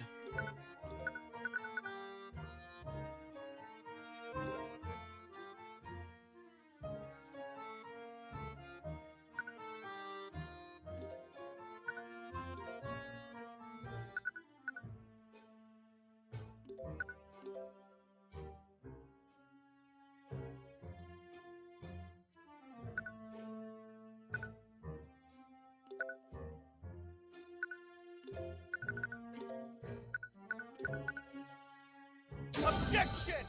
Ah, it says just so. Alright, so, Ms. Frege, if I recall correctly, you have a habit of getting absorbed in your work. Very much so, they'll even lose track of time of day. Yeah, what does that have to do with my testimony? Earlier in today's proceedings, the prosecutor made the following argument. Our first witness saw Bellwether leaving the meeting. That time would be around 1 p.m. Ms. Frege, if you had said good morning, you wouldn't have been mistaken. You would have been mistaken, because that encounter could have only happened in the afternoon. And your point is? You said yourself, Mr. Cuthbert, the witness simply lost track of time. What the witness said isn't important here. The significance is what the professor said in response. She said came out of a meeting scheduled for noon, and she would have been well aware it was no longer morning. So why would she respond good morning? Wouldn't she have corrected the witness? That encounter was extremely short. The victim's mind may have been preoccupied. She could have easily responded without thinking. To be honest, I do kind of agree with her. It's hard to believe they were both confused at the time. It's definitely a stretch, but you can't shake the feeling she's hiding something. Every time you ask her about whether acted, her eyes pick something up. Your eye picks up something. There has to be something there. Miss Frege, you haven't been entirely truthful, though, have you? That's absurd. What reason I've lie? It's such a small detail. Why does he even care? Every detail about how she acted is important. What aren't you telling us? Mr. Cuthbert, you have no basis to act the wish of perjury. Yes, we'll stop this at once. Miss Frege, you're lying about how she responded to the greeting, aren't you? It doesn't make a difference. All she did was yell at me. Miss Frege, is a possible response was less than friendly. What do you care? What difference does it make? Why is he being so persistent? My job is to make sure every part of your testimony is truthful. Every detail matters, no matter how seemingly insignificant. Mr. Cuthbert, you'll stop this or I'll find you in contempt. The professor yelled at you, didn't she? And so what if she did? I mean... I'm sorry, but there's no going back on what you just said. That was a bit of a risky move, but he managed to get her to say it. So you do admit she yelled at you. Ah, you impertinent little... Yes, I admit, the professor didn't greet me that day. Oh, good morning, Professor. Be quiet. She yelled at me to be quiet. Then she'd be nothing but courteous. We'd be nothing but courteous with each other. I don't know what got her that day, but something put her in a foul mood. That's it. Everything else I saw was the truth. They'll believe me, right? I did see her come out of the headmaster's and walk to the library. That part is true. So she wasn't lying about that. So is that all, Mr. Cuthbert? But what do you mean, is that all? You badgered this witness, and all that to prove what, exactly? The witness committed perjury. The witness changed a small detail of her testimony, a detail inconsequential to the case. It was clearly that an act with no malicious intent. After seeing her thoughts, it's hard to disagree with that. You were so sure the eye would lead you somewhere, but Frege's only lying to save face. The witness saw the victim leave the headmaster's office and head to the library. Do you have any concrete evidence to refute that, Mr. Cuthbert? No, I suppose I don't. Wait, is it really okay? At this rate, this is the only chance you have to cross-examine her. I don't think she's lying anymore. I was pushing my luck earlier. If I continue, the judge might actually charge me with contempt. If she's not the one who's lying, then... The defense has no further questions for the witness, Miss Steelwind. The prosecutor stays silent for a while. She almost looks disappointed. Well, Miriam, you are dismissed. She still looks like she's fuming, but she leaves without protest. The judge breathes a sigh of relief as the young nobles escort out of the room. Now, with that out of the way, what else do you have, Mr. Cuthbert? The only way to refute the theory is to cast doubt on one of the witnesses. If it wasn't Miriam, then Steelwind, to test your theory, must question every witness the victim saw that day. And with that, the defense would like to call Jan Hughes to the stand. I hope you understand that your entire case rests on the assumption that one of the witness accounts is incorrect. Her cross-examination leads nowhere. I hope you're ready to concede. You don't like the sound of it, but she is right. Unless you can find something in Jan's testimony, you don't really have anything to disprove her theory. Bailiff, please bring in Mr. Hughes. Yeah, I think it's entirely possible the headmaster murdered her then. After all, he is the only one who can set new things to what they can say in her voice, and he would have given exact instructions. Witness, please state your name and occupation in the courtroom. Witness, name and occupation. Alright. My name is Jan Hughes. Oh, I'm on the cleaning staff of the academy. Mr. Hughes, please testify to the court about your encounter with the professor that day. Sure. I saw the professor when I was clearing out the West Wing hallways, about 20-30 minutes before the body was discovered. She walked by me, but looked pretty out of it. Heard she was undead when this happened. Pretty creepy, if you ask me. Anyways, she went to the empty classroom. Well, that was straightforward. Come on, Jan, what are we supposed to do with that? I don't know, you guys are lawyers. I'm telling you what I saw. Mr. Cuthbert, you've been beginning cross-examination. I need to get him to say that she said to be quiet again. Because that is odd for her to say the exact same thing twice in a row. Professor's cleaning, it was about 20-30 minutes. How are you so sure it was 30 minutes before? I always check the time to make sure I'm on schedule. I was supposed to finish cleaning the halls by 3 p.m. Right, but I was scheduled 3 or 4. What was the professor like, Mr. Hughes? She's pretty out of it. Did anything else look off about her? I mean, yeah, she wasn't undead after all. That remains to be proven, if you say so. Anyways, what was her demeanor like? Looked like she was in a bad mood. Either that or she was tired. I guess she was dead inside. Literally. I heard she was undead. Could be obvious to me. I believe I've gotten a few details the professor did. What? Sorry, I thought I remember these things sometimes. What deal are you asking for? Make any sounds. Oh, yeah. After she knocked over the vase, she yelled at me to be quiet, but I didn't even say anything. That detail could be extremely important. Please add it to your testimony, Mr. Hughes. Whatever you say, man. After that, she went to the empty classroom. Did you see anyone else enter? I'm honestly not sure. I wasn't paying much attention. I did think it was weird she went in there, though. The funky smell, I can't see why anyone would go in there willingly. Right, the headmaster's mistake. Put a rancid smell in that room. He's not giving us a lot to work with. He tends to leave out details unless we directly ask him. I'll need to ask the right question. Maybe we can pull more information.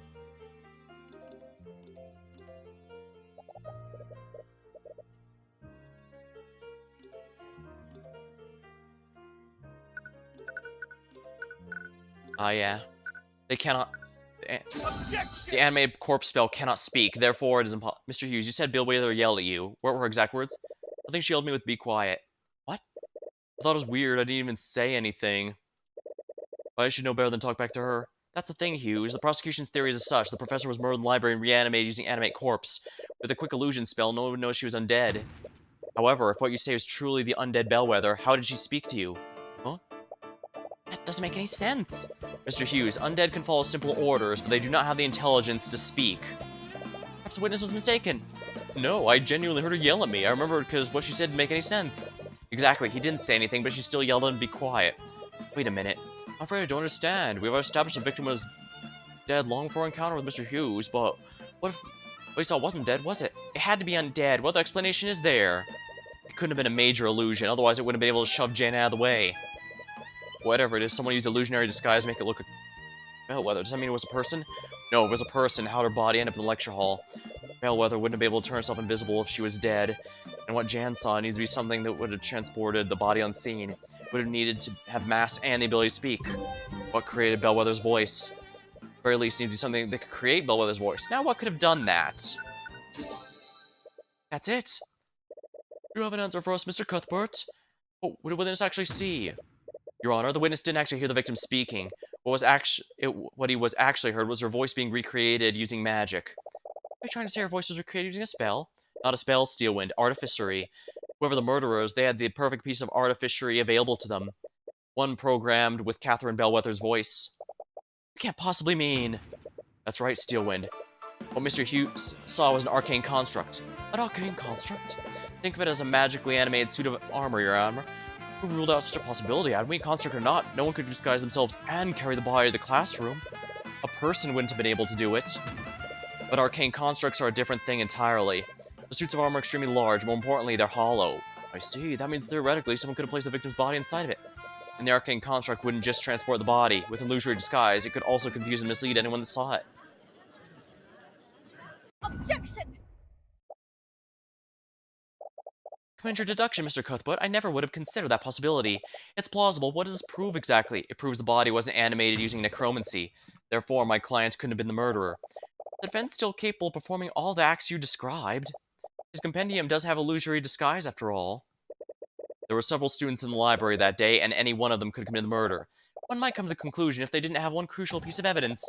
I'd like to present new evidence to the court. Murder table, you see her pull out the bloody rapier. Blood, is that... Yes, Your Honor. This is the murder weapon. She was saving that for the perfect moment, wasn't she?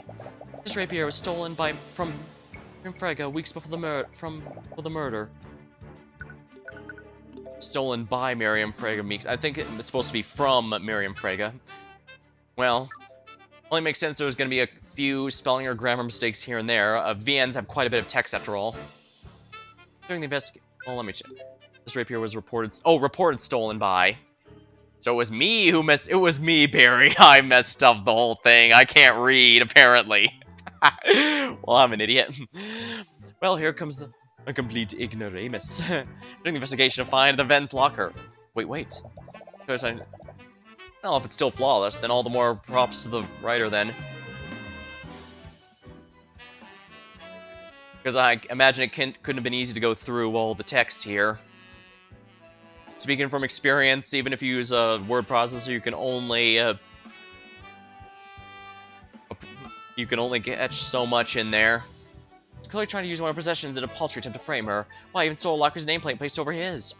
But damn it, that's not what happened. But honestly, that sounds more plausible than what actually took place. We're basically back to square one, aren't we? Anyone could have told the construct to do all those things. Wait, anyone, is that truly true? The construct transported the professor's body, and someone used illusion to make it look like her. They even used a pre-recorded message to make it more convincing. Ordered the construct to hide the body. No, that's not right. The construct's available to students, but not all the functions are enabled. Who would have had every function available to them? Oh. There's one person. Several memories flood back to you. Mr. Hughes, you said that Bellwether yelled at you. What were her exact words? She yelled at me to be quiet. She yelled at me to be quiet until we had nothing to curse with each other. I know got into her that day. He was something, put her in a foul mood.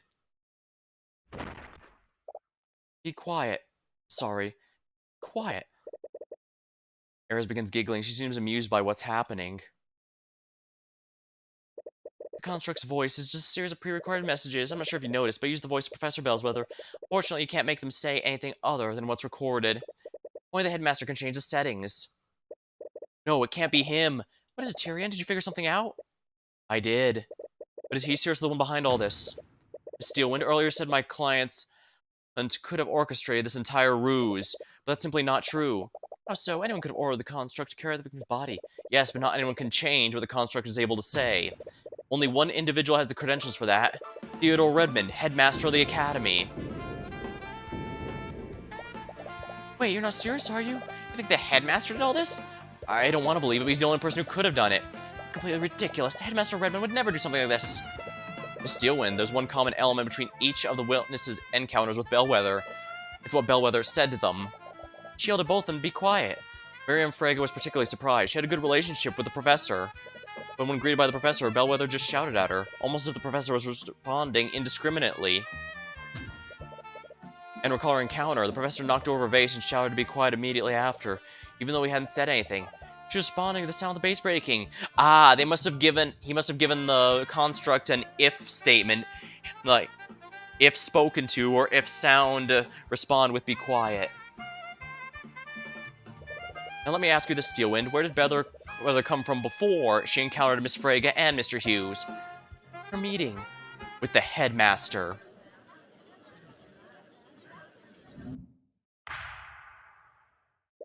It appears the defense truly means to indict Theodore Redmond. If so, we have no choice but to take a brief recess until he can be brought here. There's no need. There's no need. Fortunately for you, I'm already in the gallery. The headmaster stood up in the gallery seats behind you and slowly walked up to the witness stand. Has he been here the entire time? Now please correct me if I'm wrong, Mr. Cuthbert, but do you think I am the one who commits crime? I'm sorry, Redmond, but no matter how I look at it, everything I've found points to you. No, there's no need to apologize. In fact, I should commend you on the lengths you're going to defend dear Wallace. The court appreciates your understanding, Mr. Wallace. He's angry. Now then, to clear the air, I suppose I should give my testimony on what happened that day. Witness testimony. That day, I had a meeting scheduled with the professor at noon. She showed up at the expected time, and we discussed various administrative matters. Our meeting went on for an hour, after which she left to prepare for her next class. Despite our many disagreements, we still knew how to be civil. After all, I had no reason to bear a personal grudge against her. Oh, that's a lie. I just can't see it. He seems like such a nice person. Is he really the one we're looking for? He has to be. No one else orchestrated this. You just need to find out how and why. Unfortunately, he probably has the most motive of anyone. What was this meeting for? Oh, nothing of note. He's angry about it. We were merely discussing daily operation duties within the academy. In an academy such as ours, it's beneficial to regularly communicate with the staff. Showed up at the expected time and discovered various matters. So she showed up at exactly 12 p.m.? More or less, yes. Catherine Bellwether has many things, but she's never tardy. There aren't any witnesses who saw her before the meeting, so we don't have any way to disprove what he's saying. It'd be best to look elsewhere in the testimony. How long did the meeting last, Headmaster?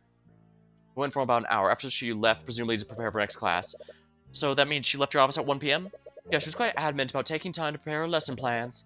I just think about it, Frege had no idea what the time was when she saw Bellwether. If the headmaster is lying about how the meeting ended, there'd be no way to verify it, which would account for the hour gap that Steelwind mentioned. Damn, did the headmaster really do this?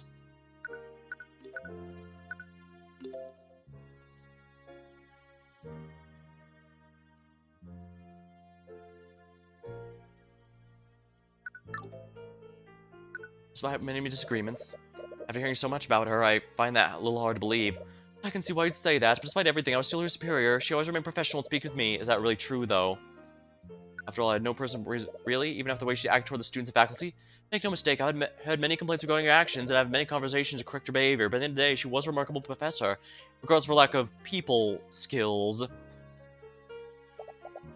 His testimony is pretty much everything we know so far. I'm not entirely sure if he's lying or not, but at the very least, we know that he was involved in the professor's murder, but why? If we can figure out his motive, we might be able to find it out.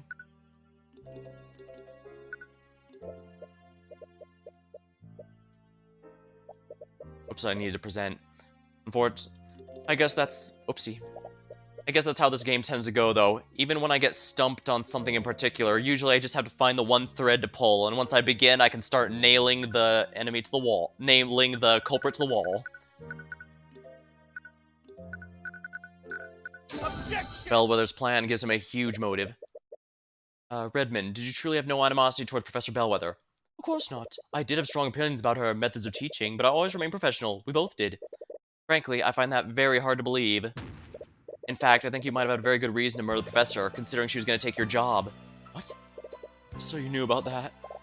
I'm sorry, but I don't follow. Just how was the professor going to take the headmaster's job? According to Miriam, Catherine Bellwether was currying favor with the noble families. In fact, there was a plan to oust Mr. Redmond and appoint Bellwether as the new headmaster. What? But in any case, I doubt the headmaster had any idea about this until now. I'd like to remind the court of the witness's reaction. He said so you knew about that. His reaction is that I'm surprised, but he wasn't surprised by the information. He's surprised that I knew this information. That's...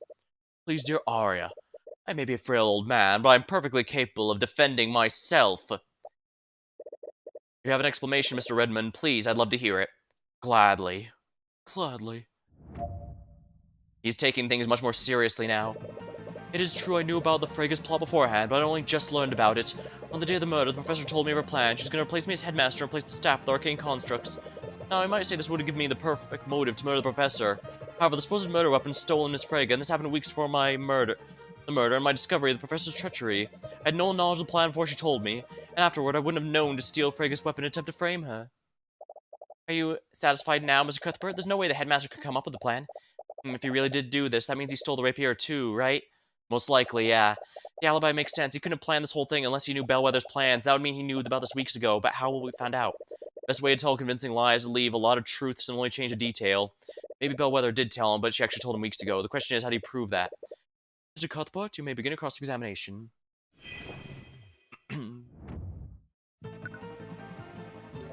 So I only learned about it very recently. Doesn't that seem a bit convenient? May appear that way, yes, but... On the day of the murder, the professor told me the plan. She was going to replace me.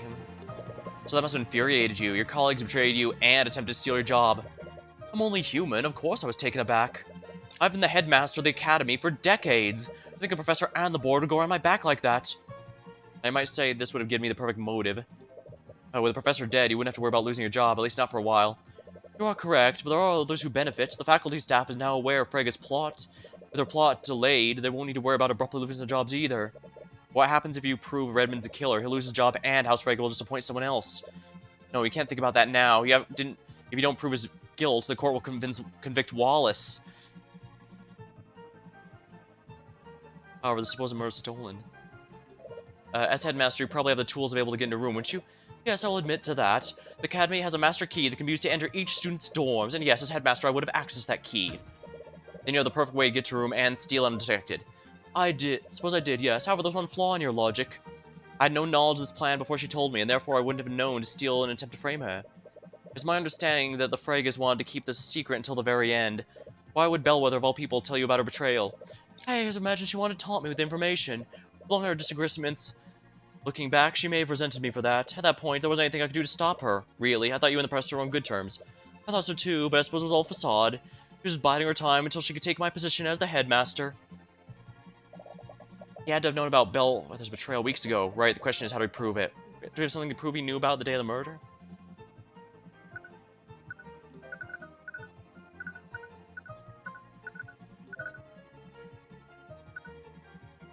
Objection! Oh, that must be the wrong spot to point out. I had no knowledge of the plan before she told me, therefore I wouldn't have known to steal and attempt to frame her. Jan said that the headmaster knew about it a few weeks ago.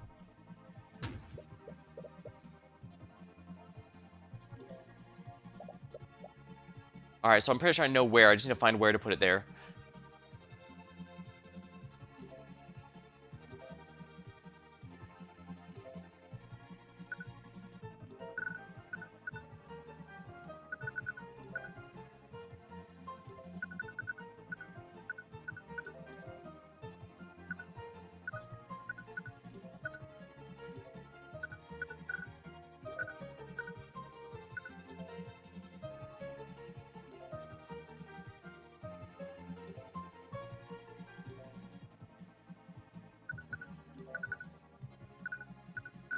Objection! Redmond, you keep saying you didn't know about Bellwether's plot before yesterday. You still plan on standing by this claim? Of course I am, because of the truth. I'm sorry, Redmond, but you should really close your doors during your meetings. What? It's someone else. It is true that Bellwether revealed her plan to you during one of your meetings. In fact, Jan Hughes happened to overhear the same meeting, but he only heard the part where the staff would be replaced. And that's the strangest part, Redmond. According to Miss Hughes, the meeting occurred weeks ago. You can't accuse the headmaster of perjury based on a rumor. Everything you just said is based on second-hand information. Mr. Hughes distinctly overheard the staff that would be placed with arcane constructs. This is too specific and too accurate to assume he misheard a different conversation. The professor probably only read part of her plan for arcane constructs. Doesn't prove he knew about her treachery beforehand. Professor Bellwether had no authority over cleaning staff's employment. It wouldn't make sense for her to just reveal the plan for the arcane... Professor Bellwether had no authority over the cleaning staff's employments. It would make sense for her to just reveal her plan for the arcane constructs. It would only make sense if he knew Bellwether would be taking his job. So tell me one thing, Redmond. Why did you find the need to lie about this? Because you saw a need to protect yourself from accusations? Redmond, I asked you a question. Did you murder Catherine Bellwether? What a fine mess this is. I'm not done. Not yet. Headmaster? So you truly didn't plan on pushing this, do you? Well, your thesis sounded promising, Mr. Cuthbert, but I believe your arguments could use a little work. Argument. You think I killed Bellwether? Me? I'm an elderly man in his late 80s. I was alone and had nothing to overpower Bellwether with. I could barely walk, much less you wield a rapier.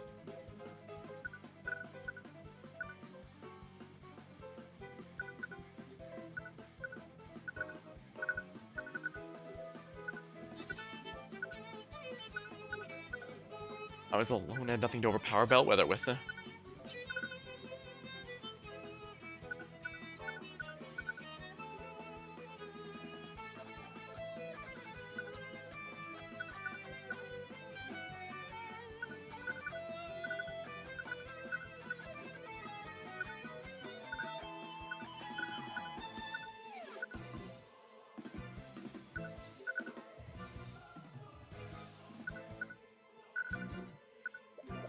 No, that's not right. He's technically correct. There's no way he could have overpowered, but what are you really by himself?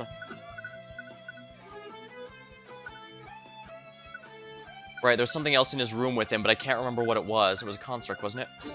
Yeah, it was an arcane construct. You and Bellwether weren't the only people in that room, were you? You needed an arcane construct to carry your body. That means the construct would have been already been in your office, and with your privileges, you could program it to stab Bellwether for you. Even so, think about what would have transpired afterwards. Recall Miss Steelwind's timeline of the Bellwether witnesses. With her theory, the construct would have had to spend more than an hour in the library. Having it there would have risked my so-called ruse being discovered. Luckily, Lady Freyga can't tell night from day. I wouldn't have the construct linger around the library.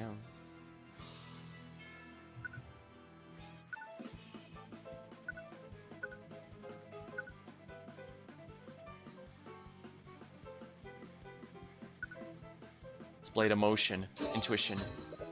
The timing deduced from Miss Freyga's testimony is predicated on one thing, that she saw Ms. Bellwether exit your office after your meeting. However, if we assume you're lying about when this meeting ended, then your entire argument falls apart. She could have encountered Bellwether after her death at 2:01. But Miss Freyga wouldn't have made a mistake like that. Miss Freyga thought it was morning when she saw Bellwether. She can't reliably tell the time. Then what about where the rapier was placed? If it really was the murder, that would mean I planted the weapon in young Wallace's locker. Several of the students had lockers there that I had access to. I wouldn't have placed incriminating evidence in that locker. Wallace was one of my most prized students. I had to frame it. I want to be the last person I chose.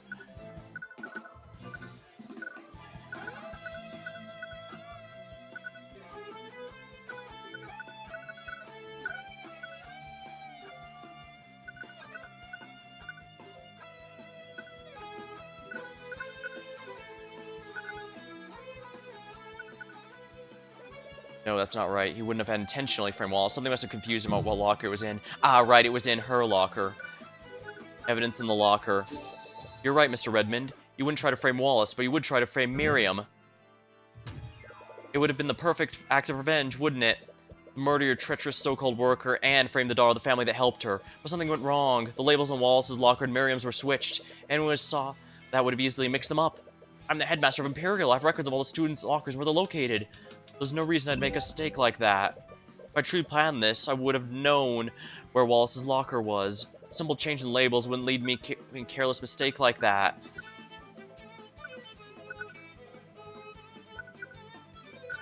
You wouldn't, but maybe but it wasn't you, was it? Your arcane construct was implanted in the locker. I bet you commanded place this rapier in the locker of Miriam Freyga, but it saw the ID for Wallace's and assumed it was Miriam's. He begins deliberate stammering, looks for something to say. Steelwind, say something. What? Mr. Cuthbert, your theory may be plausible, but there is no evidence to support it. That's right. You don't have any proof, do you? There's no evidence of my orders. So I could commit the murder isn't the same as proving I did it. Commands are stored in its log. No, that's not right. Wasn't there some sort of evidence to track the orders given to him?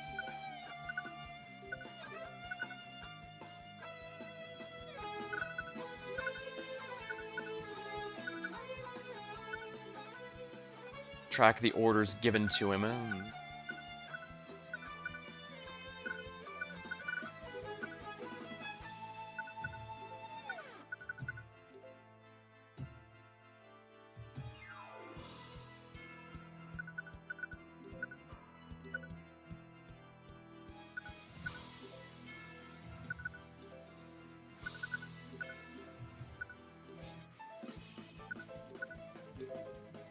Wasn't there some sort of evidence that could track the orders given to him?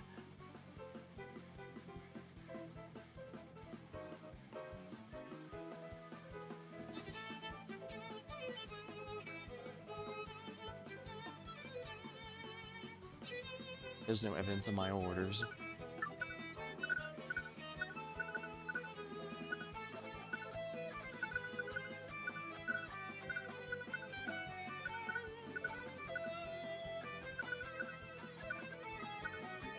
Evidence. Academic doesn't. Crap.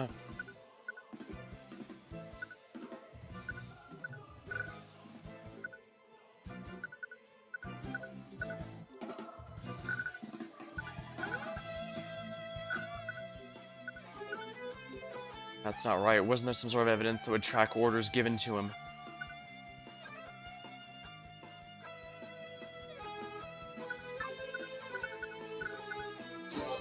The arcane construct's still in the locker room where it planted the rapier.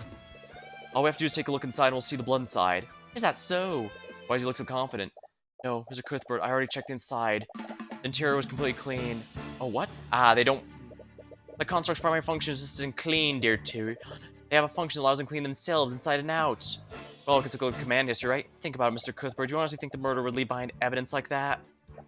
I'm sure whoever orchestrated it, they ordered the construct to wipe its logs when it finished. No. That's right, Mr. Cuthbert. Your case against me is theoretical at best, but I suppose I can give you marks for trying. Damn, he thought of everything. Was he seriously able to get rid of all the evidence? You're running out of options, but you still have one tool left. It's not becoming to glare, that young Tyrion. He's doing it again. Bring yourself back to the moment with Garrick Pierce. But think about what's at stake for Walsall like you do with Celeste. He and his life and his future are in your hands. Not can remain concealed. Not can remain concealed. You activate the empowered eye again. Redmond did a good job covering his tracks, but there has to be something he forgot to get rid of. Reject.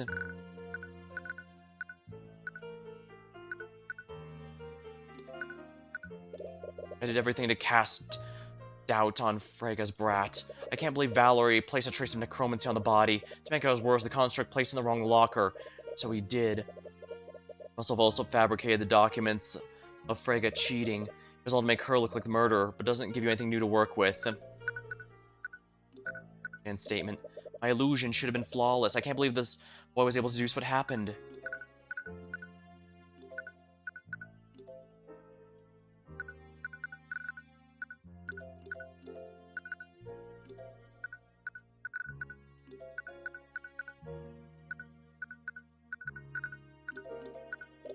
I can't believe I put myself in this mess for Bellwether of all people.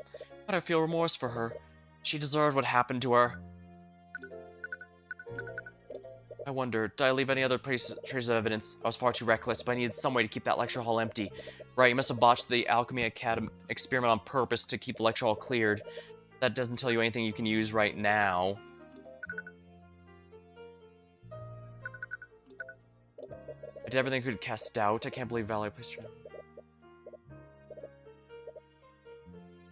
Nothing new to work with. This is all the nobility's fault. The whole time they're planning to throw me out. It's their fault Bellwether's dead, it's not mine. Her blood's on the hands of Frega and the Steel Winds.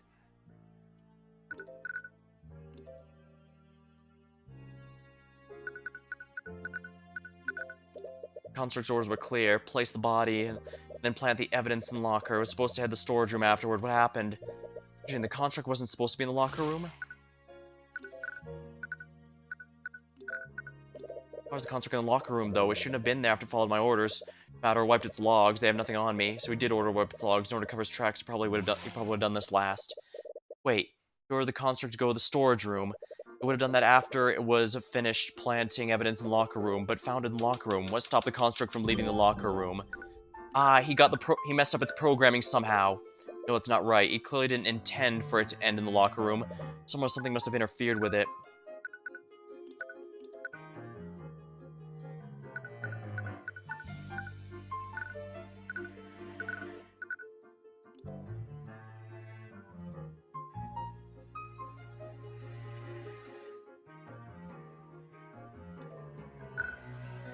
No, that's not right. He clearly didn't intend to enter.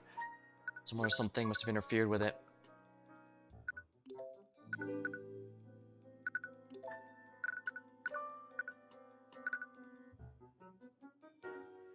Do any spells say they mess with... Make the target look, elements hidden or invisible, physical or purely visual. Disguise moves with the target. But it shouldn't interact with them.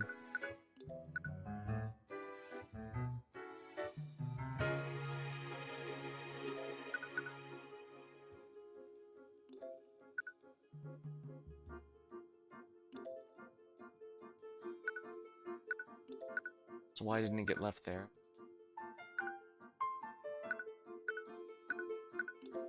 So what stopped the construct from leaving the locker room?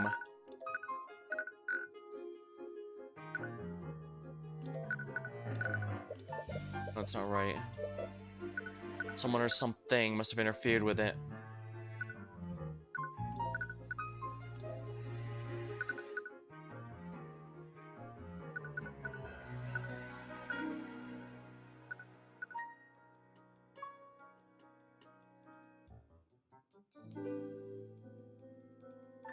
So what caused us to interfere with it? It's not right. It intend for, so someone or something must have interfered with the programming. Something that made its task impossible.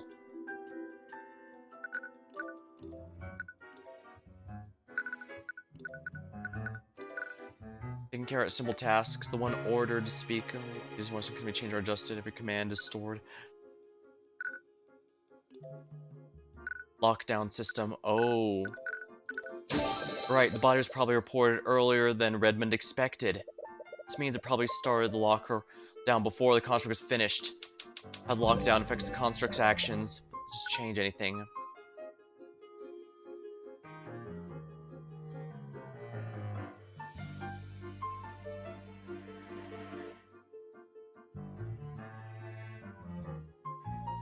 His series of commands was interrupted by the lockdown. Right, the series of commands would have been interrupted. Wait a minute. Commands execute a series in the order in which they are given, but let's say one of these is impossible.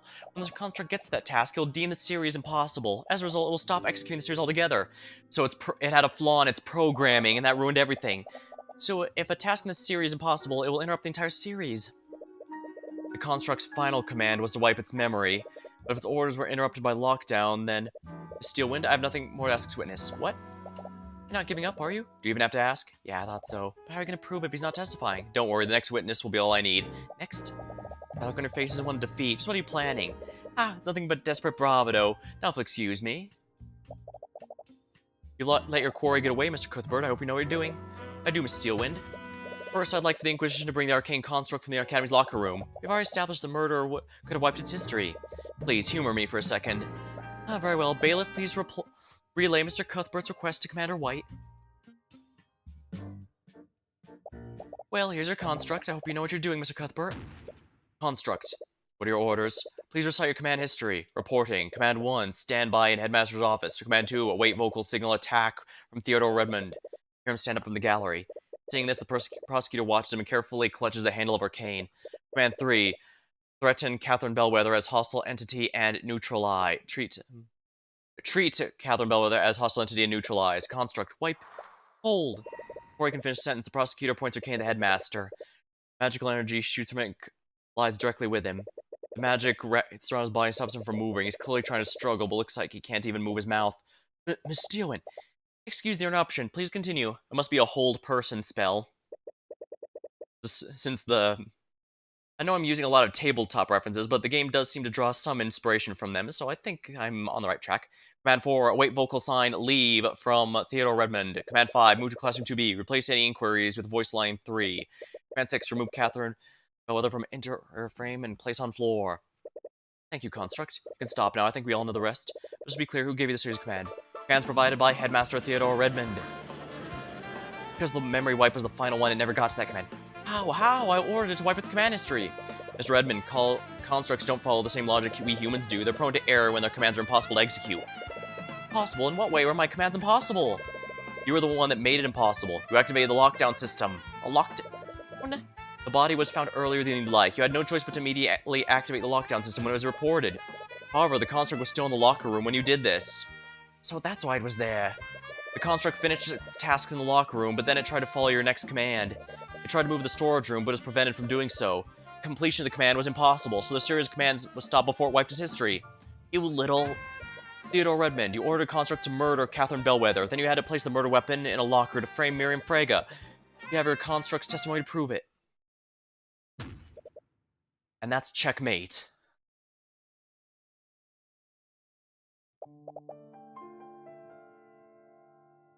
I can't believe it. How could you do something like this, Headmaster? She was going to take everything from me. My position, my academy, my students, everything would be gone. It was going to be stolen by her and the Fregas. Why didn't you say anything to me? I could have...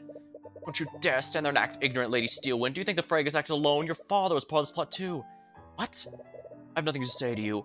I thought you were different. Listen to your lies about societal reform. In the end, you're just like the rest of the societal aristocracy. By the scaled lord, what have I done? I was even willing to sacrifice poor Wallace. I can't believe. Why'd I listen to? Why'd I do this?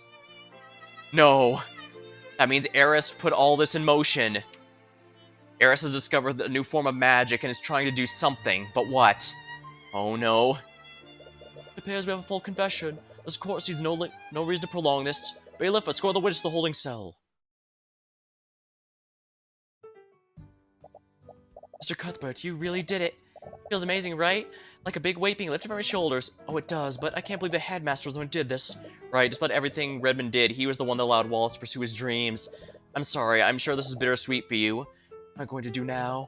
Headmaster Redmond was the only reason I could even attend the academy. With him gone. Come on, don't think like that. You gotta quit it. I'm sure it'll all work out. I want to agree, but necromancy is basically taboo. Without Redmond's support, there aren't many places he could learn it legitimately. And there's the Imperial Academy. Hey, don't get sad on me too. Sorry, I was just thinking. With Redmond gone, the Fregas will probably just appoint another sycophant as the headmaster. Valentia, Valerie, Jan, they're all gonna lose their jobs. Come on, you found the truth and you put the murderer behind bars. You saved Wallace.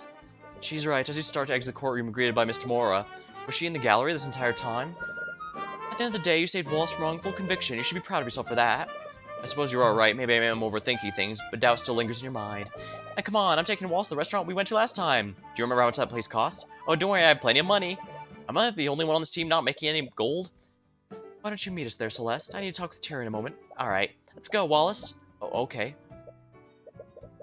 You activated the Empowered Eye again, didn't you? She doesn't appear to be praising you. Yes, I did. I didn't really have a choice. The Eye of Horus is a powerful tool, Tyrion. That's twice now you've used it to get out of a tough spot. You can't keep relying on it if you want to grow as an attorney. One day you'll find a witness the Empowered Eye won't work on. It's worked for me this far, at least. But I suppose you are right. I'll rely on it less next time. Yeah, eventually someone who knows about it. For example, if Eris ends up performing a murder to get whatever her strange plan is. After all, she's been performing these mind controls on everyone. There's no doubt in my mind now. And that marked the end of another case in my career as a defense attorney. Another life saved, another murder brought to justice, but I still couldn't shake the feeling of unease. Was it guilt for what will happen to faculty staff or something else? Episode end, The Walking Dead. I suppose all these problems will have to, like Wallace's future in the academy, all those will have to be dealt with later. For now, what matters is we managed to save Wallace's life. Man, Steelwind's been talking with the perp for hours. What's he even ask at this point? Turns out she doesn't trust his testimony. Something about his memories not matching up with the crime scene. You don't think he has mage blade, does he? No, it's not that. She found that damn symbol etched on his desk. What'd she call it? The purple mark. Oh, for love, not this again. Look, if the little lady wants to chase the boogeyman, let her. At least this time she's doing it personally instead of dragging us into it. Cast sleep. Hey! What's up with... Who did this to your desk? What's got an end to you? I've already admitted everything. What could you possibly want from me? Where did this graffiti come from? What's the symbol? This purple mark? I don't know. A student must have done it at some point. Think hard, Headmaster. When did you receive the signal? Focus the moment we received this. Wait a minute. I remember it now, but how? Steelwind. Lady Steelwind. Aria, what happened? Are you okay? That was close. My elaborate elation over meeting him almost made me forget. Eris, what are you doing here? Why? Wait, I remember now. It was you. You put those ideas in my mind. You're the one who told me to murder Bellwether. Oh, you humans never fail to amuse me. I didn't make you do anything. Everything you did that day, all planning, all preparation, that came from your own mind. And I have to say, I was quite entertained with the scheme you came up with. Why, you even broke into Miriam's room. I didn't know you had it in you, old man. Made me forget our conversation, but how? Illusions can't affect the mind. Magic can't affect mind. It's a shame, though. I'd have much rather turned Wallace into the antagonist of this chapter. Could you imagine if he turned? Oh, that would have been spectacular. Armies of undead romping rampant in the streets. But alas, even I couldn't corrupt his pure soul. Answer me, who are you? What are you? Who am I? The Lord of the Sixth Circle. Ah. The plot thickens. But I am glad that we're getting some good progress. And not just, well, I'd have been fine even if it was random mysteries, but it can be... But I guess it was obvious from the... I guess even the investigation made it clear Eris is much more involved with this than we thought. But we still have quite a few cases before the end. So, for now, but that's gonna be all for now. If the cases end up longer, I'll start breaking them up, but we'll see how I'm feeling. Difficult to make deductions if I'm ever too tired, but it looks like I was able to make it through here just fine, and only with slight embarrassment to myself. Alright, well until next time, thank you for watching, hope you had a good time, see you later.